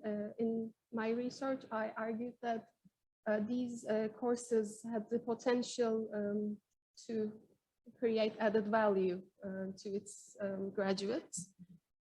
And in order to find the patterns of this, I have looked into the previous publications, as I mentioned, and one of them was the 2017 publication of ISMEC, which titled Lives Changed by ISMEC. And I did a content analysis on this book. The book presented the stories of Istanbulites whose lives, according to it, have been changed through ISMEC. based on and it had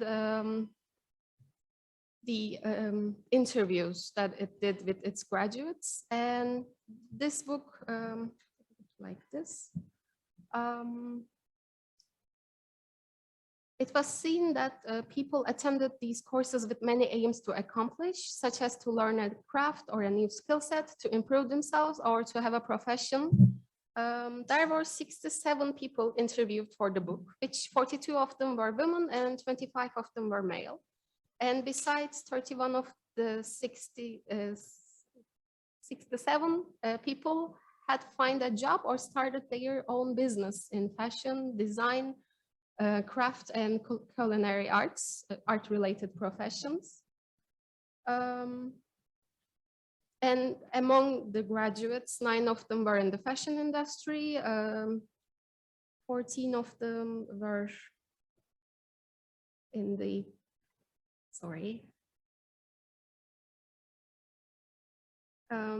and among the fashion industry, 7 of them had started their own fashion house or workshop. Furthermore, 6 people found their profession in designs and crafts, which only 4 of them were male and were female, and they started a business related to handicrafts and jewelry. According to these interviews and the data analysis, 8 of the 42 women were previous housewives who started a business after their training at ISMEC. And their line of work and businesses varied from being a jewelry designer to an owner of a fashion house, a restaurant, a workshop, or a cafe. Based on their statements, all of the housewives were not able to complete their education due to their marriage, husbands, or family. In addition, all of them remarked that they had put their skill sets they learned at ISMEC courses into work to gain financially and to help their house economy. In addition, and these are some of the examples from that book, as you can see. And accordingly, I have also examined the contents of ISMEC news bulletins. And these were ISMEC's mainly metropolitan municipalities publications that were published in between 2009 to 2019. And in those books, in those news bulletins, there were from you pages, which had a selection of comments from ISMEC course graduates and trainees, in which they conveyed their ideas and opinions. By analyzing the course of the comments sent by people on these pages, I looked for patterns among the ISMEC courses that created added value. There was a total of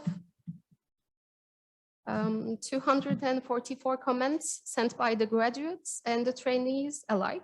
And among these comments, I determined that 59 out of 244 people conveyed their opinions about the courses that provide added value. And these courses were evaluated under the titles of arts and design, culinary arts, and fashion and design, based on my filters.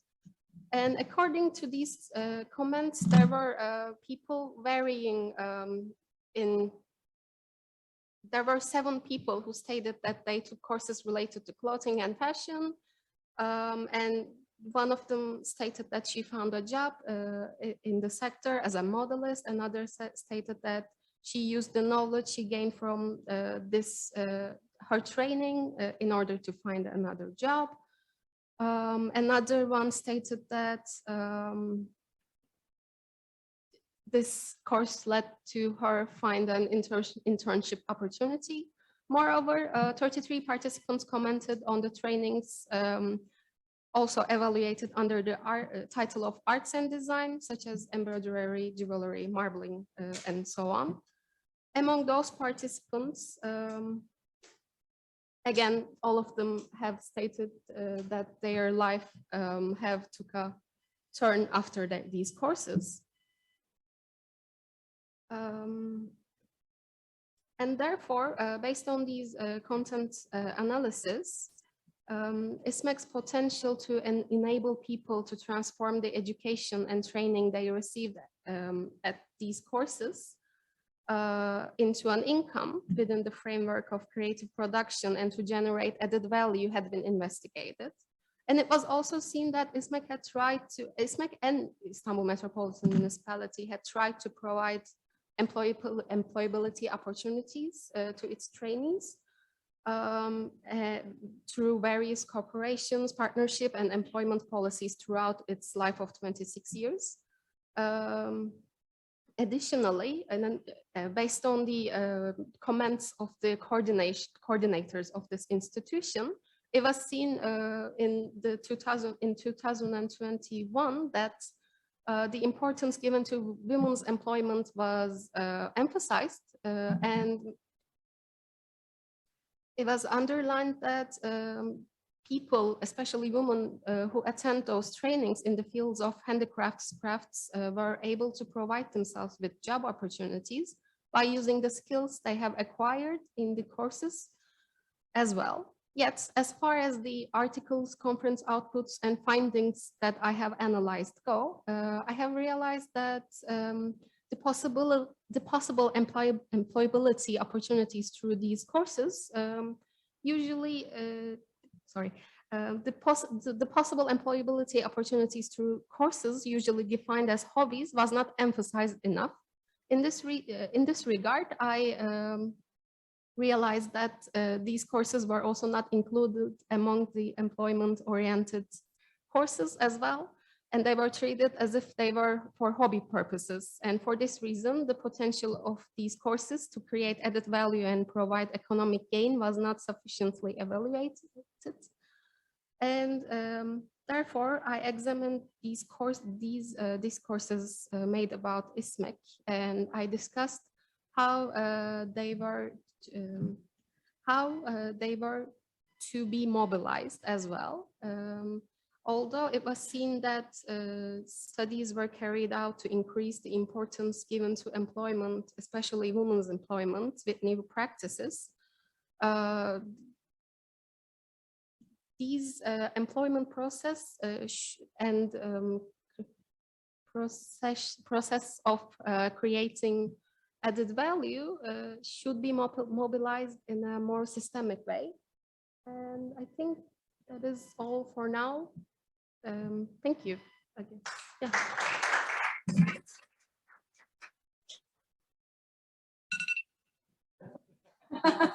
Extremely professional timekeeping here. But I had more 30 seconds more.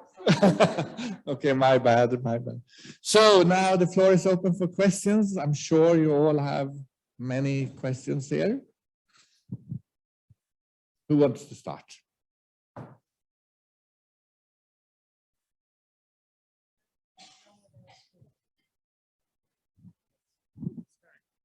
I have lots of questions for everyone, but I'll just start with, the first ones. Sumaya, for you. I'm wondering, strangely enough, is there any kind of similar hashtag movement to cover? Because, I mean, let's be honest, in certain communities, to put on the cover, to put on a veil is, whoa. I mean, as radical a move as taking it off a cover or a veil is in some others. So that's one question.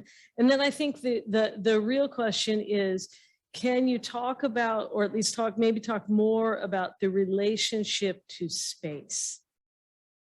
I mean, and that I think this is a very spatially oriented issue in the sense of, I mean, there are some places, sure, if you're unveiled, you're going to be invisible. And then there's some places where if you're unveiled, you are really not invisible. And the reverse is true as well. So can you maybe talk a little bit more about, I just find it really interesting that the motivation is around invisibility, especially when so many women who are not veiled would definitely not say, I feel invisible. So I wonder if you can maybe talk some more about that.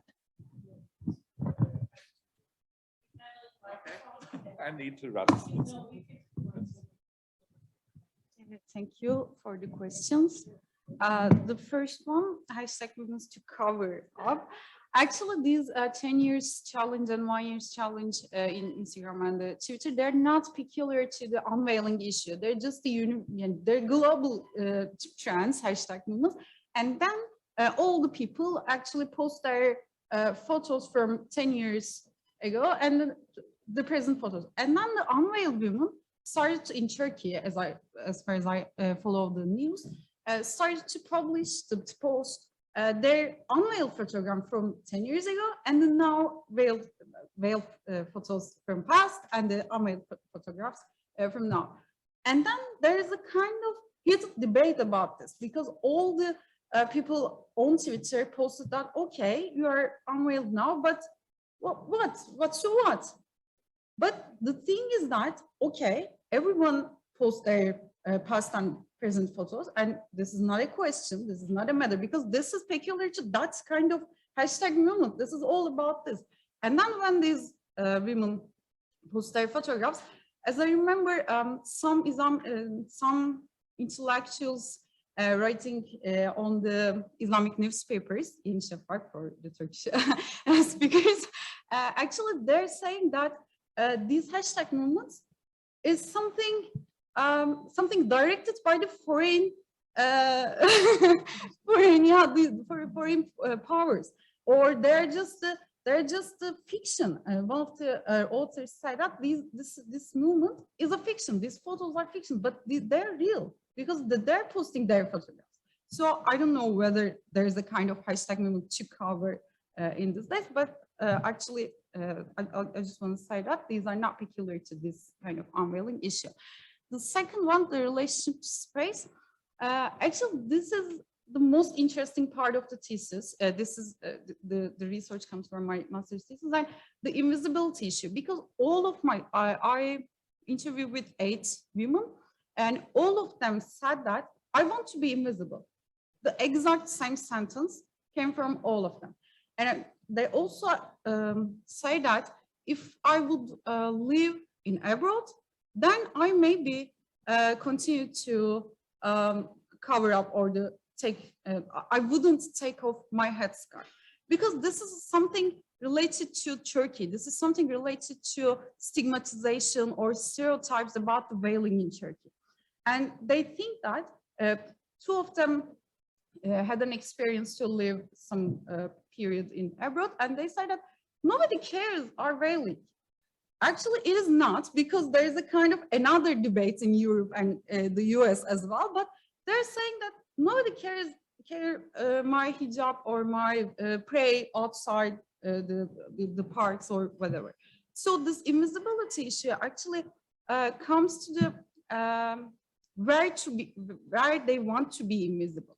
Because in the Islamic communities or in Islamic social circles or in pious families, they're visible, they're not visible with the headscarf. It's just normal. It is just a norm that you adopt at early age. Okay, veiling, there's this veiling. And then at a certain age, you have to veil.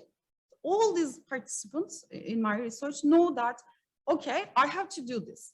And they're invisible there. But when they go to university, when they go to more mixed social circles or social environments, they encounter something different. In the first encounter with mixed group or mixed social situation, they're seeing just the veiled women. When they say something, it is not just something, but it is something that is said by a veiled woman.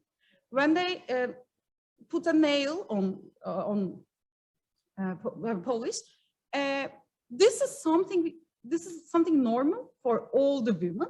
But when a veiled woman do this, or when a veiled woman make up, then it is something else. So these old women want to be invisible outside their communities, outside their in-group people.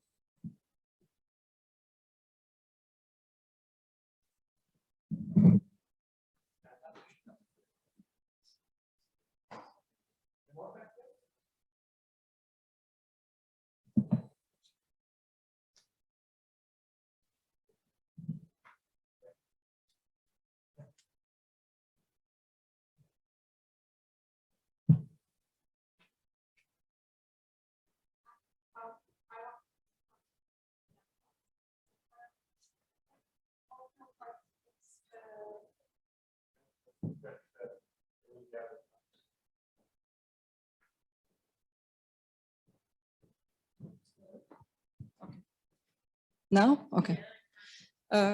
Did any of your participants come across hate speech, like Islamophobic hate speech, or is it only their perception of themselves, like their self-representation about hijab? Or did they come across with anything in public arena to themselves?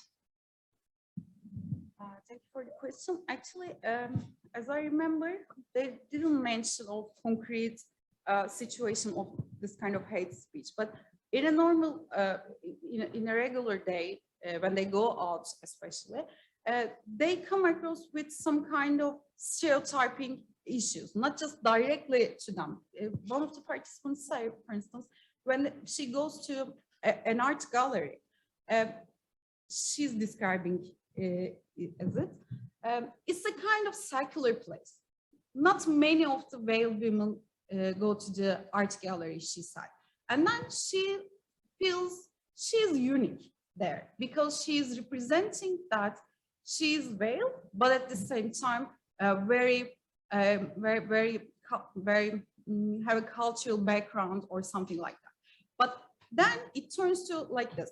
I'm veiled. I think all of this, instead of looking the paintings or the something, and I think I always think something like that. So this is a kind of overburden that she has. Actually, nobody says to her, okay, this is not your place, this you are a veiled woman, something like that. But this is a kind of perception of her. But at the same time, this is a kind of this is a kind of memory that she took off from her previous generation or the context of the church.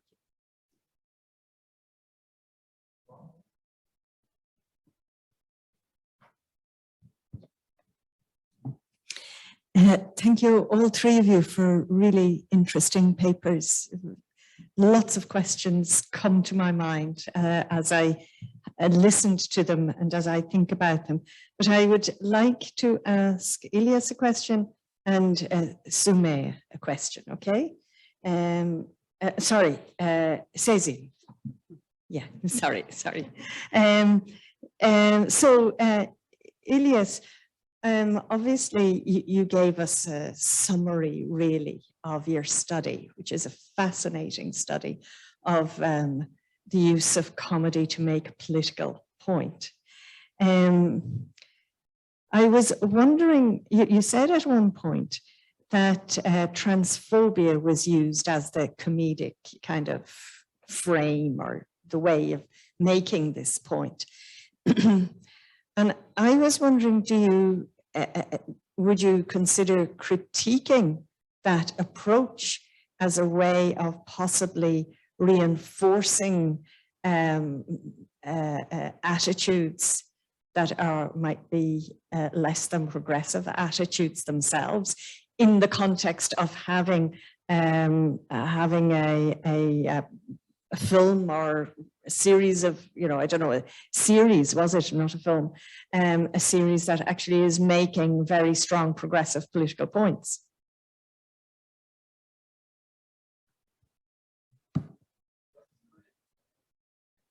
Okay, thank you so much for the question.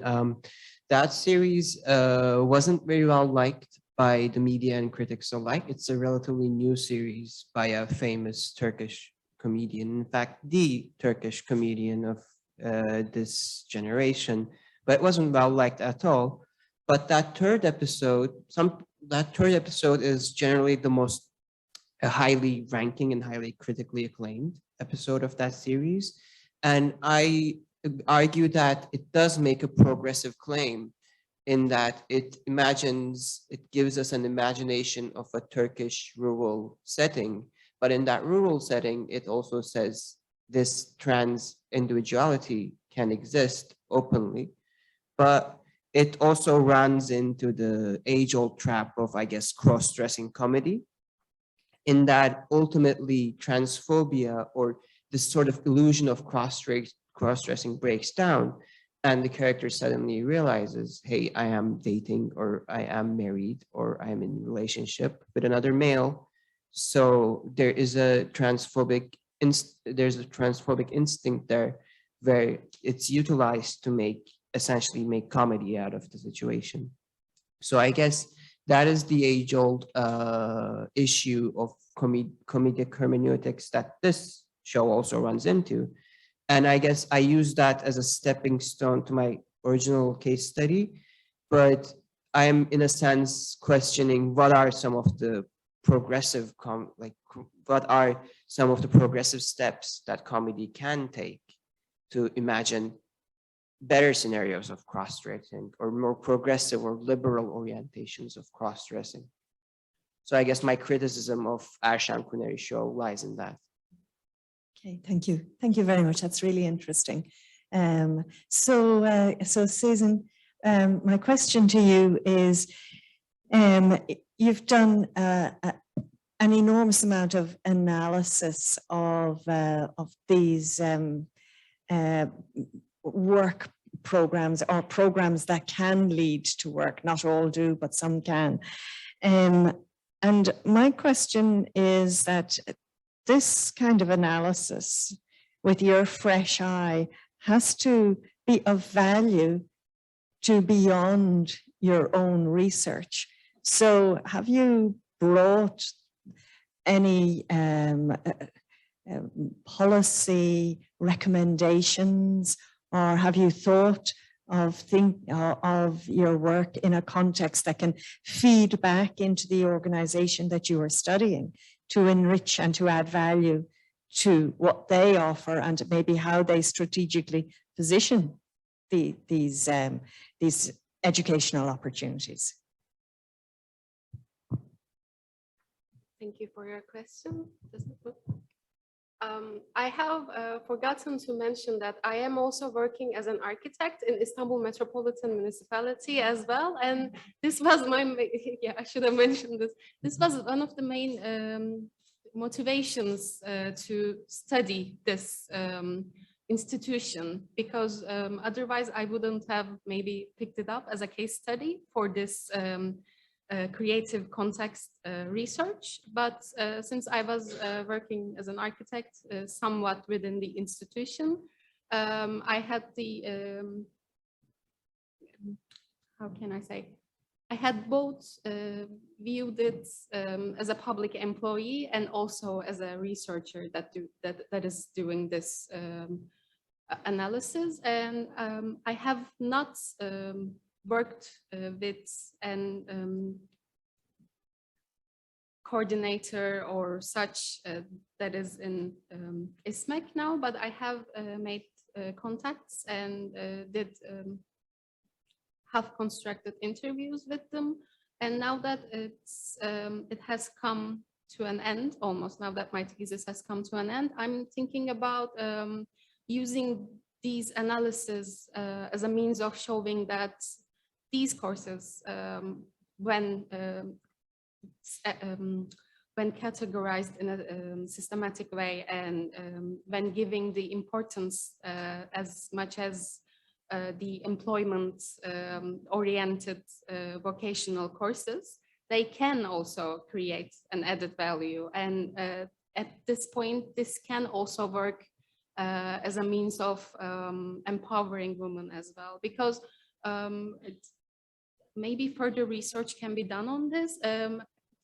It is seen that there are many courses given free of charge at ISMEC, and some of them are ceramics and like painting, embroidery, and all of these things are also very profitable at this time of day, because especially considering the COVID pandemic, everyone had taken up on an interest in practicing these, and some of them had used relatively easy interfaces to sell these, such as Etsy, Shopier, and such. And I feel like there's a relation there that can be discovered, because these courses, as much as in general they are seen as places for housewives to spend their time when their husbands and kids are away are also places that they can actually get a sense of labor through their creativity. And I feel like that these courses are not, I don't think this is emphasized enough in the current approach. I mean, there are a lot of practices and corporations that is aiming to employment and vocational trainings of its people in Istanbul, but they are mostly on topics other than these subjects. So, yeah.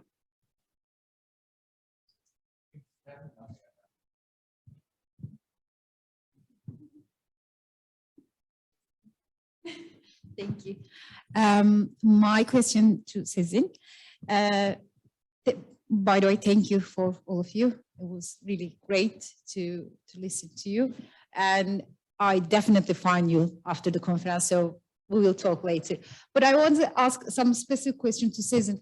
I'm working with the Women Cooperative Organization in Istanbul and around Turkey, and I'm going visiting the people. And the people, they like a government level or local level, and they always saying we should educate them, you know.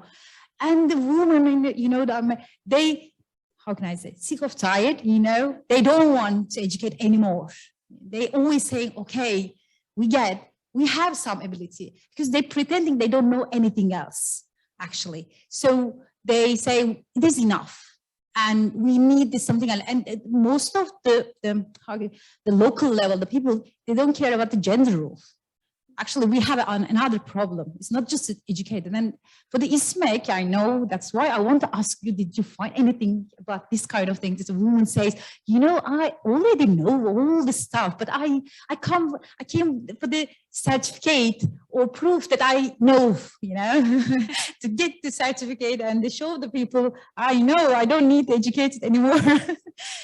Okay. Did you get any comments about this stuff from the ISMEC? Yeah, I know from the cooperative organization, especially the women cooperative organization, not other ones, because they think agriculture or, you know, what is it, the house stuff, they don't think they need to educate, education or courses, anything else. So did you get this kind of comment from your part? Thank you. Thank you for your research. Sorry, my mind is going. Oh, thank you for your question. Actually, not in that specific way, but as far as the comments that I have analyzed, I realized that some of the participants and graduates stated that, for instance, I knew how to knit, but my husband always telling me that I was not doing it enough, I was not doing an efficient job or such. So after I started there, my skill set has evolved, even to surprise him as well. I have come to realize, I've seen comments such as these. Also, in general, this was made to ISMEC courses in general. Most of the people stated, especially in the news bulletins, that they did not expect much when they first started these courses, because to their understanding, these are free of charge, locally funded government courses. I mean, how, according to them, how can it be sufficient enough for me to actually learn something? And not only arts design related courses, I have seen these comments made on ISMEC's language courses or computer technologies or graphic design. I mean, it has a lot of courses, and almost, I mean, many of the feedback that I have analyzed stated that these courses exceeded their expectations. So maybe that there is a relationship in between this and to your question, because sometimes the approach was also, I mean, also kind of diminishes the course content as well. Maybe their comments are made based on the course content's lack of content in this case. So maybe there is a relationship there. I mean, most of the feedback are valuable. Most of the feedback are positive from the graduates. But again, this is a very limited research. So maybe if I were to conduct interviews with more graduates or trainees, I would have come to different conclusions. So, yes. Okay, thank you so much. And even though you were part of my field, so I can appreciate the very thorough, very interesting work. So let's thank the speaker. And I think we have 15 minutes of break where you have to play. We meet here again at quarter to 4. And then next set of speakers. Teşekkürler.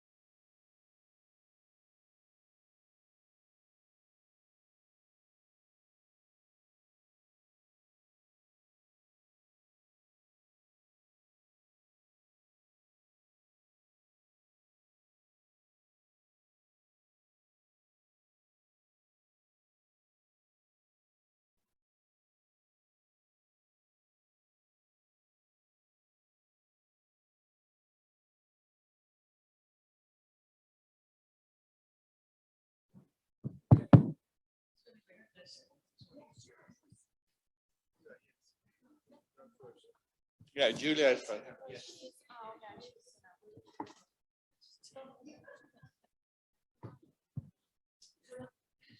Okay.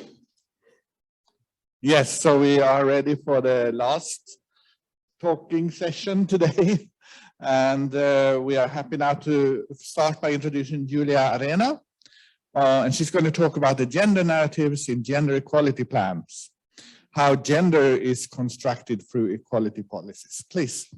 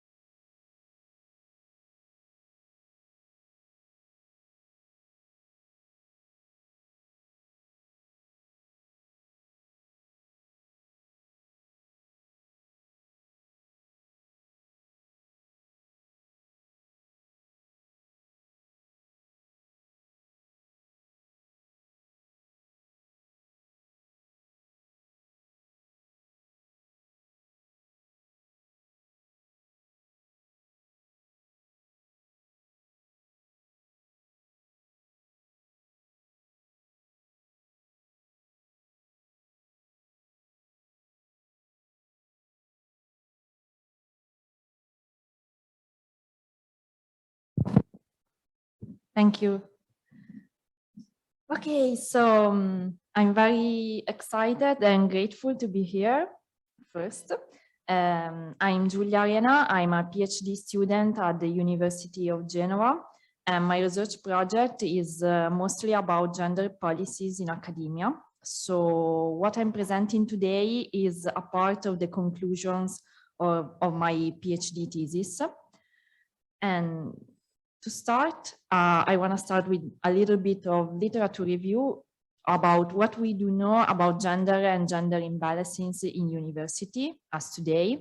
So of course, we know that university are gender organization, and the gender is a socially constructed concept that it's being done and undone in gender practices by men and women all day, every day. But we also know that there are some changes, some recent changes in university, such as the criterion of excellence, which is more and more important in today's university, and the mobility, the international mobility of especially early stages and young researchers.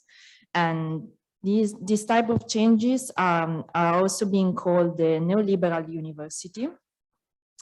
To sum up recent changes in law, in European law, in the way we recruit people in university. After this, there is also a glass door effect, not only floor effect, because in academia, it's difficult to enter, it's difficult to stay. And that's because it's also called a leaky pipeline for women, because women tend to go outside in the industry for another job because they don't find the right conditions inside academia. And gender mainstreaming, which is the political strategy of the European Union to fix this type of problem, as today has been proved ineffective. So it is called the fail of gender mainstreaming. But what do I want to focus today in my presentation is the construction of gender narratives inside academia, especially by some gender policies documents. And first of all, I want to share this quote by two Italian sociologists, Longo and Merico, because they say another relevant connection between narratives and the social science is meaning. By narrating, people share meanings with their fellow people. So this is obviously in general, but it also applies to gender narratives because they contain As social actors, we generally share meaning by telling a story. So there are stories about gender and about gender roles in universities in general, but there are also stories about gender inside policies and policies documents such as gender budgets and gender equality plans. So, of course, we know that gender is a socially constructed concept, and gender practices, as I said before, reproduce gender roles. In university, this happens as in everyone has a place of work, an organization. There is no difference, and the main roles in narrative mechanisms are the hero, the villain, and the victim. And the story is created with the initial situation and the final one. For example, you can think about maternity and parenthood, because when women in academia face this, I was gonna say problem, and this is problematic, this problem of maternity, because this is how we framework it as a problem. They are the victim of the system, and the maternity is the villain or the problem to be solved, so they can continue their career inside universities. So this also connects to some gender inequality explanation. There is a beautiful literature review from O'Connor that you can see on the slides.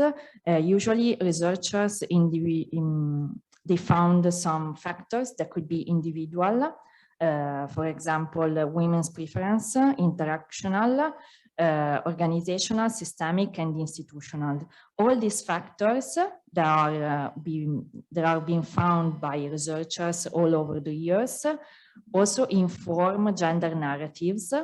And I try to, on the second column, I try to reproduce some type of narratives and discourses that we can hear every day in academia. For example, if you want to succeed in academia, you must concentrate entirely on your work, as men do. This is the paradigm of sameness. Girls are not fit for the labs. You should choose a more feminine path, like something in the health or care industry. You can manage motherhood and career. It's better if you look for another job, as I said before. And this is another quote by Marta Mieno, which is an incredible feminist lawyer. And she say, victim stories risk trivializing pain and obscuring the metric of vantage point for evaluating completing stories of pain. Victim stories also often adhere to an unspoken norm that prefers narratives or helplessness to stories of responsibility, and tales of victimization to narratives of human agency and capacity. So my research question was, what kind of story do university gender policy tell us every day when they are written, when they are approved, when they are implemented in academia? In particular, in the Italian context, we have three types of documents of gender policies. There are the first two, I think that we can find them all among Europe, because the Gender Equality Plan is now an eligibility criterion for the Horizon funding program. So we all know what it is. Gender budgets are being experimented all across the world. So they are pretty common, I think.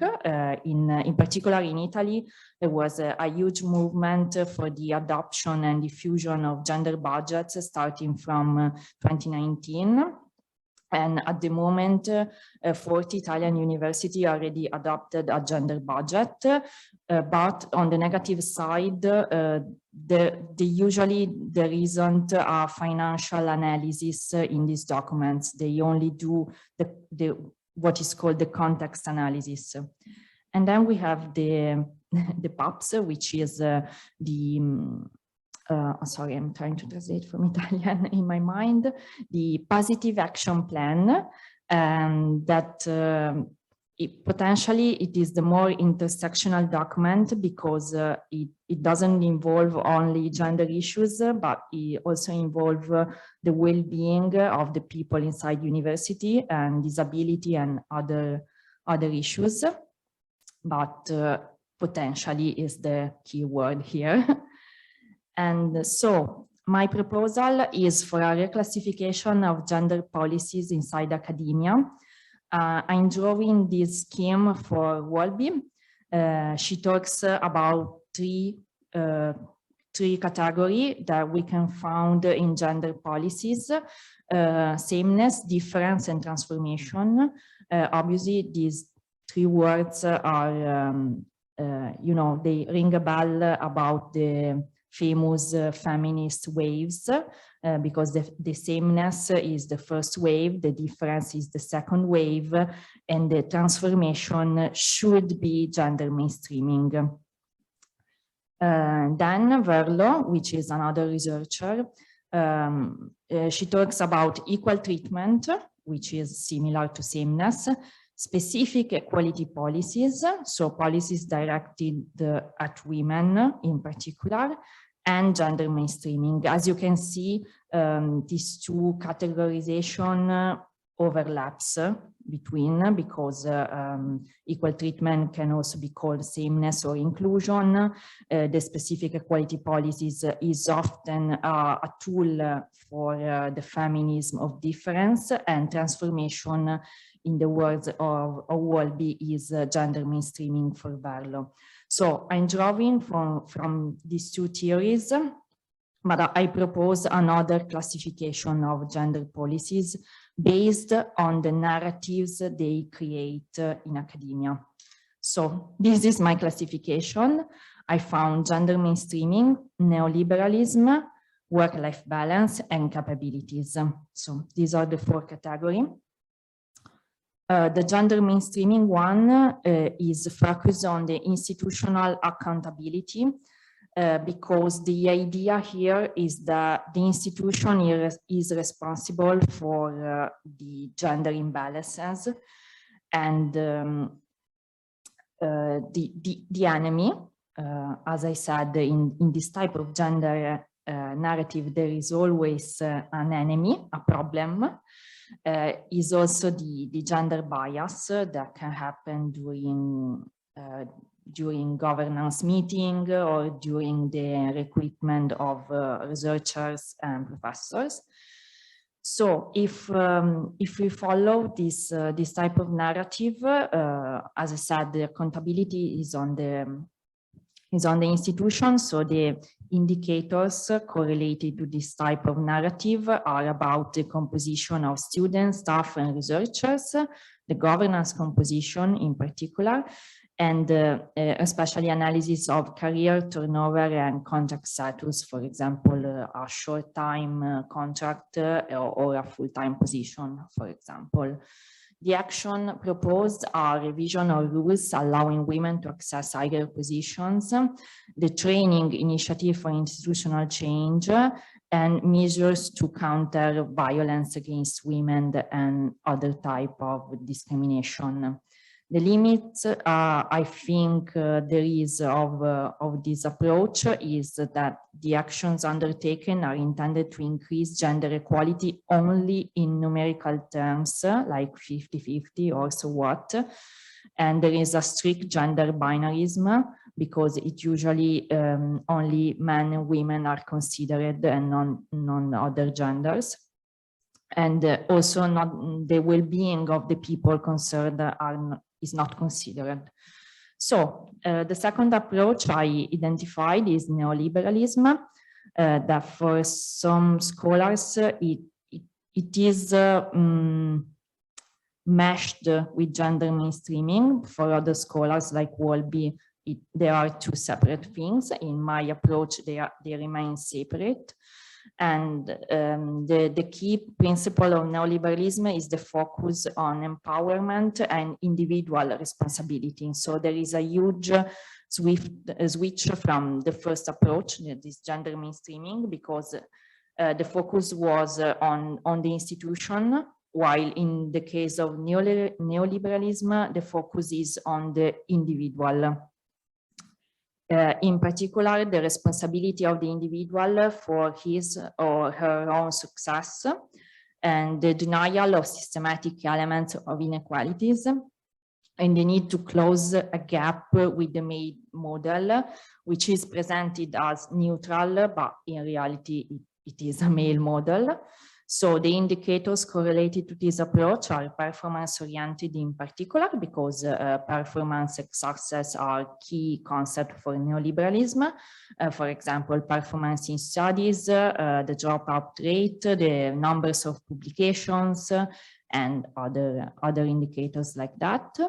The actions undertaken under this approach, in my opinion, are the ones that can fill this kind of gap to the male model, so mentoring and coaching in particular, and evaluation of women's productivity and actions to improve it, and the proposal of blind evaluation of researcher. The limit of this approach is that the individual dimension is rewritten in terms of excellence and success, not well-being. So, as I said before, the main framework is closing the gap and fixing the woman instead of fixing the institution. So about the last two approach or category I've identified, there is the work-life balance, which is a more specified version of, sorry, or what Verlo calls the specific equality policies, because they focus especially on care work and parenthood, especially maternity, because they are seen as the main reason for leaking pipeline. And there is also a preference for family-based care models. So, for example, paid leave for the mother to stay at home and care for their child. The indicators, in my opinion, are the academic care workload, which is a concept I find extremely interesting. For example, dissertation supervisioning, courses taught, hours in the office, and so on. And the distribution by employment regime, average day of absence, and the use of paid leave or other type of leaves. And of course, the presence of nurseries or kindergartens inside the university. The actions, obviously, they are really focusing on the maternity and parenthood and family side of these issues. So we have the use of positive actions for work-life balance, maternal leave, incentives for the return of the female researchers from maternity leave, aid for childcare, and etc. In this case, parenthood is seen as the only obstacle, and this is not true in the research explanations we have found. As I showed in the previous slide, there are a systematical approach can show that there are several categories of causes of the leaking pipeline, but in this case, this approach considers only the work-life balance as a problem, not the systematic, institutional, or individual issues of the problem.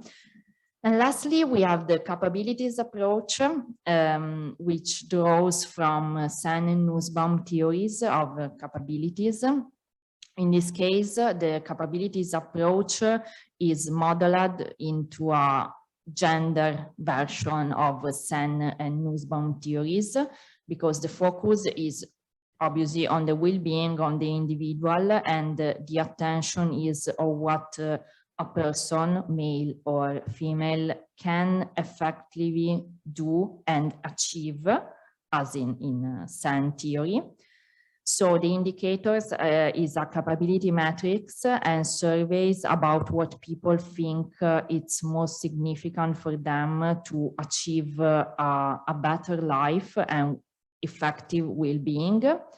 And the action is creating a list of capabilities in a participatory way, asking people about their wishes and needs, and from that redesigning the distribution of resources. So it is a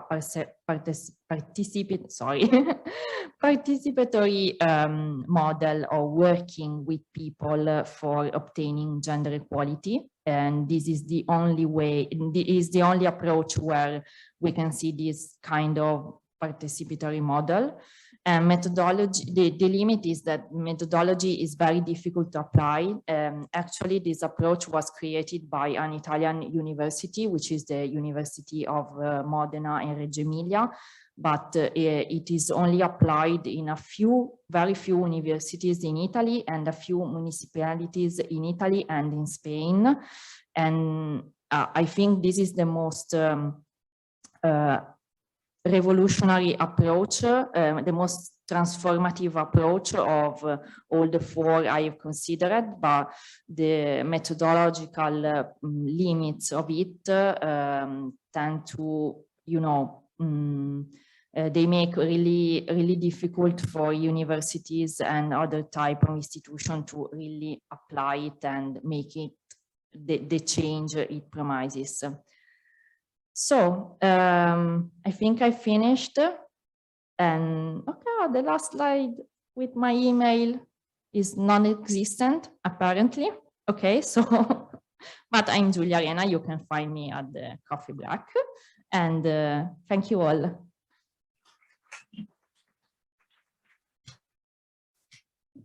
Thank you so much. Just a question, will we get the slides distributed? Maybe? Yeah. Well.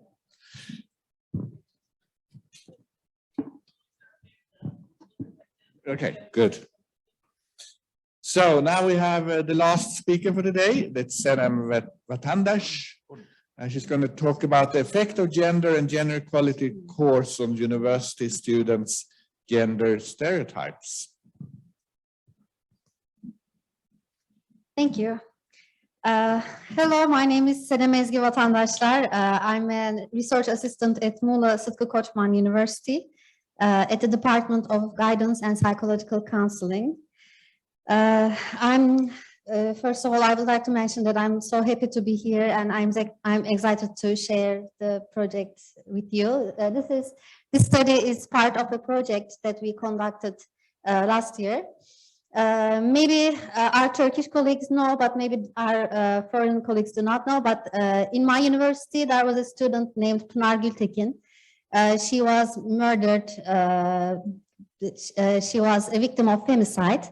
And after this femicide, the university decided to do something about this violence and gender inequality. And they started a call for projects to work on this issue. And this study happened because of that call. I'm the second author. I was the researcher in this project, and the first author, our professor, was the administrator of the project. And the third and fourth authors were our master students who worked in the project with scholarships.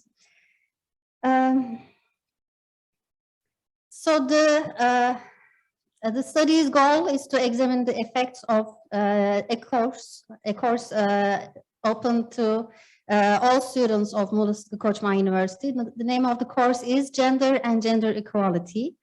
The first time this course was given was this academic year, 2020 to 21 academic year. We examined the effects of this course on the students' gender stereotypes. We used a quasi-experimental design with a pre-test, post-test control group, and we also collected some qualitative data to support or to explain our quantitative results.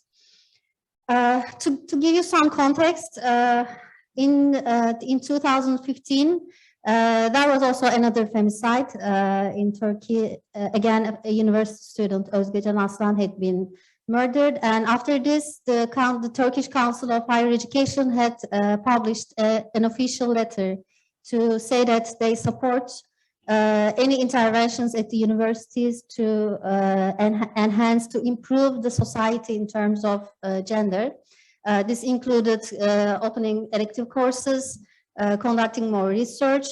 Well, it was later debated and so on, but during this time, since 2015 up until now, some universities still keep opening such elective courses, and this course was also one of those. But the difference of this one was that the ones that I know of, the ones that I have so far seen, are courses open to some certain departments, but this course that we examined was open to the whole university, all the faculties.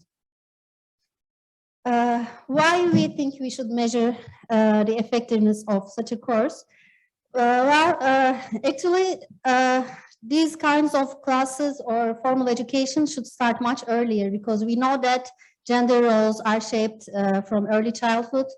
University level is a bit late when we look at the literature, but we also see it as our last chance to maybe do something in formal education about this, because yes, there should be more courses from much earlier times, but there aren't. So we thought that yes, we should give these courses, but we should not only give these courses and think that we did something, but we should also measure what it leads to. So what contributions it makes, what can be improved, what works, what doesn't work that much. We could also get some information through these evaluations where the university students stand on these points. We could, by the results of our evaluations, we could inform new practices and policies, and we could set an example for other effectiveness evaluating studies. The procedure is that we first, the evaluation took place in the spring and summer semesters of 2020 and 2021 academic year. Actually, initially, we first aimed to do it only in the spring semester, and we had one experiment, one control group in the spring semester, but then students were very interested in the course, and the course opened again in the summer semester, so we wanted to check whether our results would replicate. So we also had a second experimental group from the summer school. Course contents were like this. So we started with definitions and differences of sex and gender concepts, the foundations of gender equality and inequality, gender, family, education, health, the position of women and men in the workforce and the economy, the importance of preventing gender stereotypes, myths, and sexist language, non-sexist communication, and the relationship between gender and violence. We had 293 participants in total. From our first experimental group, we have 92, second experimental group 98, and from our control group, we had 103 people. As I mentioned, this course was an elective course open to the whole university, so we had participants from the faculties of education, science, literature, engineering, and so on. The distribution of gender was like that. Well, most participants were female in all groups. The age distribution was, well, it centered around 20s, but we also had some elder participants. Most of the participants were single, not in a relationship, followed by not married, but in a relationship. For our quantitative part of the study, we used this gender stereotype scale. Actually, we also, our team designed this scale and validated it in another study. It looks like this. I know it looks very small, but to give some examples of some of the items, it says, for example, it is a woman's duty to run the house. Every woman, no matter how strong, needs protection from men. The man is responsible for taking care of the woman. This was our measure. And then these are the means and standard deviations of, I don't know if I mentioned this, but we We used this scale at the beginning of the course semester, but also at the end of the semester. And we also used some open-ended questions. I will give some examples in a minute. So we see that here, although not statistically, we see that the experimental group has less stereotypes, and the control group also has less stereotypes. So when we first saw this, we were a bit curious why this could have been and whether the results would be significant. But then we conducted ANCOVA and we controlled for the pre-test scores. We checked whether the post-test scores were different. So the experimental group at the end of the semester had significantly lower levels of gender stereotypes. So yes, although both groups had lower beliefs in these stereotypes, the experimental group, the group that we gave the course to, they had much lower, significantly lower, and the effect size was medium. In terms of our qualitative findings, we actually asked around 10 questions. In the beginning of the semester, we asked why they were taking this course, what were their expectations, what they thought about gender equality, inequality, what they think about the relationship of violence to gender roles, etc. And at the end of the class, we asked questions such as, has this course satisfied your expectations in the beginning of the semester? What different things have you learned? Have you changed your behavior in any way, etc.? Some example answers to the question, have there been any changes in your stereotypes regarding gender and violence? 33 participants, well, it was not compulsory to fill out all the open-ended questions, so we have much less answers than we have participants. But among these answers, 33 of them said that they became aware of gender and stereotypes and they experienced changes. And they detailed this, different people wrote different details, but we can summarize them as adopting a more egalitarian attitude, belief in self-defense, but this self-defense not in terms of like self-defense for your life, but in terms of defending your rights. Awareness of violence, increased sensitivity, increase in problem-solving capacity, increase in empathic disposition, importance of using an egalitarian language, awareness of protective sexism. There were also very hot debates. I myself was assisting the classes that in both of the experimental groups with a principal instructor.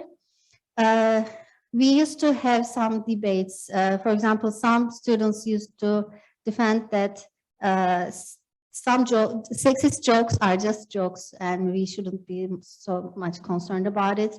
But I think we had an open environment. We tried to create an atmosphere where everyone could share their opinions.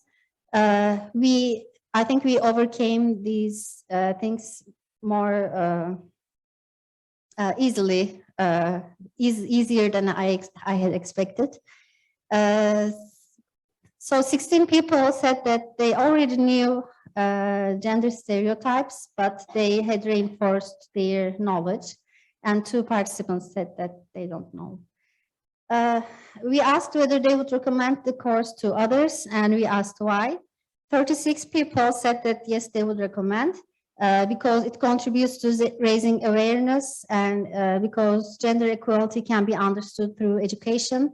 This course increases the empathic tendency, affects the reduction of sexist stereotypes in the society. It is beneficial in terms of knowing and defending rights. And yes, because it reduces gender inequality and violence in society. 2 people said no, to our surprise. The reasons for taking the course were, actually I was going to say this in the limitations part, but most of the students that took this course, because it's an elective course, they are already interested in the topic and they are already sensitive about these things. But some of the students were there because they couldn't take any other elective courses. And also through the within the classes, they were also a little defensive, and sometimes they do not approve of our what we said. So I'm guessing that these two people may be one of those, two of those. And one person said, I don't know.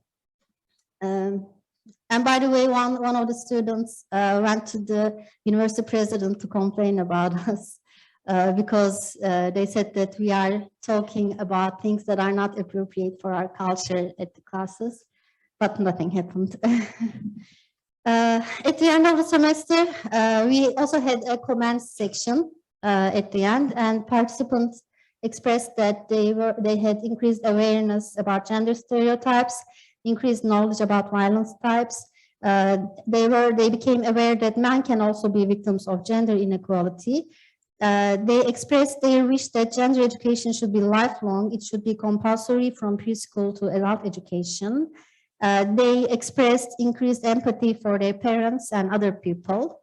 They expressed increased awareness of the importance of parent education because parents influence children during upbringing. They expressed increased awareness of child abuse. It was also one of the topics. They expressed that they understood the importance of the language use, the choice of words, the usual but sexist discourses like proverbs.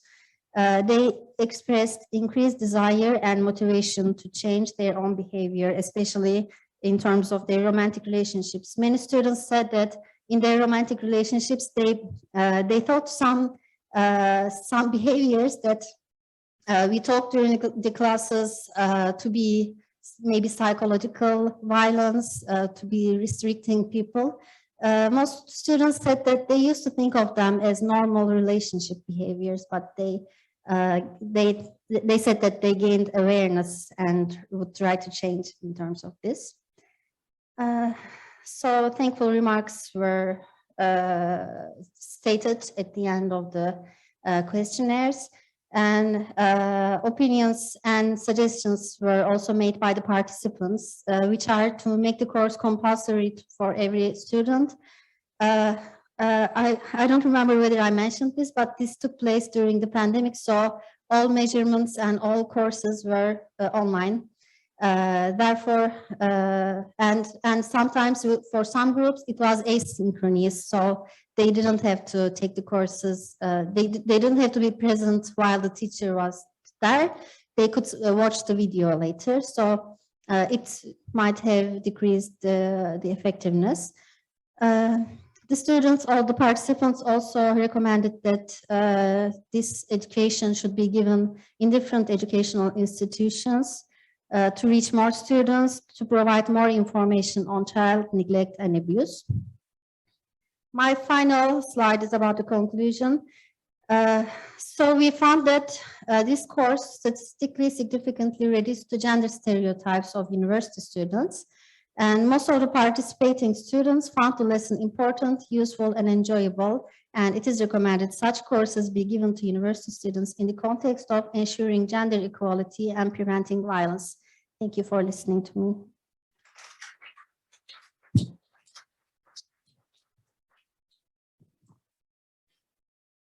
Thank you so much for two very interesting, inspiring talks. So the floor is open for questions or comments.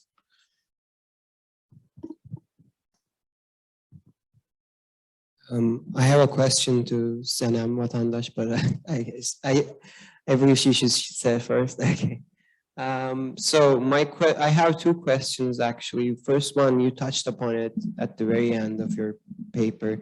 How much do you think online education factored into, especially was it ever revealed in your qualitative research, how much did online education factor into this gender and gender equality education that you provided to the students?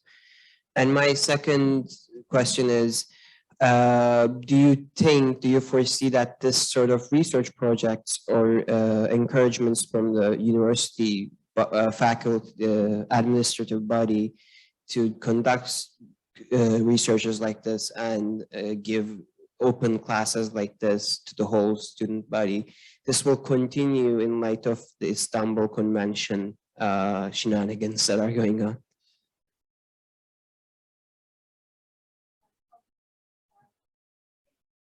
Second question, do you think, are you asking whether I think it will continue after the cancellation of the Istanbul Convention? Yes, and the political spirit around this that the government has taken against all sorts of expressions of feminism.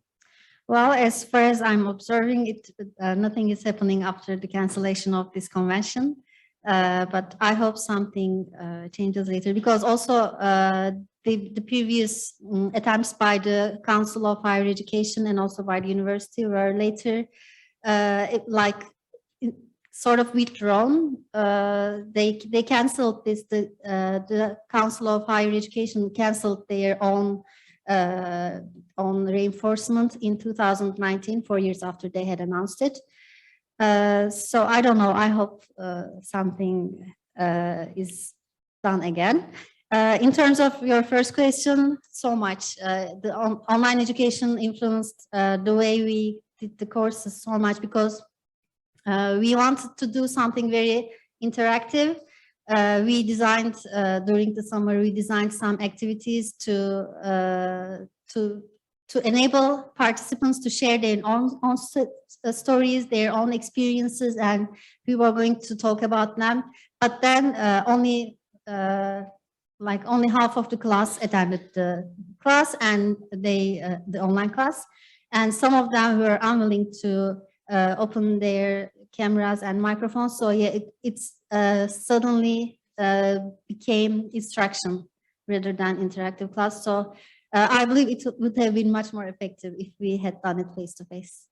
Thank you so much. Thank you. Questions or comments?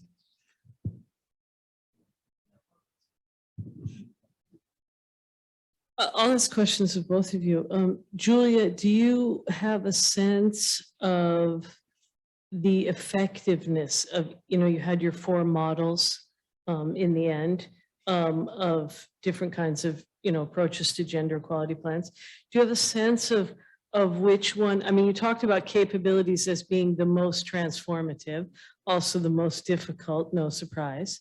Of the other ones, do you have a sense about effectiveness in terms of what seems to be working out there versus not working? I mean, I'm asking mostly because, of course, we all know that in order to secure European Union funding, we have to have gender equality plans. So I have some suspicions about some institutions perhaps taking the easiest path that they can, so unfortunately. And then should I just ask the second question now so we're all together? Do you think it should be a required class? And okay, well then, if it should be a required class, then what do you think, maybe talk a bit about resistance and what you think that might look like, given the fact that you had a very self-selecting audience. I do too in my classes, because my classes are all electives. So that might be interesting to think about. Thank you. Would you like to start? Okay, now, okay. Do I have to press it? Okay. Thank you. Thank you, Marilu. Yeah, sure. Two things. The first one is that as a researcher, in my project, I was more focused on what I said. I mean, what type of narrative can I find inside the documents, more than which type of narrative is the most effective, because that was not the point of the research, basically. But I question myself the very same questions, because I'm also in the policy making process of my university. So as not as a researcher, but as a person in university, obviously I question myself the very same thing. And I think that gender mainstreaming, that this type of mythical thing, it should be the most effective in creating institutional change, but how it is acted and implemented in everyday policies in universities, it is quite impossible to find real gender mainstreaming, because the other two approaches, as neoliberalism and work-life balance, are easier for university. And I think they are easier not just on the type of actions they propose, but on a theoretical level, because they blame the women. And yeah, this is what I think. Capabilities is, it also could be effective, but it's really difficult to implement. It's difficult in another sense than gender mainstreaming, because gender mainstreaming is difficult because it needs a really strong political support from governance bodies. Instead, the capabilities approach is difficult in the methodology. So there should also be, aside from the political support, there should also be a strong expertise on this topic. And I think this is the real limit. Thank you for the question. Yes, I think this course should be compulsory, and how to deal with resistance in this case. Well, I'm sure it will be difficult, and I'm sure what I'm going to say won't work for everyone. But I think creating a safe environment where certain rules are set for communication, that nobody will be judged by what they say, everyone will try to understand everyone else, everyone will be given a chance to explain why they feel or why they think a certain way. And an environment where we try to raise empathical skills maybe could work, hopefully. Can I just follow up? How long is your course? How many lectures or workshops? 14 weeks. But how many lectures would that be? 14 weeks, every week once, 2-hour session. Wow. When it comes to compulsory, you're most welcome to come to Lund and help us to support we have a compulsory course now for all students on the Faculty of Science, but that's 2 workshops, so it's 2 times 3 hours. But it's a start. Yeah. Better than nothing. Yeah. Any more questions? Hi, thank you guys so much for those presentations. That was really cool. Just kind of building on this issue of it needing to be compulsory and limiting resistance, for example, but also the challenge of it being a little bit, not too late, of course, but so late in a sense of starting by university. Well, for example, I'm a preschool teacher, and I was wondering, what do you think we could do to kind of offset this resistance so that it's kind of as they're growing? What can we do and my colleagues do to kind of help build that in a way? Do you have any advice on that? Well, we have many myths in our cultures. I don't know where you're from, but are you from Turkey? America. Ah, okay. Well, I don't know about America, but in Turkey we have so many roles that even maybe from babyhood, we try to forbid some emotions or some behaviors to boys, and some other emotions or toys or behavior for girls. Maybe we could try not reinforcing these types of discrimination from that age. Well, I can't think of anything else, but maybe other people can. Thank you. You're welcome. Yeah, thank you, both of you, for very interesting presentations. And yeah, I completely agree with when it comes to small children, part of the issue is maybe not so much doing things as stopping what we're already doing, right? Enforce, because there's a constant reinforcement going on already. So first just removing that and see what happens. But I had a bit more of a specific question for you about your control group, because I thought it was really interesting that you saw this change also in the control group. And I was wondering if you had any thoughts on that, if that's just a university effect or if you think that has to do with something else. We really can't think of anything because they didn't have this course.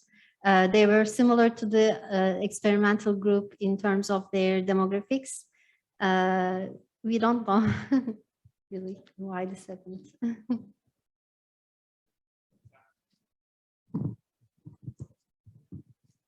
Thank you, both of you, for your presentations. I so much appreciated. You know, the university policies on equality is something that hasn't been the most exciting subject to me after 20 years of so working. And I really respect people who work very hard with university equality policy because it's a difficult thing to work with. Excuse me. So I really appreciated your narrative analysis because it gave such good analytical tools to think about, you know, what are we actually doing and really identifying that. But really getting back to the previous question actually is a naive but impressive question is, what is to be done? I mean, when you're working on university policy and you say for the gender mainstreaming, you really need a strong political will. Is this a hopeful or perhaps not so hopeful view on university? So, you know, getting back, you know, so I've had the privilege of doing other things besides work. Other very good people have worked on university equality policy, and I always feel kind of apologetic because I don't. But I think it is very important, and I really respect the work that's being done. But what is to be done? Given, I mean, we might have political will and we might not. Is it just understanding the political times and making the best of them we can? Thank you. So this is my personal opinion, of course. Yes. And I think that what needs to be done is creating a general sense that gender inequalities draws from power imbalances in university, because I think this is the topic. If people cannot understand the relationship between power and gender, they only do the numerical count of women and men. And maybe we can also, you know, achieve the 50-50 rate that seems so perfect and so egalitarian, but it's not really about power, so it's ineffective at the end, in my opinion. So what needs to be done on an abstract level, this, and in concrete, it's very difficult. So I think the change should regard, first of all, the governance bodies in universities, because that's where the decisions are made, resources, power, and everything else. So that's the point, in my opinion. First, then, you know, maybe creating nurseries inside universities that are a beautiful thing, but I don't think this. I think it's a cosmetic action in the end. And another thing I want to add about what you said, if I can, is that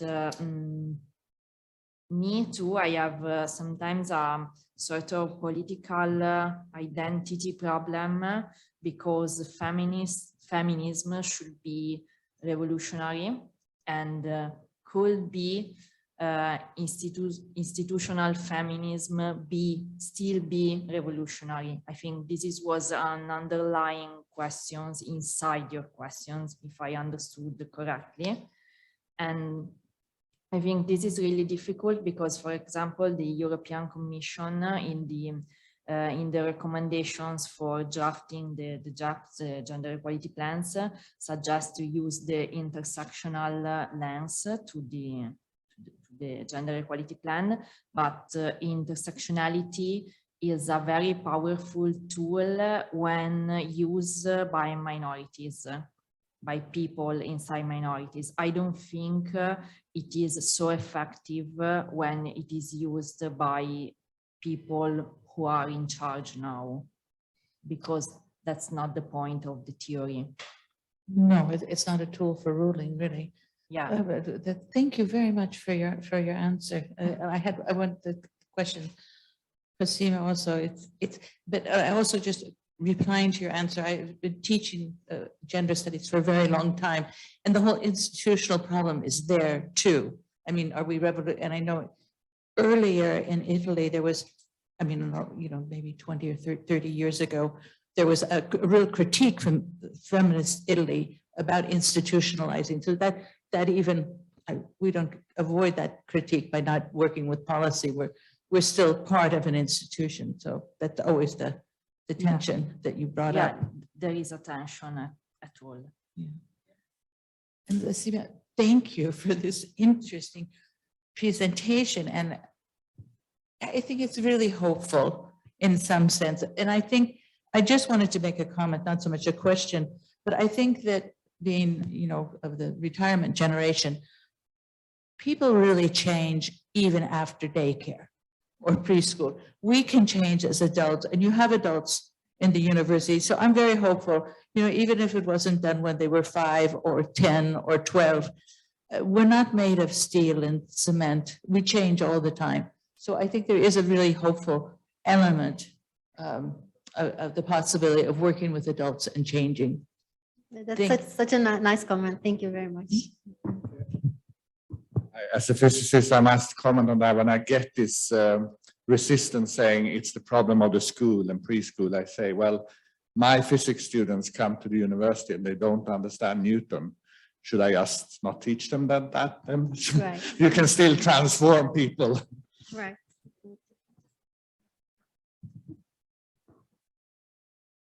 I think that, you know, this issue of institutionalization and what should we do? I think institutions are important, but I also think that probably in the long run, I mean, institutions run both ways, of course. You know, on a good day, they're with you, and on a bad day, they're really a heavy weight on your back. And I think that, I mean, I've been at this institution for 19 years, so almost all of its life, basically. I really think that the transformative thing to do is to create a culture of solidarity. I mean, I think that that's the thing that sustains you and wins out when the institution becomes the weight on your back. Because I mean, I think that that's the nature of institutions. There's good days and bad days with them. And so I think that I think more and more nowadays about, you know, how can we be creating, you know, and, you know, recruiting people to the cause, if you will, and creating that culture of solidarity that then we can call on in our most creative ways. I mean, I think also there's a sense in which I think that when things start to go badly, as they do sometimes, that then it's a moment for us to use all of our creative energies and not necessarily always just rely on a gender equality policy or policy and procedure, although I think they're very important. But sometimes you can't win that battle. So then it becomes a time to, you know, use different avenues to both, you know, recruit people and sustain people and also try to create some sense of change. Yeah, Braga, did you want to? Thank you. And thank you both for wonderful papers. And it's actually great that they came together and they were, you know, that we're able to listen to both of them, because in a way they're both tackling the same issue, but from different perspectives, or from different directions, I should say, rather than perspectives. And that's really, really useful. And one of the things I wanted to ask you, Senem, is that while this was obviously a very, very important intervention from the point of view of students, in my experience, it's also the members, the employees of the university also need that intervention, not only because there might be issues in relation to their own personal lives, but there's always an interface with students. And there's always a power imbalance there that often gets exploited. And so there's an issue around making a program like that available.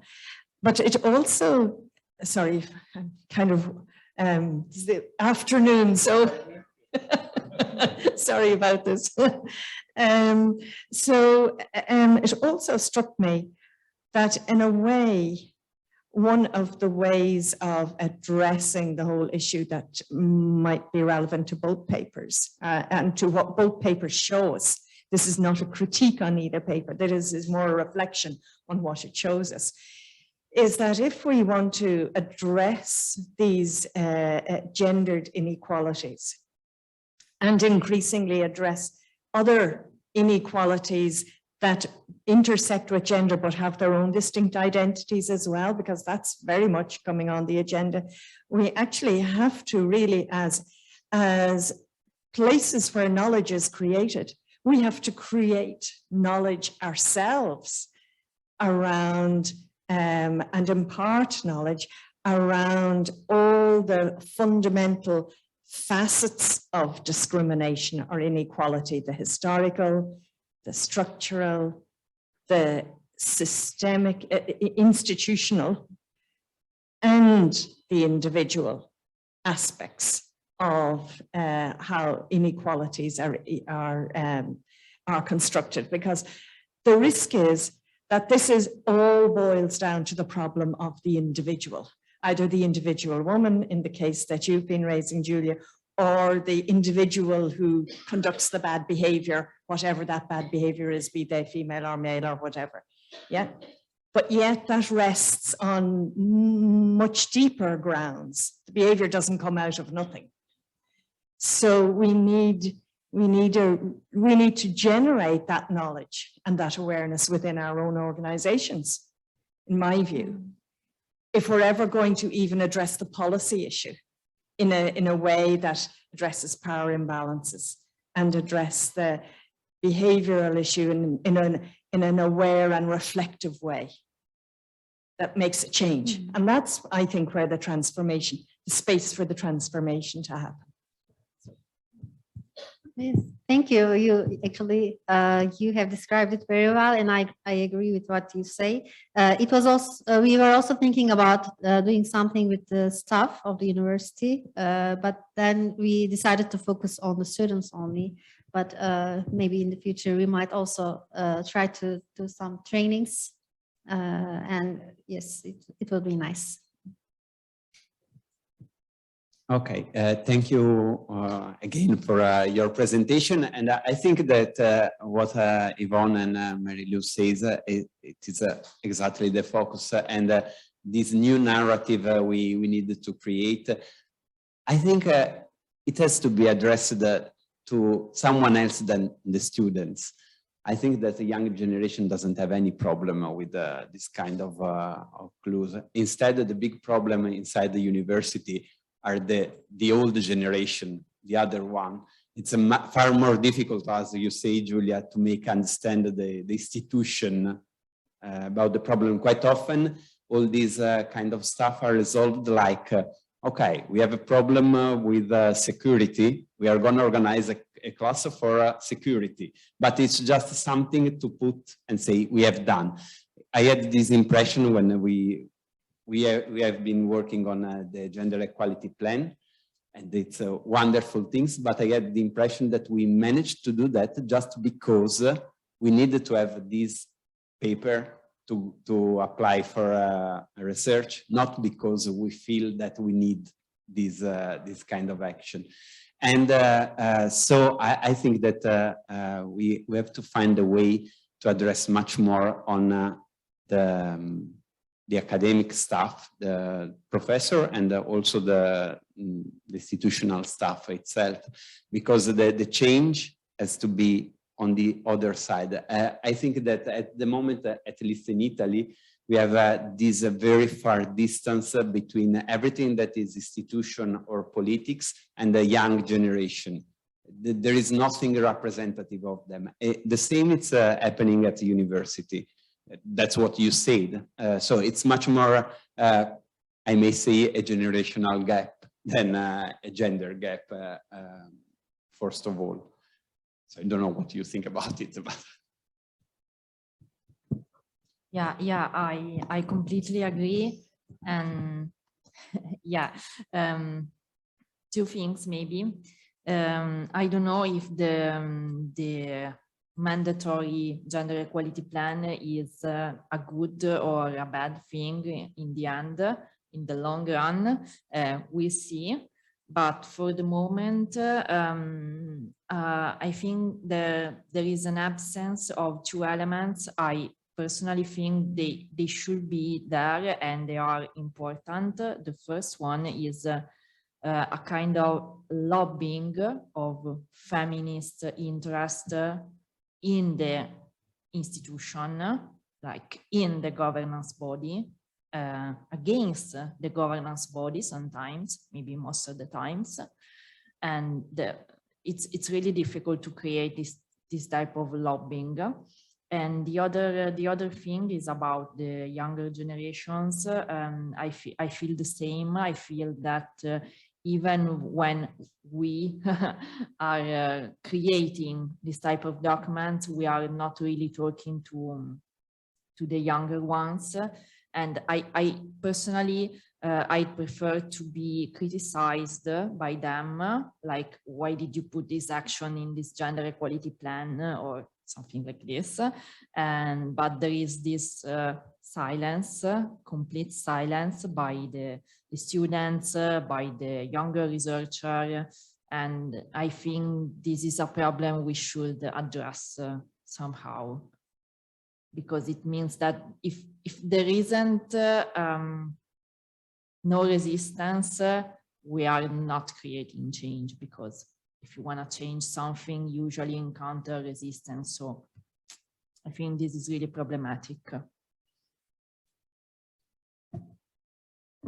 Okay, any more questions? Just a small reaction. I think gender equality plans per se is probably a good idea, but the question is what's happening now? How are they followed up, and what happens if you don't have one with smart goals and resources and so on? Okay, so I think thereby we thank the speakers again.